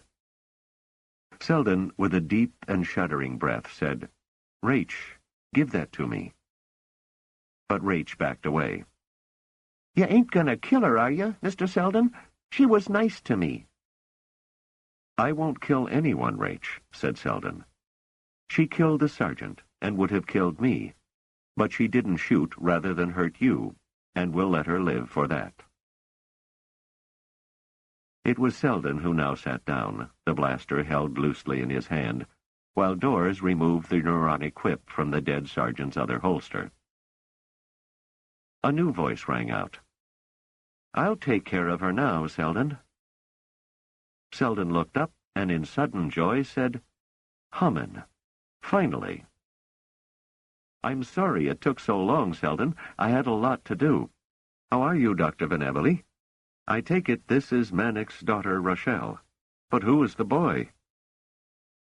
"Raich is a young Dalite friend of ours," said Seldon. Soldiers were entering, and at a small gesture from Hummin, they lifted Rochelle respectfully. Doris, able to suspend her intense surveillance of the other woman, brushed at her clothes with her hands and smoothed her blouse. Seldon suddenly realized that he was still in his bathrobe. Rochelle, shaking herself loose from the soldiers with contempt, pointed to Hummin and said to Seldon, "Who is this?" Seldon said, "It is Cheddar Hummin, a friend of mine, and my protector on this planet." "Your protector?" Rochelle laughed madly. "You fool! You idiot! That man is Demerzel, and if you look at your Van Evely woman, you will see from her face that she is perfectly aware of that. You have been trapped all along, far worse than ever you were with me."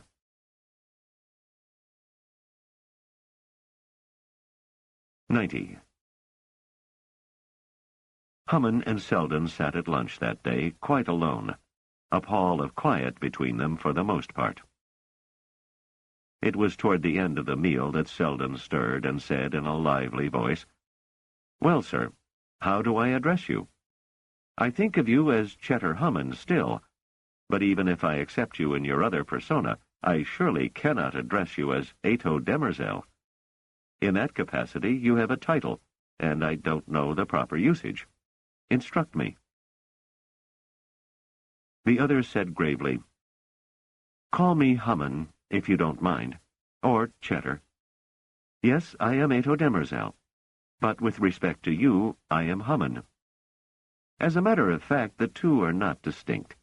I told you that the Empire is decaying and failing. I believe that to be true in both my capacities. I told you that I wanted psychohistory as a way of preventing that decay and failure, or of bringing about a renewal and reinvigoration if the decay and failure must run its course. I believe that in both my capacities, too." "But you had me in your grip. I presume you were in the vicinity when I had my meeting with His Imperial Majesty." "With Cleon? Yes, of course." "And you might have spoken to me then, exactly as you later did as Hummin." "And accomplished what?" "As Demerzel, I have enormous tasks. I have to handle Cleon, a well-meaning but not very capable ruler, and prevent him, insofar as I can, from making mistakes. I have to do my bit in governing Trantor and the Empire, too. And, as you see, I had to spend a great deal of time in preventing Y from doing harm.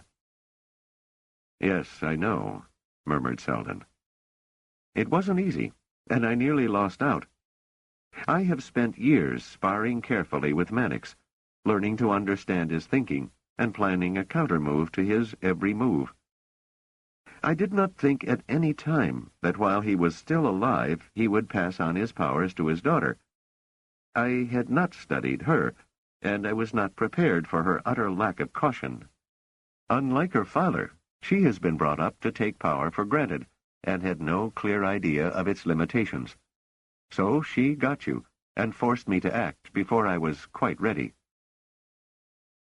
You almost lost me as a result. I faced the muzzle of a blaster twice. I know, said Hammond, nodding. And we might have lost you upper side, too. Another accident I could not foresee. But you haven't really answered my question. Why did you send me chasing all over the face of Trantor to escape from Demerzel, when you yourself were Demerzel? You told Cleon that psychohistory was a purely theoretical concept, a kind of mathematical game that made no practical sense. That might indeed have been so. But if I approached you officially, I was sure you would merely have maintained your belief. Yet I was attracted to the notion of psychohistory. I wondered whether it might not be, after all, just a game. You must understand that I didn't want merely to use you. I wanted a real and practical psychohistory. So I sent you, as you put it, chasing all over the face of Trantor, with the dreaded Demerzel close on your heels at all times. That, I felt, would concentrate your mind powerfully. It would make psychohistory something exciting, and much more than a mathematical game. You would try to work it out for the sincere idealist Hammond, where you would not for the imperial flunky Demerzel. Also, you would get a glimpse of various sides of Trantor, and that too would be helpful. Certainly more helpful than living in an ivory tower on a far-off planet surrounded entirely by fellow mathematicians. Was I right? Have you made progress? Seldon said, In psychohistory? Yes, I did, Hammond. I thought you knew. How should I know? I told Doors. But you hadn't told me. Nevertheless, you tell me so now. That is good news. Not entirely, said Seldon. I have made only the barest beginning. But it is a beginning. Is it the kind of beginning that can be explained to a non-mathematician?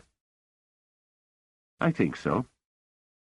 You see, Hammond, from the start I have seen psychohistory as a science that depends on the interaction of 25 million worlds, each with an average population of 4,000 million. It's too much. There's no way of handling something that complex. If I was to succeed at all, if there was to be any way of finding a useful psychohistory, I would first have to find a simpler system. So I thought I would go back in time and deal with a single world, a world that was the only one occupied by humanity in the dim age before the colonization of the galaxy. In Mycogen, they spoke of an original world of Aurora, and in Dahl I heard word of an original world of Earth. I thought they might be the same world under different names, but they were sufficiently different in one key point at least to make that impossible. And it didn't matter. So little was known of either one, and that little so obscured by myth and legend, that there was no hope of making use of psychohistory in connection with them. He paused to sip at his cold juice, keeping his eyes firmly on Hammond's face. Hammond said, Well, what then? Meanwhile, Doors had told me something I called a hand-on-thigh story. It was of no innate significance, merely a humorous and entirely trivial tale. As a result, though, Doris mentioned the different sex mores on various worlds and in various sectors of Trantor. It occurred to me that she treated the different Trantorian sectors as though they were separate worlds. I thought idly that instead of 25 million different worlds, I had 25 million plus 800 to deal with. It seemed a trivial difference, so I forgot it and thought no more about it. But as I traveled from the Imperial sector to Streeling, to Mycogen, to Dahl, to Y, I observed for myself how different each was. The thought of Trantor, not as a world but as a complex of worlds, grew stronger, but still I didn't see the crucial point. It was only when I listened to Rochelle. You see, it was good that I was finally captured by Y, and it was good that Rochelle's rashness drove her into the grandiose schemes that she imparted to me. When I listened to Rochelle, as I said, she told me that all she wanted was Trantor and some immediately adjacent worlds. It was an empire in itself, she said, and dismissed the outer worlds as distant nothings. It was then that, in a moment, I saw what I must have been harboring in my hidden thoughts for a considerable time. On the one hand, Trantor possessed an extraordinarily complex social system, being a populous world made up of 800 smaller worlds. It was in itself a system complex enough to make psychohistory meaningful, and yet it was simple enough, compared to the empire as a whole, to make psychohistory perhaps practical. And the outer worlds, the 25 million of them, they were distant nothings. Of course, they affected Trantor, and were affected by Trantor, but these were second-order effects. If I could make psychohistory work as a first approximation for Trantor alone, then the minor effects of the outer worlds could be added as later modifications. Do you see what I mean? I was searching for a single world on which to establish a practical science of psychohistory, and I was searching for it in the far past, when all the time the single world I wanted was under my feet now. Hammond said with obvious relief and pleasure, "Wonderful." "But it's all left to do, Hammond. I must study Trantor in sufficient detail. I must devise the necessary mathematics to deal with it. If I am lucky and live out a full lifetime, I may have the answers before I die.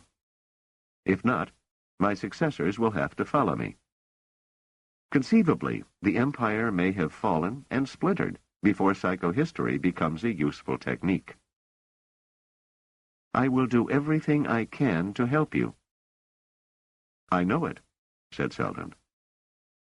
"You trust me, then, despite the fact I am Demerzel?" "Entirely.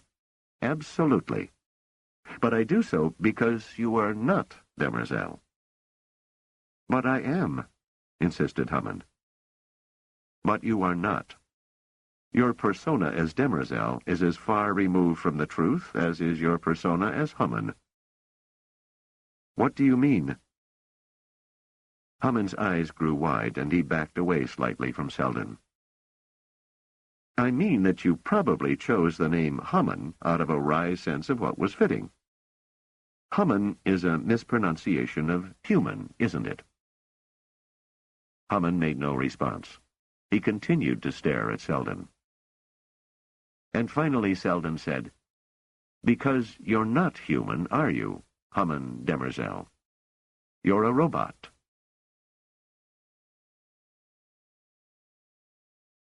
Doors.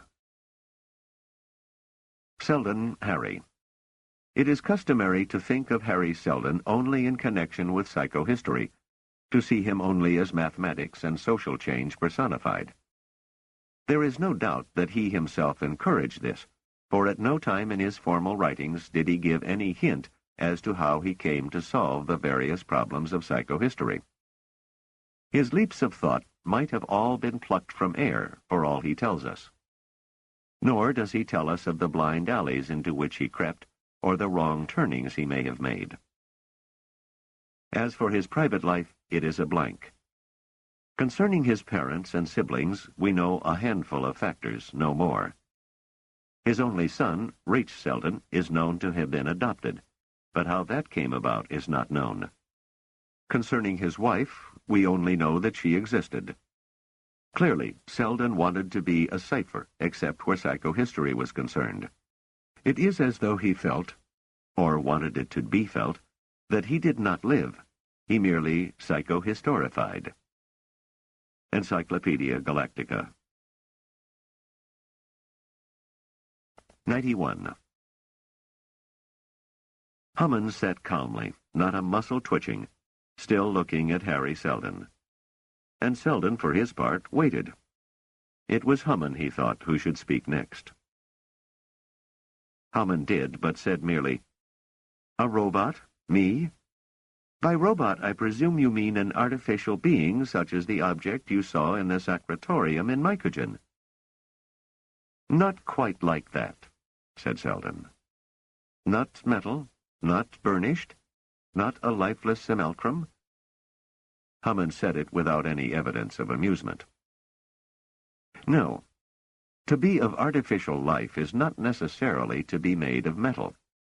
I speak of a robot indistinguishable from a human being in appearance."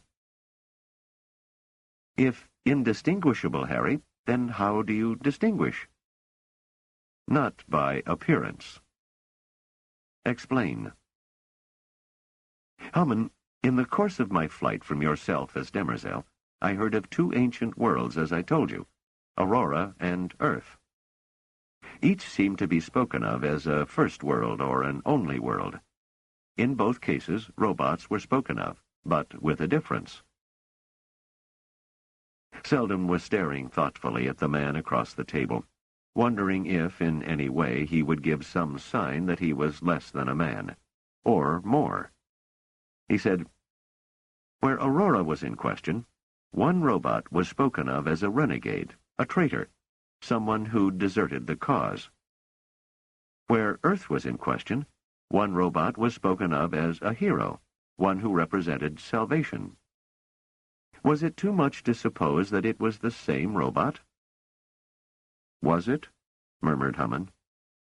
"This is what I thought, Hammond. I thought that Earth and Aurora were two separate worlds coexisting in time. I don't know which one preceded the other. From the arrogance and the conscious sense of superiority of the Mycogenians, I might suppose that Aurora was the original world, and that they despised the Earthmen who derived from them, or who degenerated from them.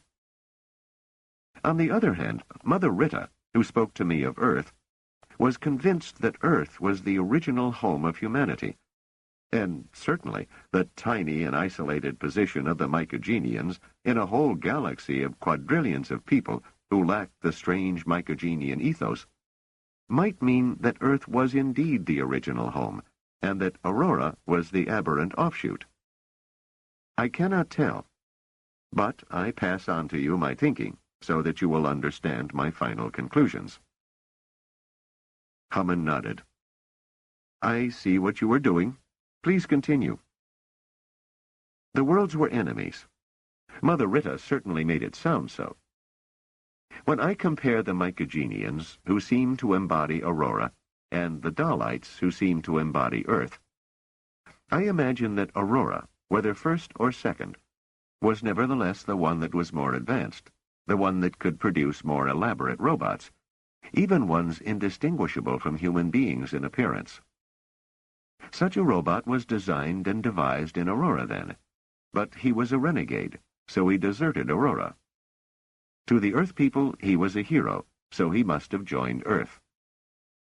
Why he did this, what his motives were, I can't say."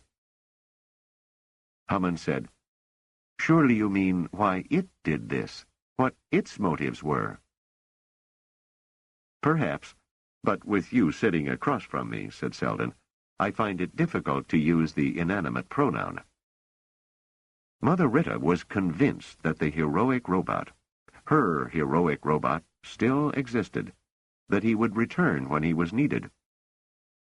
It seemed to me that there was nothing impossible in the thought of an immortal robot, Or at least one who was immortal, as long as the replacement of worn-out parts was not neglected. "Even the brain?" asked Hammond. "Even the brain. I don't really know anything about robots, but I imagine a new brain could be re-recorded from the old. And Mother Rita hinted of strange mental powers. I thought, it must be so. I may in some ways be a romantic, but I am not so much a romantic as to think that one robot, by switching from one side to the other, can alter the course of history. A robot could not make Earth's victory sure, nor Aurora's defeat certain, unless there was something strange, something peculiar about the robot." Hammond said, "Does it occur to you, Harry, that you are dealing with legends? Legends that may have been distorted over the centuries and the millennia, even to the extent of building a veil of the supernatural over quite ordinary events? Can you make yourself believe in a robot that not only seems human, but that also lives forever and has mental powers? Are you not beginning to believe in the superhuman?" "I know very well what legends are, and I am not one to be taken in by them and made to believe in fairy tales. Still, when they are supported by certain odd events that I have seen, and even experienced myself—" "Such as?" "Hammond, I met you and trusted you from the start. Yes, you helped me against those two hoodlums when you didn't need to, and that predisposed me in your favor, since I didn't realize at the time that they were your hirelings, doing what you had instructed them to do. But never mind that." "No," said Hammond, a hint of amusement finally in his voice. "I trusted you. I was easily convinced not to go home to Helicon and to make myself a wanderer over the face of Trantor. I believed everything you told me without question. I placed myself entirely in your hands. Looking back on it now, I see myself as not myself. I am not a person to be so easily led, yet I was. More than that, I did not even think it strange that I was behaving so far out of character. You know yourself best, Harry. It wasn't only me. How is it that Doris Venevoli, a beautiful woman with a career of her own, should abandon that career in order to join me in my flight? How is it that she should risk her life to save mine, seeming to take on as a kind of holy duty the task of protecting me, and becoming single-minded in the process? Was it simply because you asked her to? I did ask her to, Harry.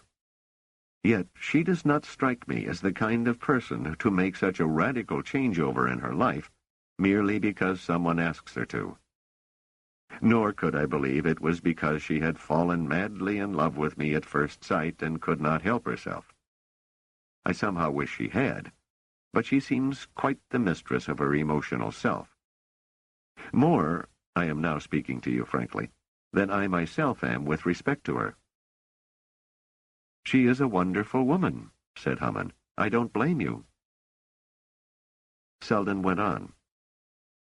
How is it, moreover, that Sunmaster 14, a monster of arrogance, and one who leads a people who are themselves stiff-necked in their own conceit, should be willing to take in tribespeople like Dors and myself, and to treat us as well as the Mycogenians could and did? When we broke every rule, committed every sacrilege, how is it that you could still talk him into letting us go? How could you talk the Tisalvers with their petty prejudices into taking us in? How can you be at home everywhere in the world, be friends with everyone, influence each person regardless of their individual peculiarities? For that matter, how do you manage to manipulate Cleon, too? And if he is viewed as malleable and easily molded, then how were you able to handle his father, who by all accounts was a rough and arbitrary tyrant? How could you do all this? Most of all, how is it that Mannix IV of Y could spend decades building an army without peer, one trained to be proficient in every detail, and yet have it fall apart when his daughter tries to make use of it? How could you persuade them to play the renegade, all of them, as you have done? Hammond said, Might this mean no more than that I am a tactful person, used to dealing with people of different types, that I am in a position to have done favors for crucial people, and am in a position to do additional favors in the future? Nothing I have done, it might seem, requires the supernatural. Nothing you have done, not even the neutralization of the Hawaiian army. They did not wish to serve a woman. They must have known for years that any time Mannix laid down his powers, or any time he died, Rochelle would be their mayor, yet they showed no signs of discontent until you felt it necessary that they show it. Dors described you at one time as a very persuasive man, and so you are, more persuasive than any man could be.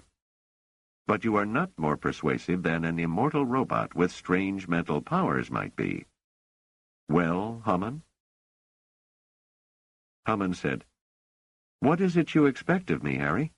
Do you expect me to admit I'm a robot? That I only look like a human being? That I am immortal? That I am a mental marvel? Seldon leaned toward Hammond as he sat there on the opposite side of the table. Yes, Hammond, I do. I expect you to tell me the truth, and I strongly suspect that what you have just outlined is the truth. You, Hammond, are the robot that Mother Rita referred to as Da Ni, friend of Ba Li. You must admit it. You have no choice. 92. It was as though they were sitting in a tiny universe of their own. There, in the middle of Y, with the Hawaiian army being disarmed by imperial force, they sat quietly.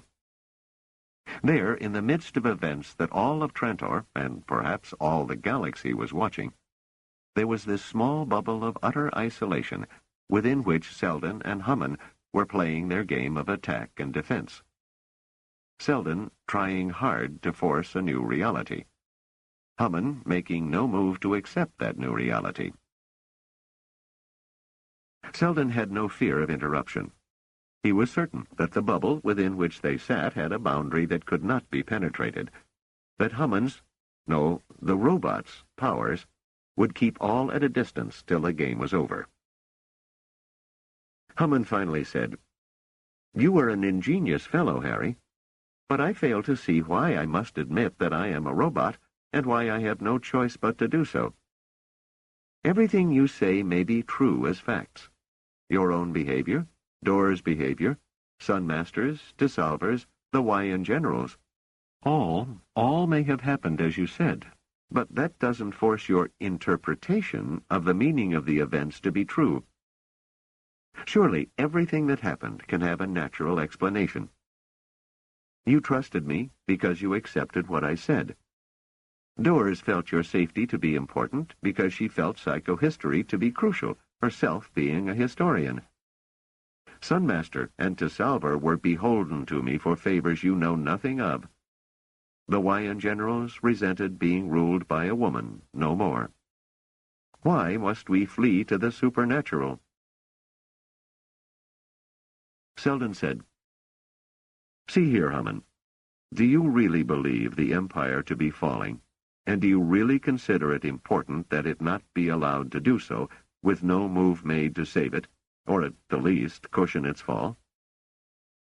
I really do. Somehow Seldon knew this statement was sincere.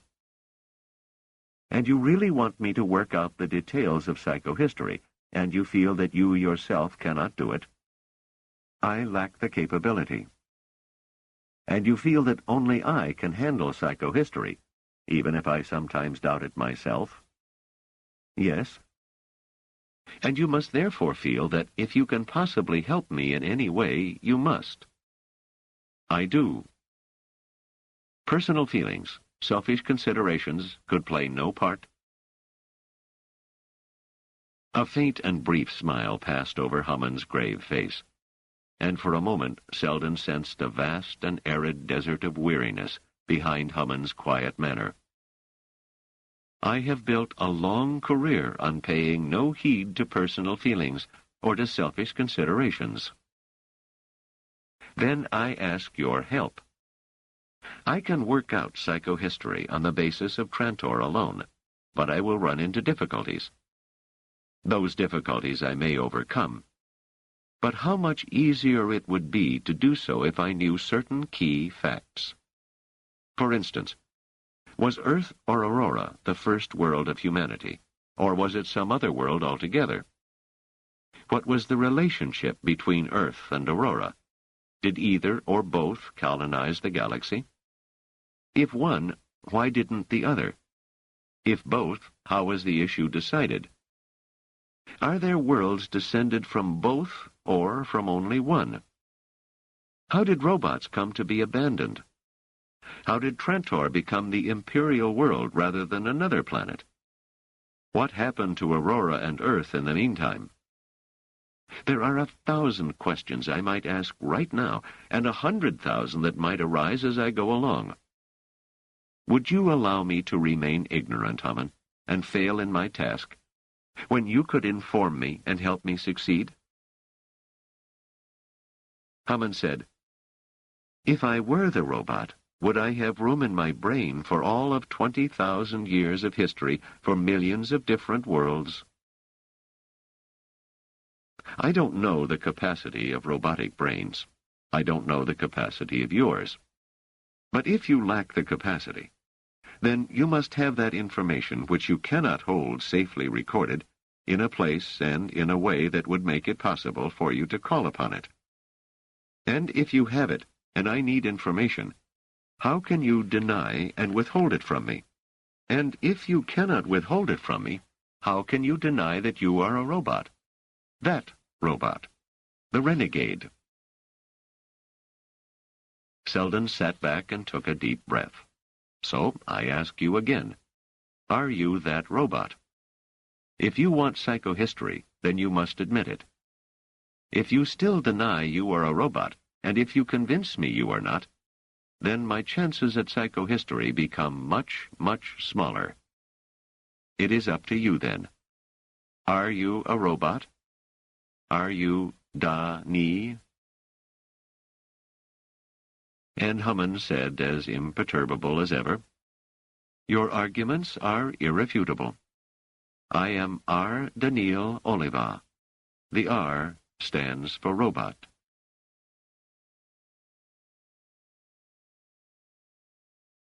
'93. R. Daniil Oliva still spoke quietly, but it seemed to Seldon that there was a subtle change in his voice, as though he spoke more easily now that he was no longer playing a part. "In 20,000 years, said Daniil, no one has guessed I was a robot when it was not my intention to have him or her know. In part, that was because human beings abandoned robots so long ago that very few remember that they even existed at one time. And in part it is because I do have the ability to detect and affect human emotion.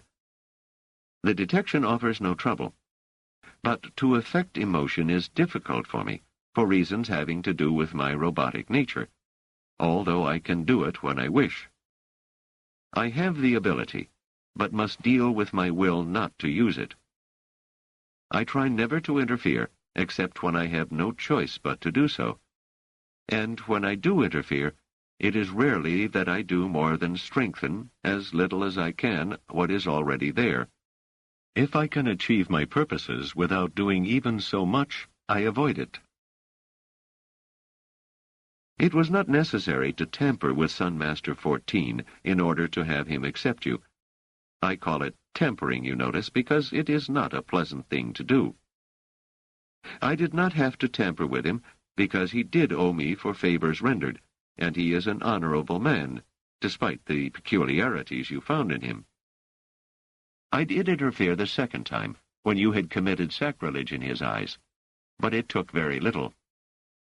He was not anxious to hand you over to the imperial authorities whom he does not like.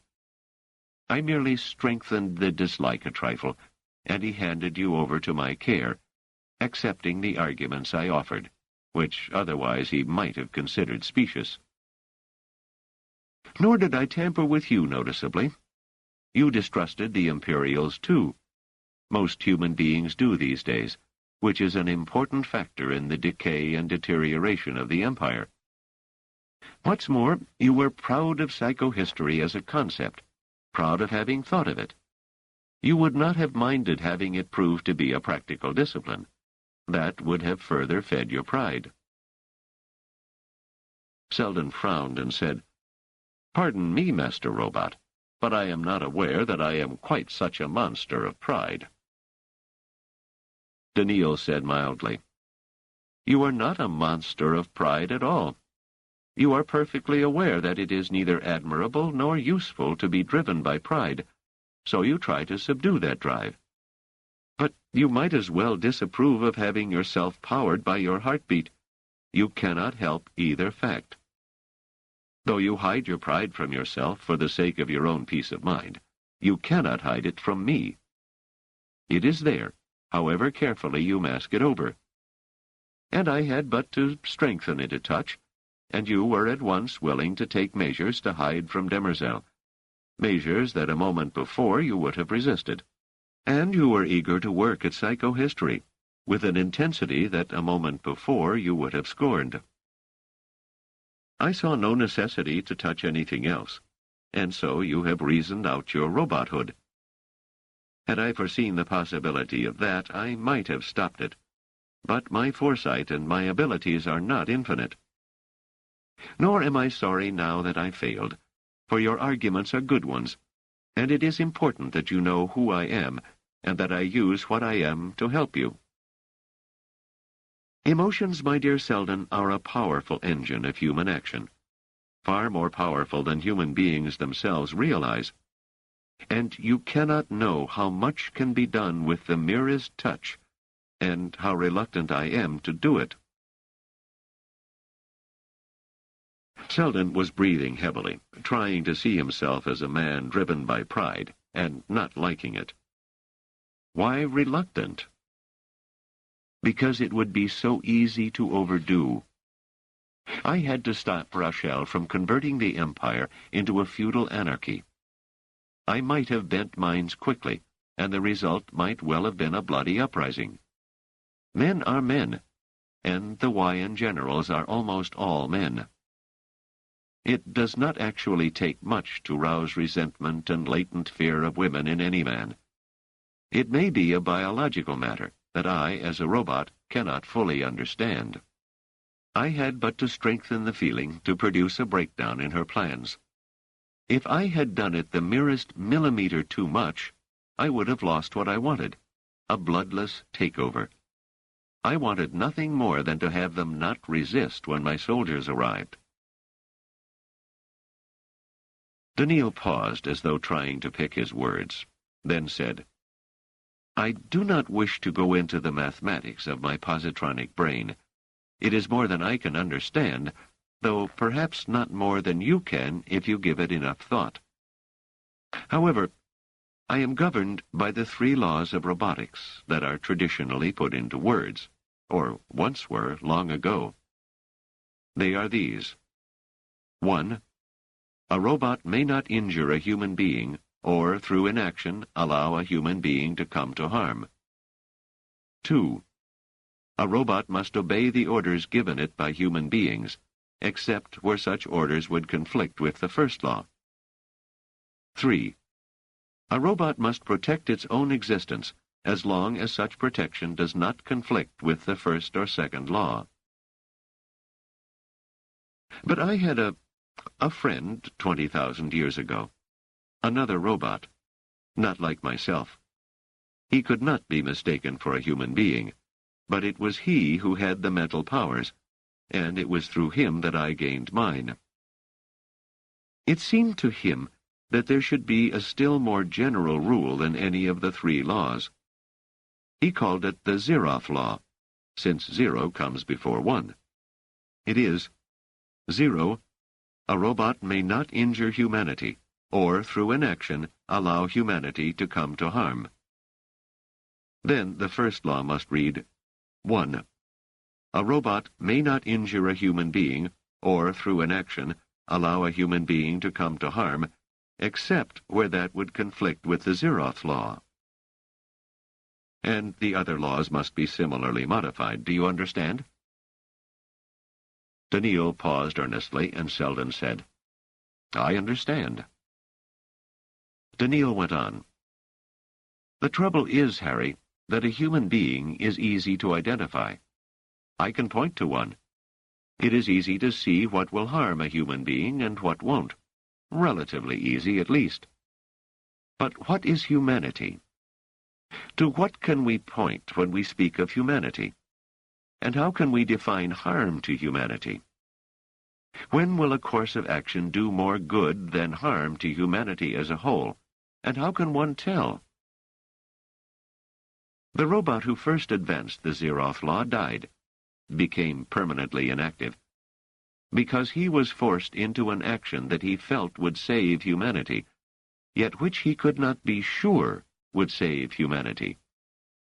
And as he became inactivated, he left the care of the galaxy to me.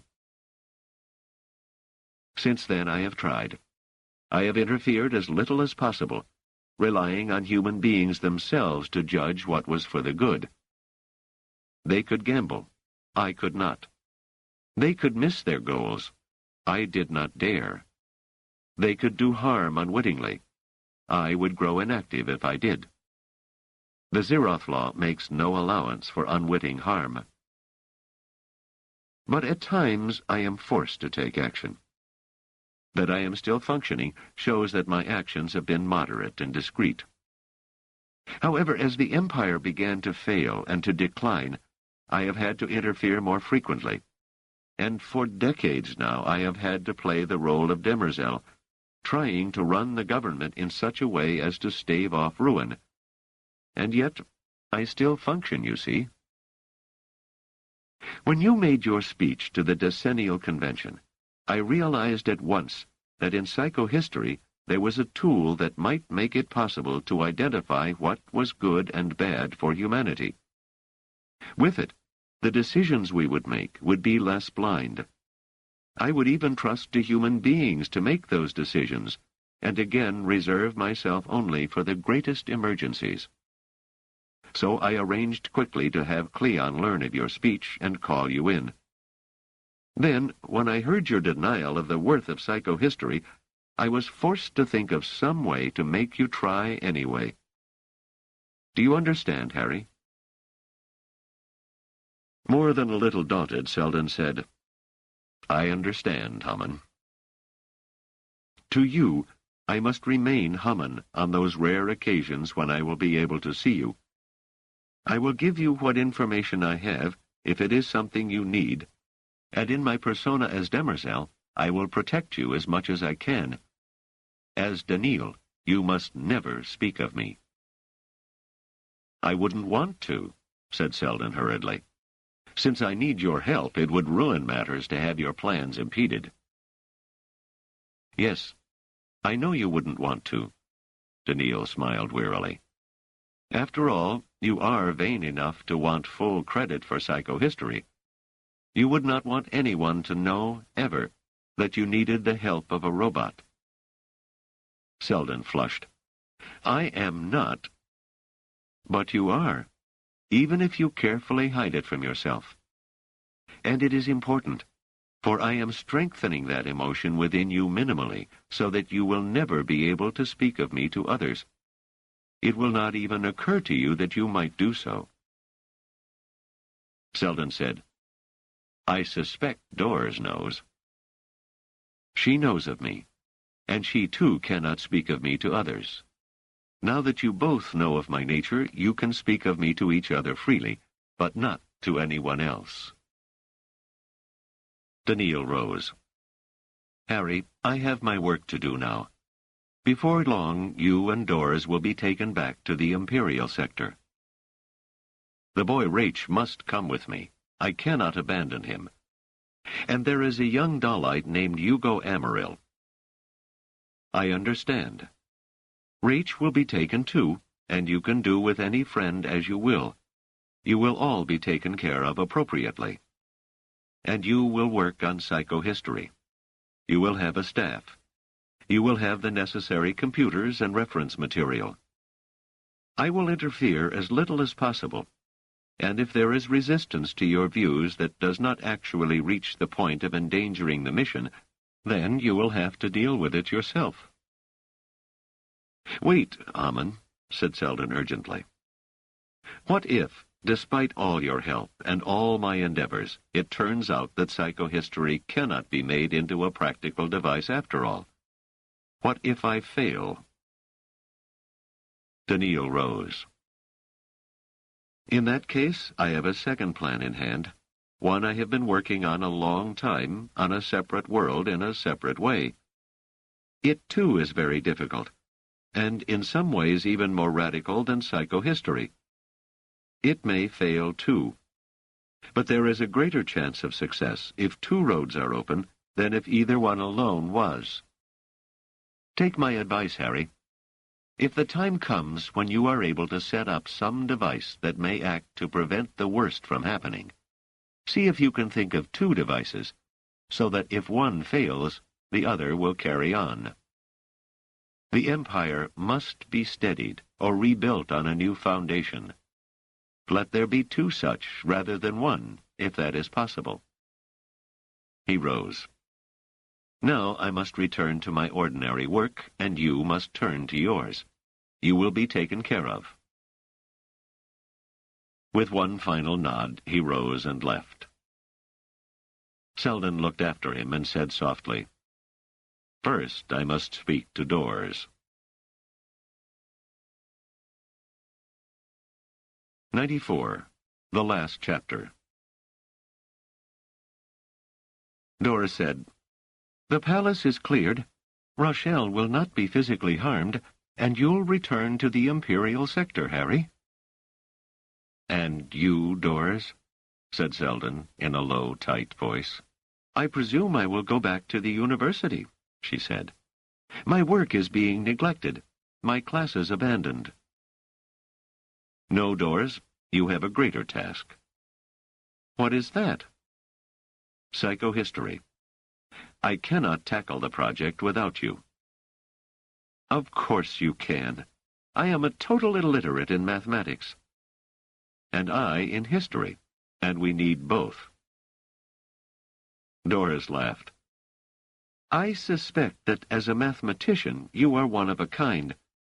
I, as a historian, am merely adequate, certainly not outstanding. You will find any number of historians who will suit the needs of psychohistory better than I do."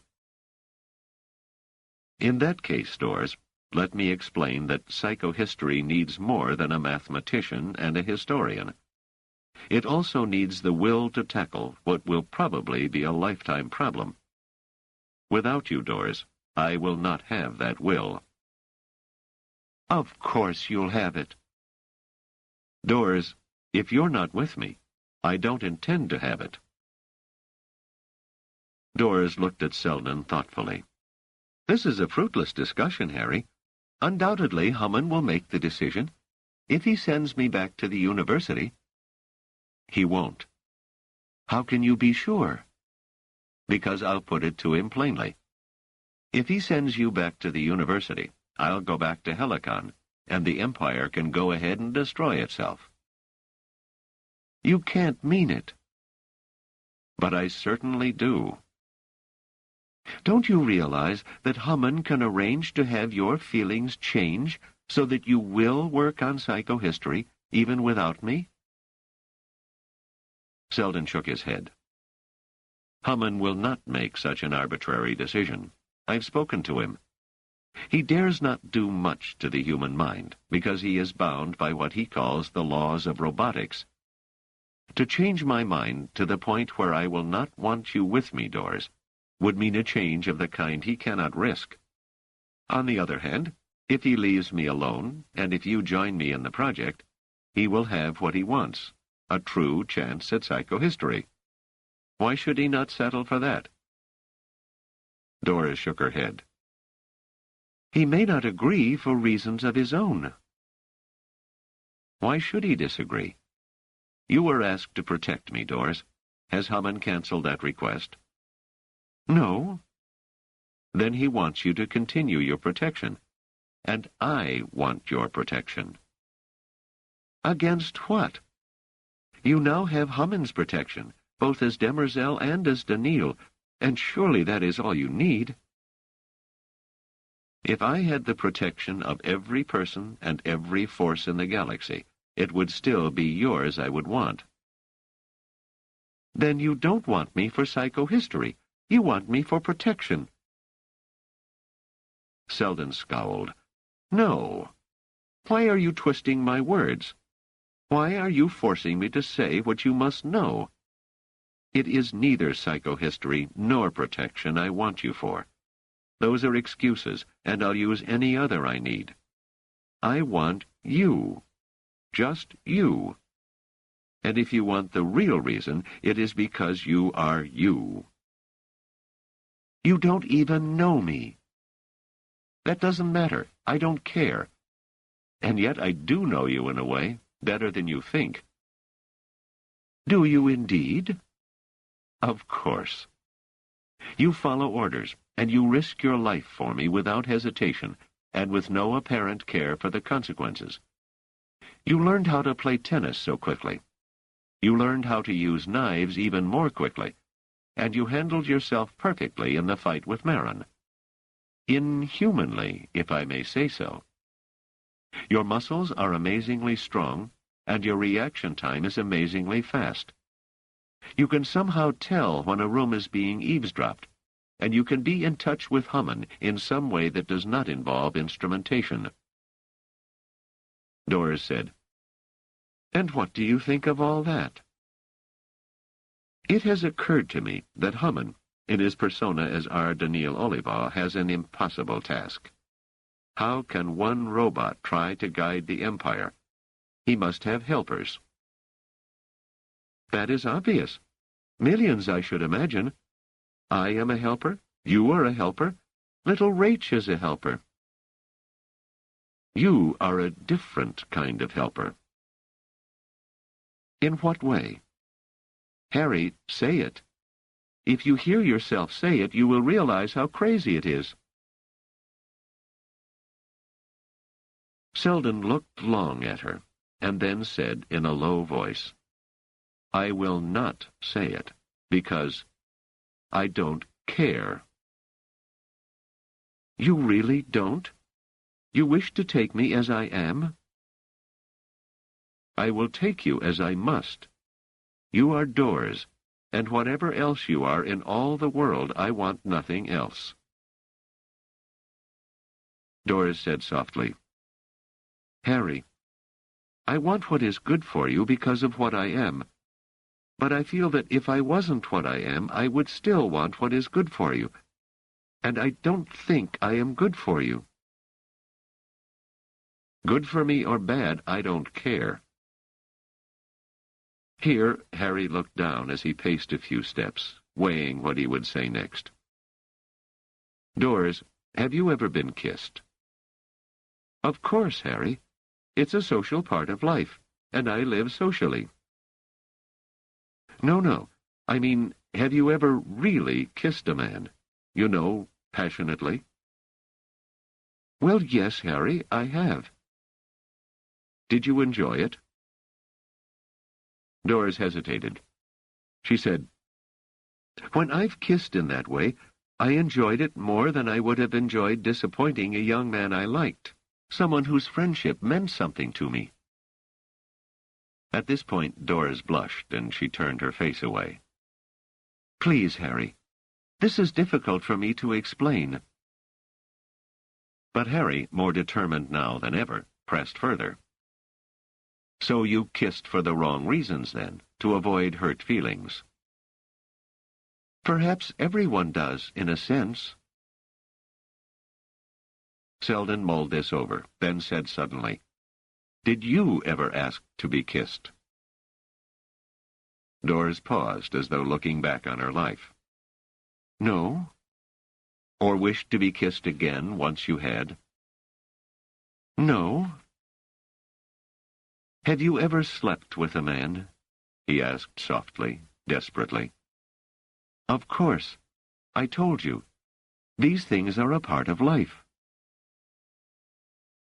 Harry gripped her shoulders as if he was going to shake her. But have you ever felt the desire, a need for that kind of closeness with just one special person? Doris, have you ever felt love? Doris looked up slowly, almost sadly, and locked eyes with Seldon. I'm sorry, Harry, but no. Seldon released her, letting his arms fall dejectedly to his sides. Then Doris placed her hand gently on his arm and said, So you see, Harry, I'm not really what you want. Seldon's head drooped, and he stared at the floor. He weighed the matter and tried to think rationally. Then he gave up. He wanted what he wanted, and he wanted it beyond thought and beyond rationality. He looked up. Doris, dear, even so, I don't care. Seldon put his arms around her and brought his head close to hers slowly, as though waiting for her to pull away, all the while drawing her nearer. Doris made no move, and he kissed her, slowly, lingeringly, and then passionately. And her arms suddenly tightened around him. When he stopped at last, she looked at him with eyes that mirrored her smile, and she said, Kiss me again, Harry. Please.